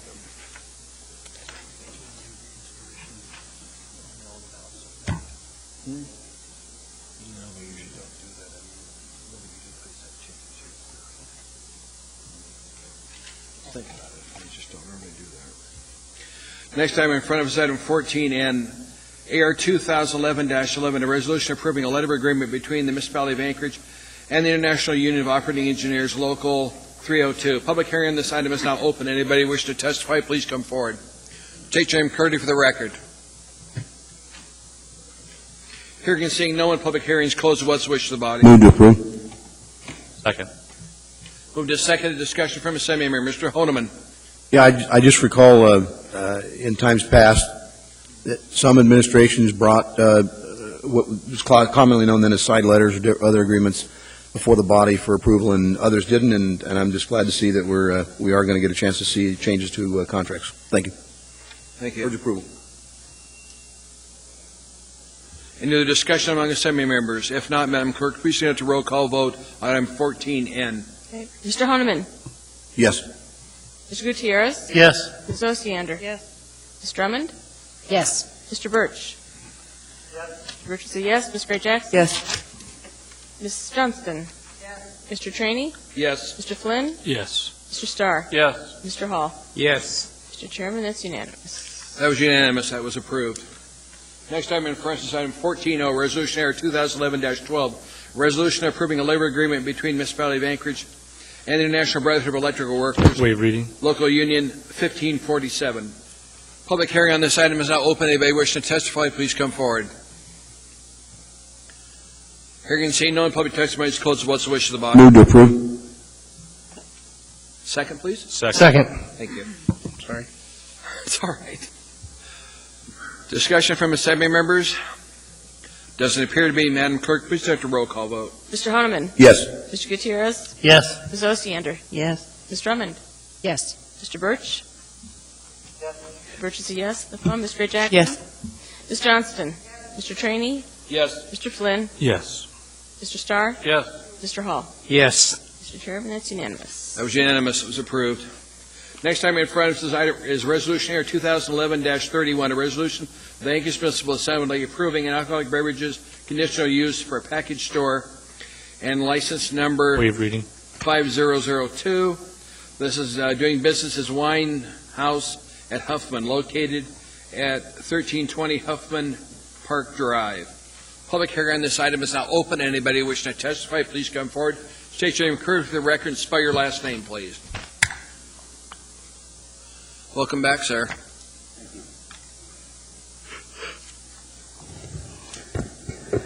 Ladies and gentlemen, thank you for this opportunity. My name is Talbot Chang, spelled C-H-A-N-G. I am back because this is a matter of survival, and you have inspired me to do so. As you know, it is becoming harder and harder for a small businessman to compete with national chains in this town. As a matter of fact, my proposal site for the new store at the Huffman Park was a site for the former Ace Hardware store, who ended up getting gobbled up by the large chain stores. I personally almost had the same experience when Brown Jug was allowed to open on West Diamond. My only store at the time was the closest one to the new store. And at the time I was facing a bankruptcy. It was devastating to see 6 years of hard work go down the drain. But I decided not to give up. And it was due to your approval to allow me to open up a second store at Jewel Lake Road. My family thanks you, and I thank you immensely. Because of your decision, I am still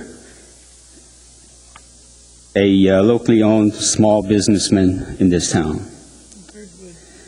The days of family-run convenient liquor store are increasingly becoming not applicable due to the large chains, superstores, and warehouses. And as a struggling locally owned small businessman, this is precisely why I'm here again, to ask you for a fighting chance. Now, I know and realize there is a great responsibility to operating a liquor store, but I believe I have proven myself as being a responsible alcohol retailer with a good track record of 9 years, and I am an active member of Arbor and helping Ed O'Neill in his cause of cleaning up this town. I also believe in that I am a contributing member of this community. I make contributions and volunteer personal times in all sorts of civic duties. Lastly, I lived here in Anchorage since 1973, all except for the 4 years that I was in U.S. Air Force. I've grown up in this town. This is my home. Anchorage is all I got. I either make it here or I fail here. I'm here to stay. I ask for your support. Thank you. Thank you, sir. Ms. Johnston? Yes, what type of alcohol beverages are you going to be selling in this place? It's going to be full varietal. But it's also, it's a wine house. I intend to promote the wines as much as possible. I intend to have a club membership and have tastings and educations. There's lack of education in wines, and I believe the South Anchorage is greatly underserved in that area. I intend to provide the service in South Anchorage and not having the patrons to drive all the way to Midtown. Thank you. I also appreciate the fact that you looked into this other location after all the community councils had said that they were not in favor of your first location. So I appreciate you moving with that in mind. Thank you. Thank you. Mr. Honeman? Yes, Mr. Chang, welcome back. And I remember I supported your last venue. I thought, I don't know what it cost you, and I don't need to get into specifics, but I don't know if it was more to secure this new location than it would have been at the previous or initial one. But I, too, appreciate, as Ms. Johnston said, your willingness to be flexible, work with the community, because they had numerous concerns then. Obviously, that site did not pass. But I remember that you made a commitment, I believe, then, and I'm not sure I'm hoping to hear the same answer today. Would you be willing to operate at your facility with 100% ID checks? There's about 3,000 people that are prohibited from making purchases to alcohol. And would you be willing as an operator to check licenses, IDs, for every purchase on your site? Yes, sir. At the time, under the predicament, I have agreed to that. But I asked this body to allow me the same practice as the rest of the town. I'll be glad to comply when the ordinance is passed for the citywide. Okay. Well, should be it. Mr. Gutierrez? Thank you, Mr. Chang. I just wanted to say thank you for coming back. I think that when you were turned down the last time you were here, that's the first time I've ever seen a conditional use turned down for that. I would,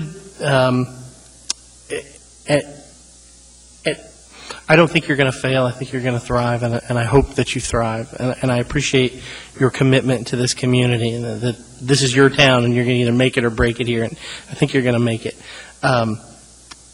I would point out to you, though, with regard to Mr. Honeman's question, that in East Anchorage, we've seen something very interesting happen. We initially had a voluntary ID check program that went south pretty quickly, but seems to have, without the interference or even the prodding of this body, kind of revived itself. Now, from what I'm hearing from our community council, there is only one retailer in East Anchorage who isn't voluntarily IDing everybody, and I would just encourage you to at least consider that. While it won't affect my position on your petition here tonight, I think you've done everything that we asked of you. You did what the community council asked of you, and I think that deserves to be rewarded. So I appreciate the fact that you're here, and I appreciate the fact that you're continuing to make your way here in Anchorage. Thank you. Thank you, Mr. Chairman. Mr. Starr, sir. I appreciate the entrepreneurial spirit, and it showed in that regard, and I will debate a little bit just to make sure Ms. Johnson's okay with that, because if you go against her, I always get nervous about that. But the covenants of the building itself, what I'm challenged by is where you may have advertising, and I'm always nervous about bikini-clad Budweiser girls promoting that. Do you have restrictions on that site that your landlord would put on you for curbside art marketing or things that would go out towards the road to lure those folks in? What do you do as a practice, and then do you have restrictions in your covenants? My interest is in catering to the high-end clienteles. Of course, like I said, I intend to offer for a variety of liquor, spirits, wines, and beer. But good taste. I fully intend to promote wine as much as possible in South Anchorage, and make wine popular. Okay. Well, I haven't seen any neon. They do have some neon wine signs now, but I just want to go with the experience we had out in Eagle River. The Walgreens store or the Walmart store is restricted from that, and I think it's preserved the character of the neighborhood. So just encourage you to be a good neighbor and watch the balloons and the empty kegs on the sidewalk and all the things that potentially can get you in trouble with the community council or your representative or others, because we can go back and grab a hold of that conditional use permit and change it. So it's not a threat. That's just, don't make us do that part. That's no fun for us. And I fully intend to comply with all the community councils in South Anchorage. Great. Thanks for coming down. Chris Birch, do you have anything to ask, sir? Absolutely. I just wanted to thank the petitioner for his recognition and interest in supporting the community council that represents the area. We had Representative Johnston and myself met on several occasions with the community council, very strongly and long-standing resistance to having alcohol sold south of Huffman due to the proximity to, I think there's a McDonald's there and a residential neighborhood and so forth. And I really appreciate the petitioner going back to the drawing board, if you will, and revisiting that and addressing those community concerns responsibly. And I certainly wish him all the best and urge an affirmative vote in support of this request. Thank you. Thank you, Madam Clerk. Please take the roll call vote. We have a public hearing. Sorry, you're right. I was already ahead. Thank you, sir. Thank you. Anybody else wish to testify before I get too far down the street? I'm sorry, Debbie.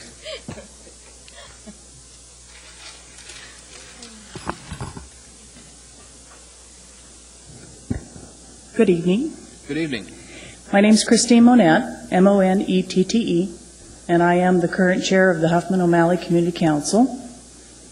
And I'm here to put on record that not all community councils were against Mr. Chang's petition, previous or now.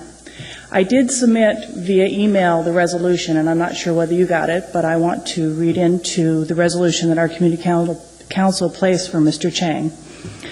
Okay. Whereas the municipal charter requires that the neighborhoods and residents are represented by individual community councils and are to give direct input to the government, and whereas the Huffman O'Malley Community Council represents the neighborhoods and residents within its boundary, and whereas there are no commercial areas within our boundaries, making our most oft-used business area the Huffman Business Park and the area of Huffman and Old Seward, and whereas the Huffman O'Malley Community Council recognizes that small business is responsible for 70% of today's jobs, and whereas Huffman O'Malley Community Council encourages both the creation and support of small business, and whereas the government should always encourage these small businesses, the backbone of our communities, whereas small business contributes to the financial well-being of our community and positive growth of the Anchorage economy and benefits us all. Whereas Mr. Talbot Chang has given presentation to the Huffman O'Malley Community Council detailing all of Mr. Chang's plans for his small business to be located in the Huffman Business Park, and that the Huffman O'Malley Community Council is pleased about this potential new business within our community. Now, therefore, let it be resolved that the Huffman O'Malley Community Council has no objection to the granting of the liquor license to Mr. Chang under the business model that he has presented to our council, and that the Huffman O'Malley Community Council recommends that the municipality of Anchorage approve his application. Thank you. Thank you. Questions from Assembly members? Thank you, ma'am. Appreciate it. Anybody else wish to testify, please come forward. Anyone at all? Hearing and seeing no one, public testimony is closed. What's the wish of the body? Move to approve. Discussion from Assembly members. Chris, any discussion you want on this before we vote? No, I think the testimony has well addressed the issue. I think the both from the community council that just testified, Ms. Monet, but also I think the fact that the petitioner was willing to go back and kind of revisit the concerns that were expressed by the immediate neighbors. So I'd urge an affirmative vote in support of this request. Thank you, sir. Madam Clerk, please start the roll call vote. Ms. Johnston?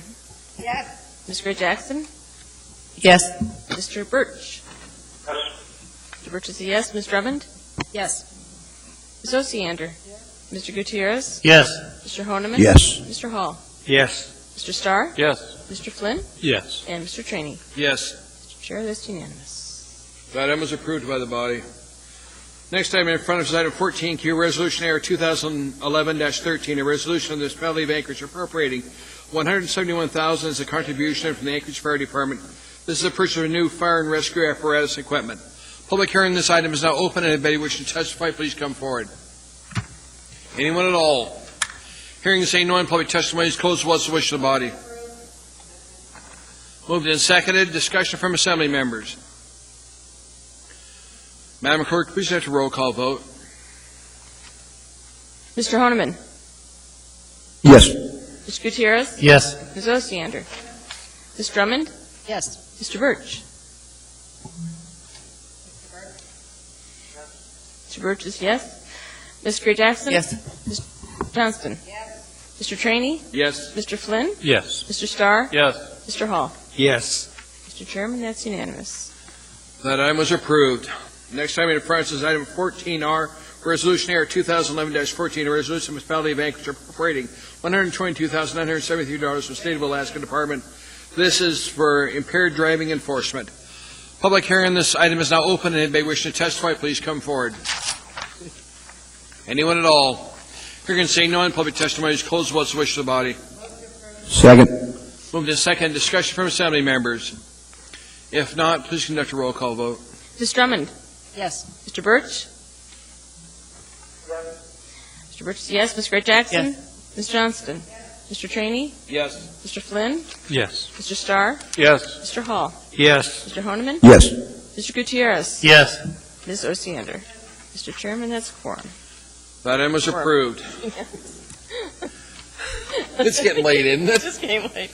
Next item in front is item 14S, Resolution AR 2011-15, a resolution of the Municipality Bank which appropriating a grant from the U.S. Department of Transportation through the State of Alaska Department of Transportation and Public Facilities for $100,000. This is employment-related coordinated transportation services for low-income individuals. Public hearing is now open. Anybody wishing to testify, please come forward. This is for employment only? What? This is for employment only? No, this is, let's see, Well, the rising concern... employment-related coordinated transportation services for low-income individuals. Yeah, that's right. I'm after those median things that I can't get across be somebody's building like some type of a termite colony out there, like on Arctic and in Northern Lights things. Didn't mean to disrupt. It's all right. Anybody else wish to testify on this item? Hearing and saying none, public testimony is closed to what's the wish of the body. Second. Discussion from assembly members. Madam Clerk, please conduct a roll call vote. Ms. Osiander? Yes. Mr. Gutierrez? Yes. Mr. Honeman? Yes. Mr. Hall? Yes. Mr. Starr? Yes. Mr. Flynn? Yes. Mr. Trainee? Yes. Ms. Johnston? Ms. Gray Jackson? Yes. Mr. Birch? Ms. Drummond? Yes. Mr. Chairman, that's unanimous.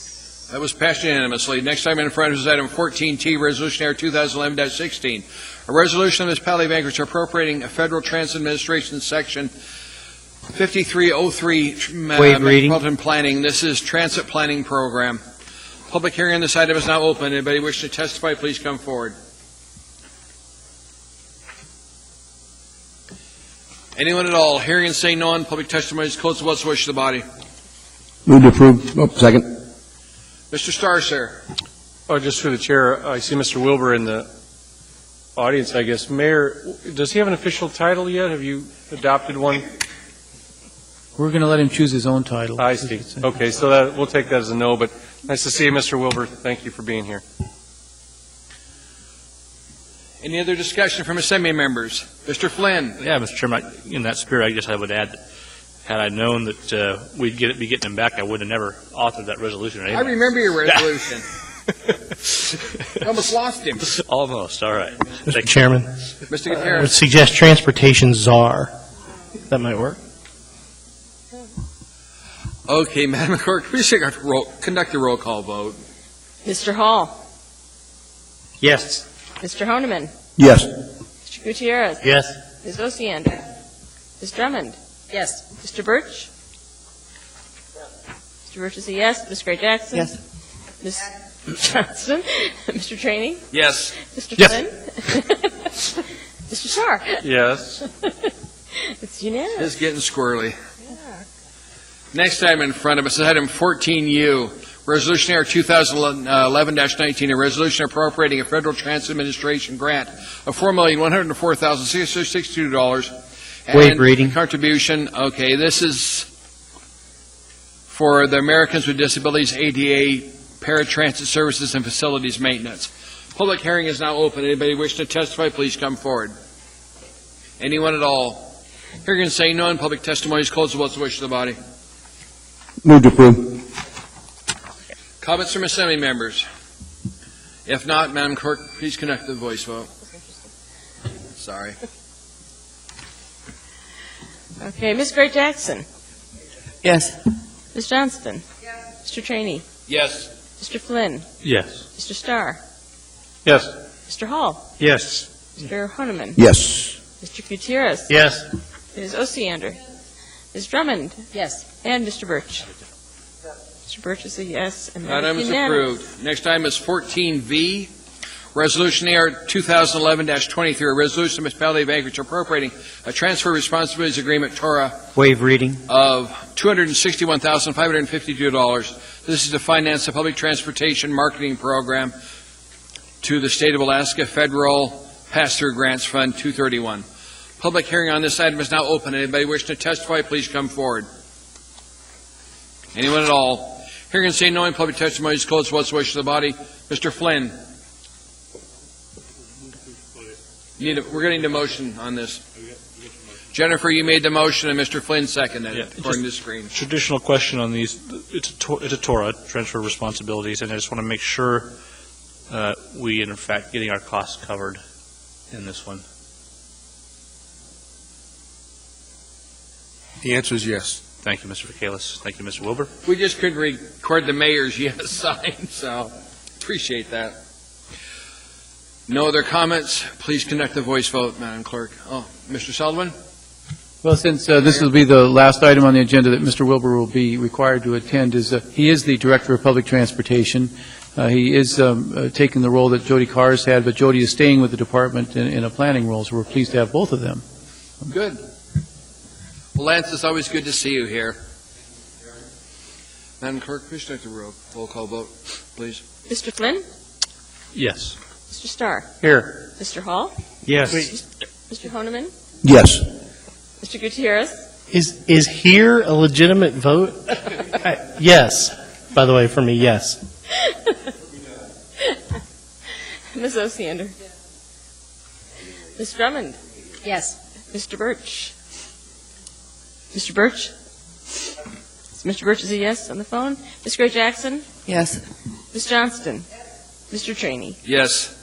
Mr. Chairman, that's unanimous. Now we're on to the last item of the night.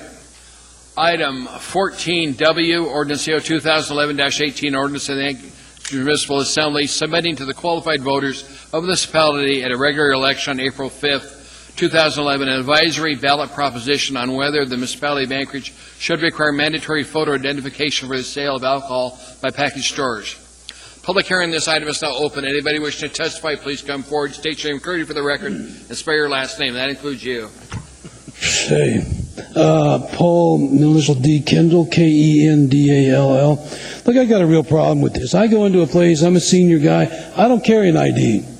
And when someone pushes me, I tell them, look, honey, if you want to pay for my ID if I lose it, then I'll carry it. But you lose an ID today, you got lines to go through, outlays, you just try to do a passport. Now, and here's another problem I have. You're not checking, the inconsistency in this particular proposal is just foolish. I can't even believe you're putting up with this. Illegal aliens can come into my country by the millions and assault people, and it's okay. They can go into my schools and use them, the medical facilities, no ID. But if I want to go in to buy some alcohol, I got an ID.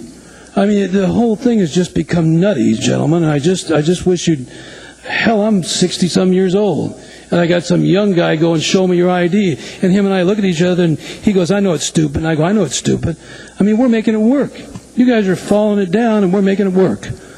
It's just, but we can't continue to make it work as you guys continue to let it fall. It's just another one of those things that somebody has to jump up and horn the thing or something. So thanks a lot. Appreciate the opportunity.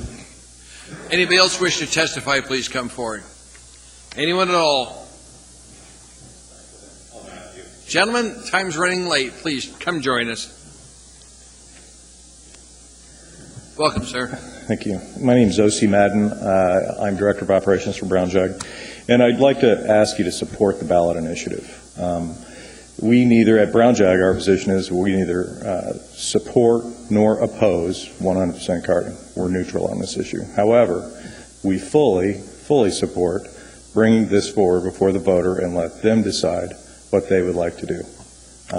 With that in mind, one matter that I would humbly ask of this body is to consider the wording on this. I think it's important that the voter understand that this ordinance, or that they're advising the municipality that they're okay with showing an ID each and every sale of alcohol.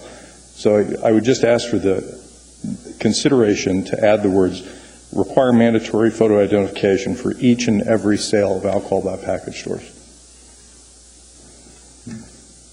So I'd be happy to answer any questions. Mr. Flynn, sir. Thank you, Mr. Chairman. Mr. Madden, appreciate you taking the time to speak with me on Friday about this and some other matters. If this is on the ballot, do you anticipate your organization contributing to the campaign one way or the other? I don't. I don't foresee that happening. Do you expect that one of the member organizations to which you belong, like CHAR or ARBRA, might be? You know, I can't speak for CHAR. You know, Our position is we just want the public to be educated what it is that they're voting for, so that they know exactly what it is that they're voting for, and that's, beyond that, we have no interest in swaying the vote one way or the other. Thank you, Mr. Madden. Mr. Gutierrez, sir. Thank you, Mr. Chairman. Mr. Madden, I appreciate hearing that Brown Jug is now neutral on this issue, because you were vehemently opposed to it last year when we were discussing this. But since you're neutral now, does that mean you no longer have the petition or questionnaire that was circulated in the Brown Jug stores? We have the petition today. It's coming out of the stores tomorrow, though. Okay. And, and vehemently opposed last year. It was vehemently opposed last year. We're working right now to try to get with the legislature and craft some protections, civil liability protections for our industry. So last year we didn't have an opportunity to do that before the 100% carding was put in place. This year we do have an opportunity to do that, and we are working towards that. So I think, with the election or the ballot in April, were it to move forward, we could probably by that time have something in the legislature that would work for us as well. And we kind of do this simultaneously and make it work for everybody if that's the will of the people. I appreciate that. I also, this has been an interesting experience. This was a can of worms that got opened that I honestly had no idea what I was opening up when we started this process. But we have a lot of operators, particularly in East Anchorage now, who are continuing to voluntarily ID everyone 100%. It's happening at Fred Meyer. It's happening at Oak and Keg. It's happening at Tesoro now, I'm told, as well. I will admit, Mr. Chairman, I don't know this from personal experience, because if I were to go and buy one small item from each of those stores, it'd be more alcohol than I could consume in a decade. But I would urge you to consider to return to the voluntary program, sort of pending the outcome of this. Your competitors are doing it, and I would hope that you would choose to as well. I'm even told, Mr. Chairman, that it's happening in Wasilla, of all places. Imagine that. I personally don't buy alcohol in Wasilla, period, but anyway, thank you. Sales tax? Yeah, something like that, yeah. Okay. Ms. Johnston? Question for this gentleman now? So, one of my concerns with this in the past was the liability, and you feel that you're going to be able to address the liability through the state legislature. We're moving that direction rapidly, so I'm hoping that we're able to do that. I think that we can use pretty much the same language that's in the statute and just expand it to cover alcohol-restricted IDs in addition to IDs provided by minors. So I think we have a fair shot at doing that. Okay, thank you. Thank you, sir. There are no other questions. Appreciate it. Anybody else wishing to testify, please come forward. Welcome, sir. Hello, my name is Jeffrey Humphreys. That is Humphrys. Thank you. I wanted to say that I think this resolution is very well written, and I'm sure the voters will approve it. I do have a couple concerns about it. I believe it will reduce the amount of alcohol consumed by alcoholics. I believe it may slightly increase the rate of illegal partying in the municipality, and it may require additional measures later on. And that is all I have to say, and if there are no questions, Any I'll have questions my from Assembly members? Thank you for testifying, sir. You're welcome. Anybody else wish to testify, please come forward.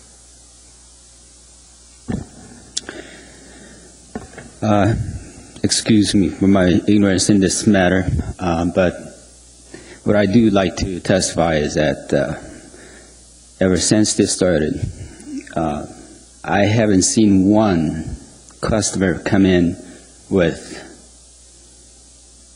ID that has red stripe and try to buy alcohol. It just doesn't work. It's not effective. I just want to share with you. Thank you, sir. Anybody else wish to testify, please come forward. William Harrington, Harrington. First of all, I think something's missing up there. I don't understand why you can get ID'd at a packaged liquor store, but not at a restaurant or bar. Hey, alcohol's alcohol.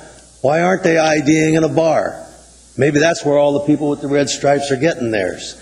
The other thing about this is, and this gentleman was correct, in his, illegal aliens can get free medical, blah, blah, you don't have to show ID, blah, blah, blah. And here, in order for someone, especially my age, his age, to buy a bottle of wine, and these are clerks that know us, that see us every day because, hey, we're alcoholics, But the point is, this is smoke. Over here, we have a law enforcement officer. The way to deal with the alcohol problem is to give him more money, to allow him to run more midnight checks, to have more checkpoints, to allow him to do his job better, coordinating with the DA to get convictions so that these people don't go out. And I've never had a DUI, but you read in the paper, people get 4 or 5 DUIs and they're still driving. That's a systems failure. And if this doesn't correct it, it doesn't have anything to do with it. The other issue is, and here's one that you're going to love. Hey, let's tax the crap. Come on. Why does that bottle of gin only cost $10 if in fact the social costs of it are $50? The homeless problem, the cleanup in the parks, all of these things are related to money. And my point here is simply that alcohol is not being sold at a fair value considering the damage to the communities that it does. And all the purveyors, and that also includes bars, restaurants, package stores, should be taxed all the way up to hilt in order to pay for these various what's the word? Nefarious? Not exactly that word, but, all of these problems that it's caused in society. But you won't step up and address an increase in the tax of any of these dispensaries because y'all want to get elected to the state legislature and you know where your money comes from. Oh, now, on that note, I'd just like to say that at what point does a campaign contribution really distinguish from a bribe? Thank you. Anybody else wish to testify on this issue? Please come forward. Anyone at all? Hearing and saying none, public testimony is closed. What's the wish of the body? Is there a second? Second. Moved and seconded. Mr. Flynn? Thank you, Mr. Chairman. I don't think I'll be as energetic or entertaining as some of our testifiers this evening, but I think I'm not inclined to vote for this. And it's not that universal ID check is necessarily a bad idea, but if it's a good idea, it's a piece of a larger puzzle. And I referenced the discussion I had with Mr. Madden and Mr. Klein on Friday. If we're going to deal with the concern of alcohol getting into the hands of people who shouldn't have it, whether they're red stripes or underage or other such things, a universal ID check needs to be part of a larger puzzle. And so what I've asked them to do, and I've asked other representatives of the industry to do, is work together and figure out what really works. Not just universal ID check, but a bunch of different things, and figure out what really works or what might work. And let's engage the neighborhoods that have been dealing with some of these issues. I represent some of them. Mr. Gutierrez, Mr. Honeman represent some of them. I think all of us have a little bit of it in one form or another in our neighborhoods. And then let's come forth with something we think can actually make a bigger difference in our community. I don't think ID check is necessarily bad, but I don't think it solves the whole problem. And so I'd rather work at this in a more comprehensive manner. Thank you, Mr. Chairman. Thank you. Mr. Honeman. Yeah, I've noticed with this interest, and it's going to sound kind of strange how I come about this, but I believe in 100% ID checks at all places. I think Mr. Harrington was right. Why aren't we checking at restaurants? Why aren't we checking at not just at bars, not just at a package store. I've traveled around the country for different places. I've ordered alcohol. Yeah, it might shock people. I'm not a teetotaler. I don't even keep alcohol in my house generally. Although my 50th birthday, I'll say a couple of bottles showed up and they still set with caps on them. So if you're looking for a bottle, I think I might have an extra one for you. My point of this is, I think Mr. Flynn is absolutely correct when he says it. We need to put different layers. That's what these laws are all about. There are laws about not driving without a license. There are laws out there saying you can't drive without insurance. There are particularly many laws regulating alcohol and the sale and the distribution, the purchase, and there's all sorts of things out there. There's even limits under Title IV that you can't have happy hour. When I grew up in this city, drinking age was 19. Now it's 21, actually across the country. So what is the answer? What is the, the different layerings? I don't know the exact answer. I don't know. But I found it kind of interesting, a note, and I know he did it in the back-end way. The city manager said earlier, is there any risk? There's a risk of coming out here today. And I noted that Mr. Madden stepped up here and talked about their civil liability and their concern. And I just go back to say that particularly the alcohol industry is a very high-risk occupation. I mean, it is just laden with some concerns and liability, and no one can absolve you of any of that. I just don't see how a piece of language from the state statute. But if that's what you're working for and that's what you can get passed to the legislature, great, go for it. I say lobby like heck and hope it comes for you. At whatever level that can pass and pass muster. But I'd like to see the language look a little differently, and I'd like to have more time to be able to get a good education both ways, because I really think right now, if you ask folks, I think you'd be coming off the emotion and the heartstrings. So I don't believe I'm going to be able to support this. Thank you. Mr. Gutierrez. Thank you, Mr. Chairman.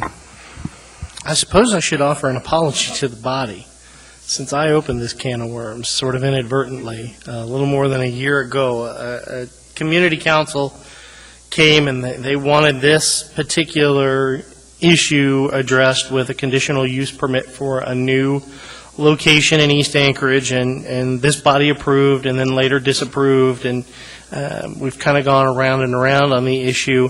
I honestly had no idea on that night when those council members came and asked for that amendment to a conditional use that it would become the issue that it is.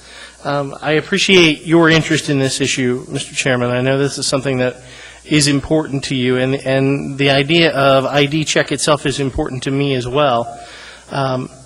But there have been some very eloquent reasons, or reasons stated rather eloquently, I should say, this evening, and I tend to agree with Mr. Flynn that I still think this is a good tool, but it's only a tool. And you can't build a house with one tool. You need a whole set of different tools. And I think perhaps the right approach is to try to address this as more of a comprehensive package of alcohol-related issues in the future. Thank you, Mr. Chairman. That's all. Thank you, Mike. Debbie? I'm a little bit taken aback by some of the comments here, because my main interest in putting this up was I thought for sure there was an ordinance coming that was going to require this. And it seems to me, when you've got something coming that's of some community interest, it's good to ask the community what they think.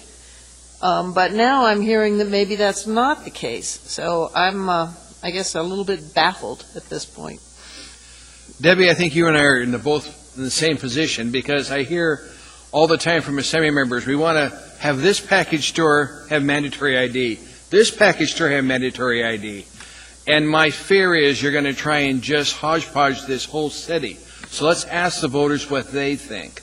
And you're right about one thing. Alcohol control needs to be applied across the board. Now, probably more than anybody on this body, I've done that.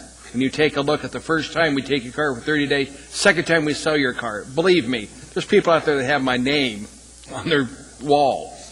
But, we've done that to driving drunk. We've drive without valid driver's license. We've done it for people without insurance. We've put that across the board. Assisting prostitutes. So, quite frankly, we have taken a bite out of alcohol. But don't come and tell me, if you vote no today, that next week you want to see another package store get mandatory ID, because I'm going to vote no against it. If you don't trust the voters enough to send this question, it's a simple question. It does not put this into effect, but it asks them the question. Is that enough, Debbie? Thank you, sir. Madam Clerk, please conduct a roll call vote. Well, we'll just start with you. Mr. Trainee? Yes. Mr. Flynn? No. Mr. Starr? Yes. Mr. Hall? Yes. Mr. Honeman? No. Mr. Gutierrez? No. Ms. Osiander? Yes. Ms. Drummond? No. Mr. Birch? Mr. Birch is yes. Ms. Gray Jackson? No. Ms. Johnston? And that passed, well, 6-5, but it's not on the ballot. Not on the ballot. It is on the ballot because it's not a charter change. It's an advisory vote. It is on the ballot. It is? Thank you. Now, Late at night. some homework. We're going to have work sessions on 211 on building code revisions and alcohol license procedures. So I'll get with the clerk and we'll get the time laid out for it, but plan on having work sessions on the 11th of February. Perfect. Okay? And if we get a motion to adjourn, we're out of here. Mr. Chair. Sorry. Mr. Chair, there are I'm members sorry. of the audience who would like I know. Sorry about that. Special orders there are none that I know of. Unfinished agenda, there is none. Thank you. Audience participation, item 17. If somebody wants to discuss anything with us, come to the podium. Sorry, I tried to end it in a hurry. Thank you for letting me come to the podium. I'm here to discuss an issue that is, I feel is very important. It's about our drinking water. Okay, we need your name and... Yeah, my name is Jason Agre, A-G-R-E. Thank you, sir. Go ahead. I have here information for the assembly here, and it's basically a allegation of fluoridation.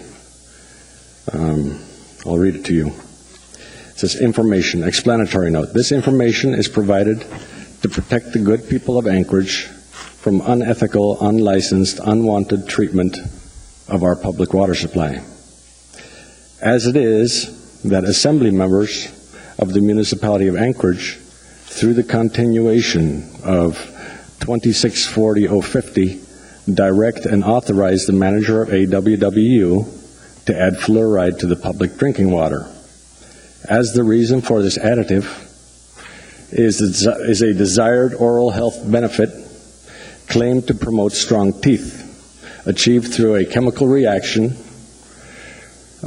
changing the body's natural hydroxyapatite tooth enamel structure to an inorganic fluoroapatite composition. The FDA specifically says medication to be a substance taken to affect bodily change, and also states that fluoride, when used in the cure, treatment, or prevention of disease, is a drug that is subject to FDA regulation. The individual assembly members, through Ordinance 2640-050, have an aim of treating people. You are adding fluoride to the public drinking water intended for our ingestion in order to affect bodily change in us. This aim, however, is subject to the jurisdiction of Alaska state law. Alaska Statute 0864170, governing healthcare providers, which protects us from unlicensed and subsequently unwanted treatment. This law clearly says that only individuals licensed by the state may practice medicine. Therefore, my allegation is that you are, as a body, responsible for putting the fluoride in the water, and that this is in violation of Alaska Statute 0864170. And I researched and tried to find if there was a federal mandate or a state mandate or any kind of, and there is none. There is no federal mandate. No federal agency has a mandate that tells that you have to do this. There's no state law, as far as I know, that tells you how to do it. So basically, this is I just want to give you this information that you may be in violation here. Thank you, Mr. Agre. Questions from assembly members? Ms. Gray Jackson? Thank you, Mr. Chairman. I don't have a question, but I guess this is your family. I just want to thank you for coming out this evening, waiting this late to be heard by us. Thank you, Mr. Chairman. Thank you. Anybody else wish to address us on any issue? Sir, we're done. I'm sorry. Okay. Now, if you want to, come on forward. I would like to, I'm going to go my business my way, and I'm going to right now take this as a complaint to the proper enforcement authority. Thank you, sir. Thank you. Thank you. Welcome, sir. Hi, Roman Romanovsky, Romanovski.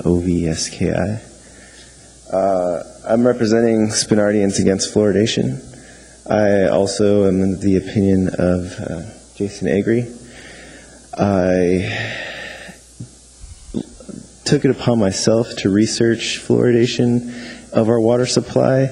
I don't believe it's necessary. We can get fluoride in many other places, toothpaste, at the dentist. It's not regulated, your dosage, depending on how much water you drink, what your body weight is. So I believe this is unnecessary medication. I have an ordinance for the body that I would like you to vote on. It would be to discontinue fluoridation in the water. Sure, we'll have to find a assembly member that wants to introduce that. I think we may have one, so that's how it works. It's not something you can bring to us right now and we're going to take up. I know, we'll deal with it.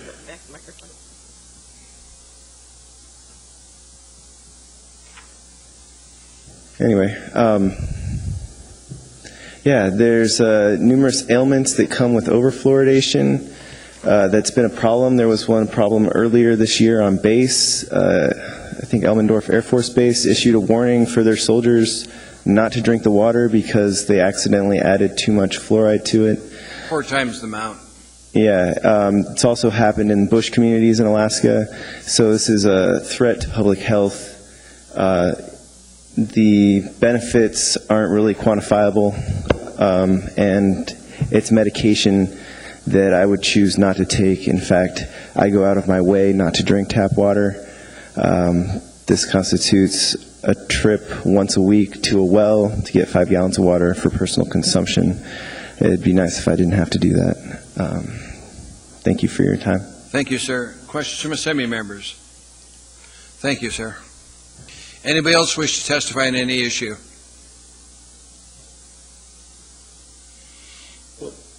Welcome, sir. I'd just like to add a note of kindred support for their position. However, I would correct them in the fact that it's really hydrogen. But I am in kindred support, and I am seeing articles in my search engine now that a lot of communities are now redressing that issue. Thank you. Thank you, sir. Go ahead, sir.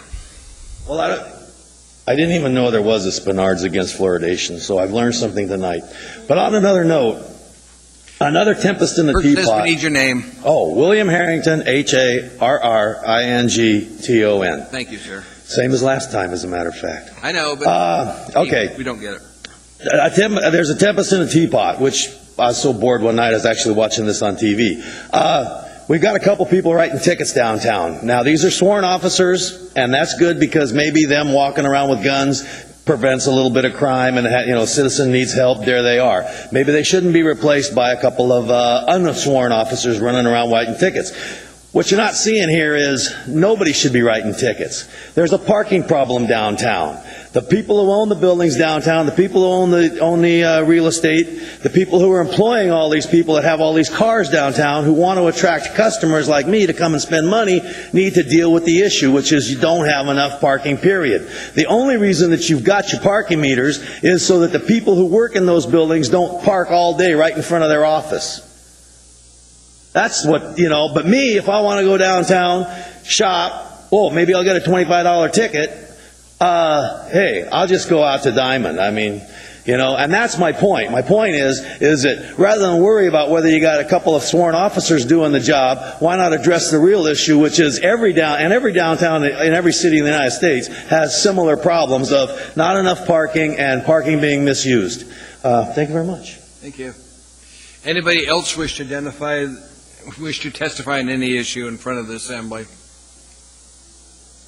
I thought it was great that the Assembly approved so much funding for public transportation tonight, and it seemed to me that this is one of your more productive meetings in the past year. Jeff, you go over. We need your name. Oh, my name is Jeffrey Humphreys. Thank you, sir. HMPHROIS. Thank you. And I appreciate the work you do. Anybody else wish to address the assembly on any issue? Not seeing anybody. You've already been there. Not again. Well, no, this issue or another issue? No, you're done. No, Under 17, it's only once, sir. But I have an issue to address. No, next week. No, Mr. Trainee, you know how many times this has happened to me? I gave you literature here. You said to address these people's issue. You're done. Thank you. Hell, I never got... We need a motion to adjourn. I need a motion to reconsider, Mr. Chairman. I need to make a motion to What do you want to reconsider. make a motion to reconsider? Under item 11C, it was an assembly memorandum, and I made an error earlier, procedural error. Second. Mr. Chair, are you telling me I can't comment? Is that what you're Sir, telling me? you can only talk once. You're I done. thought you wanted me to come up with these people's issues like a public testimony. No. Would you please help us? What? Thank you, Chief. You're not going to pay me. Okay. Item 11C. Yes. There was a motion to reconsider in a second. Mr. Chairman, if I might, can address this. On January 18th, this body, when we were going through licensing renewals at the end of the year, we bifurcated that assembly memorandum at that time, pulled out Peking Walk and Carpentiers with resolutions for both those businesses. Those resolutions called and empowered the clerk's office to conditionally protest at the request of the resolution, and that upon demonstration of the TAMS issue, the clerk's office has the empowered duty to lift those protests once they're demonstrated to the office. So this assembly memorandum, this particular item on the agenda that I was a bit confused on, it shouldn't have been approved to no protest. It should have been basically an update. And Do you want to move to reconsider and then kill it off? I need to postpone this item indefinitely. Okay, first you need to, which you made the motion to reconsider, and there was a second. That's correct. Then we need to get a vote on that. On the motion to reconsider, Ms. Drummond? Yes. Mr. Birch? On the motion to reconsider? This is item 11C, sir. Okay, you say yes. Ms. Gray Jackson? Yes. Ms. Johnston? Mr. Trainee? Yes. Mr. Flynn? Yes. Mr. Starr? Yes. Mr. Hall? Yes. Mr. Honeman? Yes. Mr. Gutierrez? Yes. Ms. Osiander? That item is reconsidered. Now, Mr. Honeman. Motion to postpone item 11C indefinitely. Second. Moved and seconded as unanimous consent on postponing item 11C indefinitely. Not seeing any objection. That was, what? I'm sorry. They didn't. I'll slow down. So Honeman, who else? And Gutierrez. Mr. Gutierrez was the second. I seconded, Mr. Chairman. Okay. Are we done with that? Nope. I'm going to find you on here because you didn't punch it in. There it is. Okay. Second. Okay. Motion to adjourn has been accepted. There's a second word adjourned. Thank you for being Mr. Chair, I just wanted to say I'm handing out a copy of the Associated General Contractors Annual Construction Forecast, hot off the press. Good. You guys have the first public look at it. Thank you. Thank you.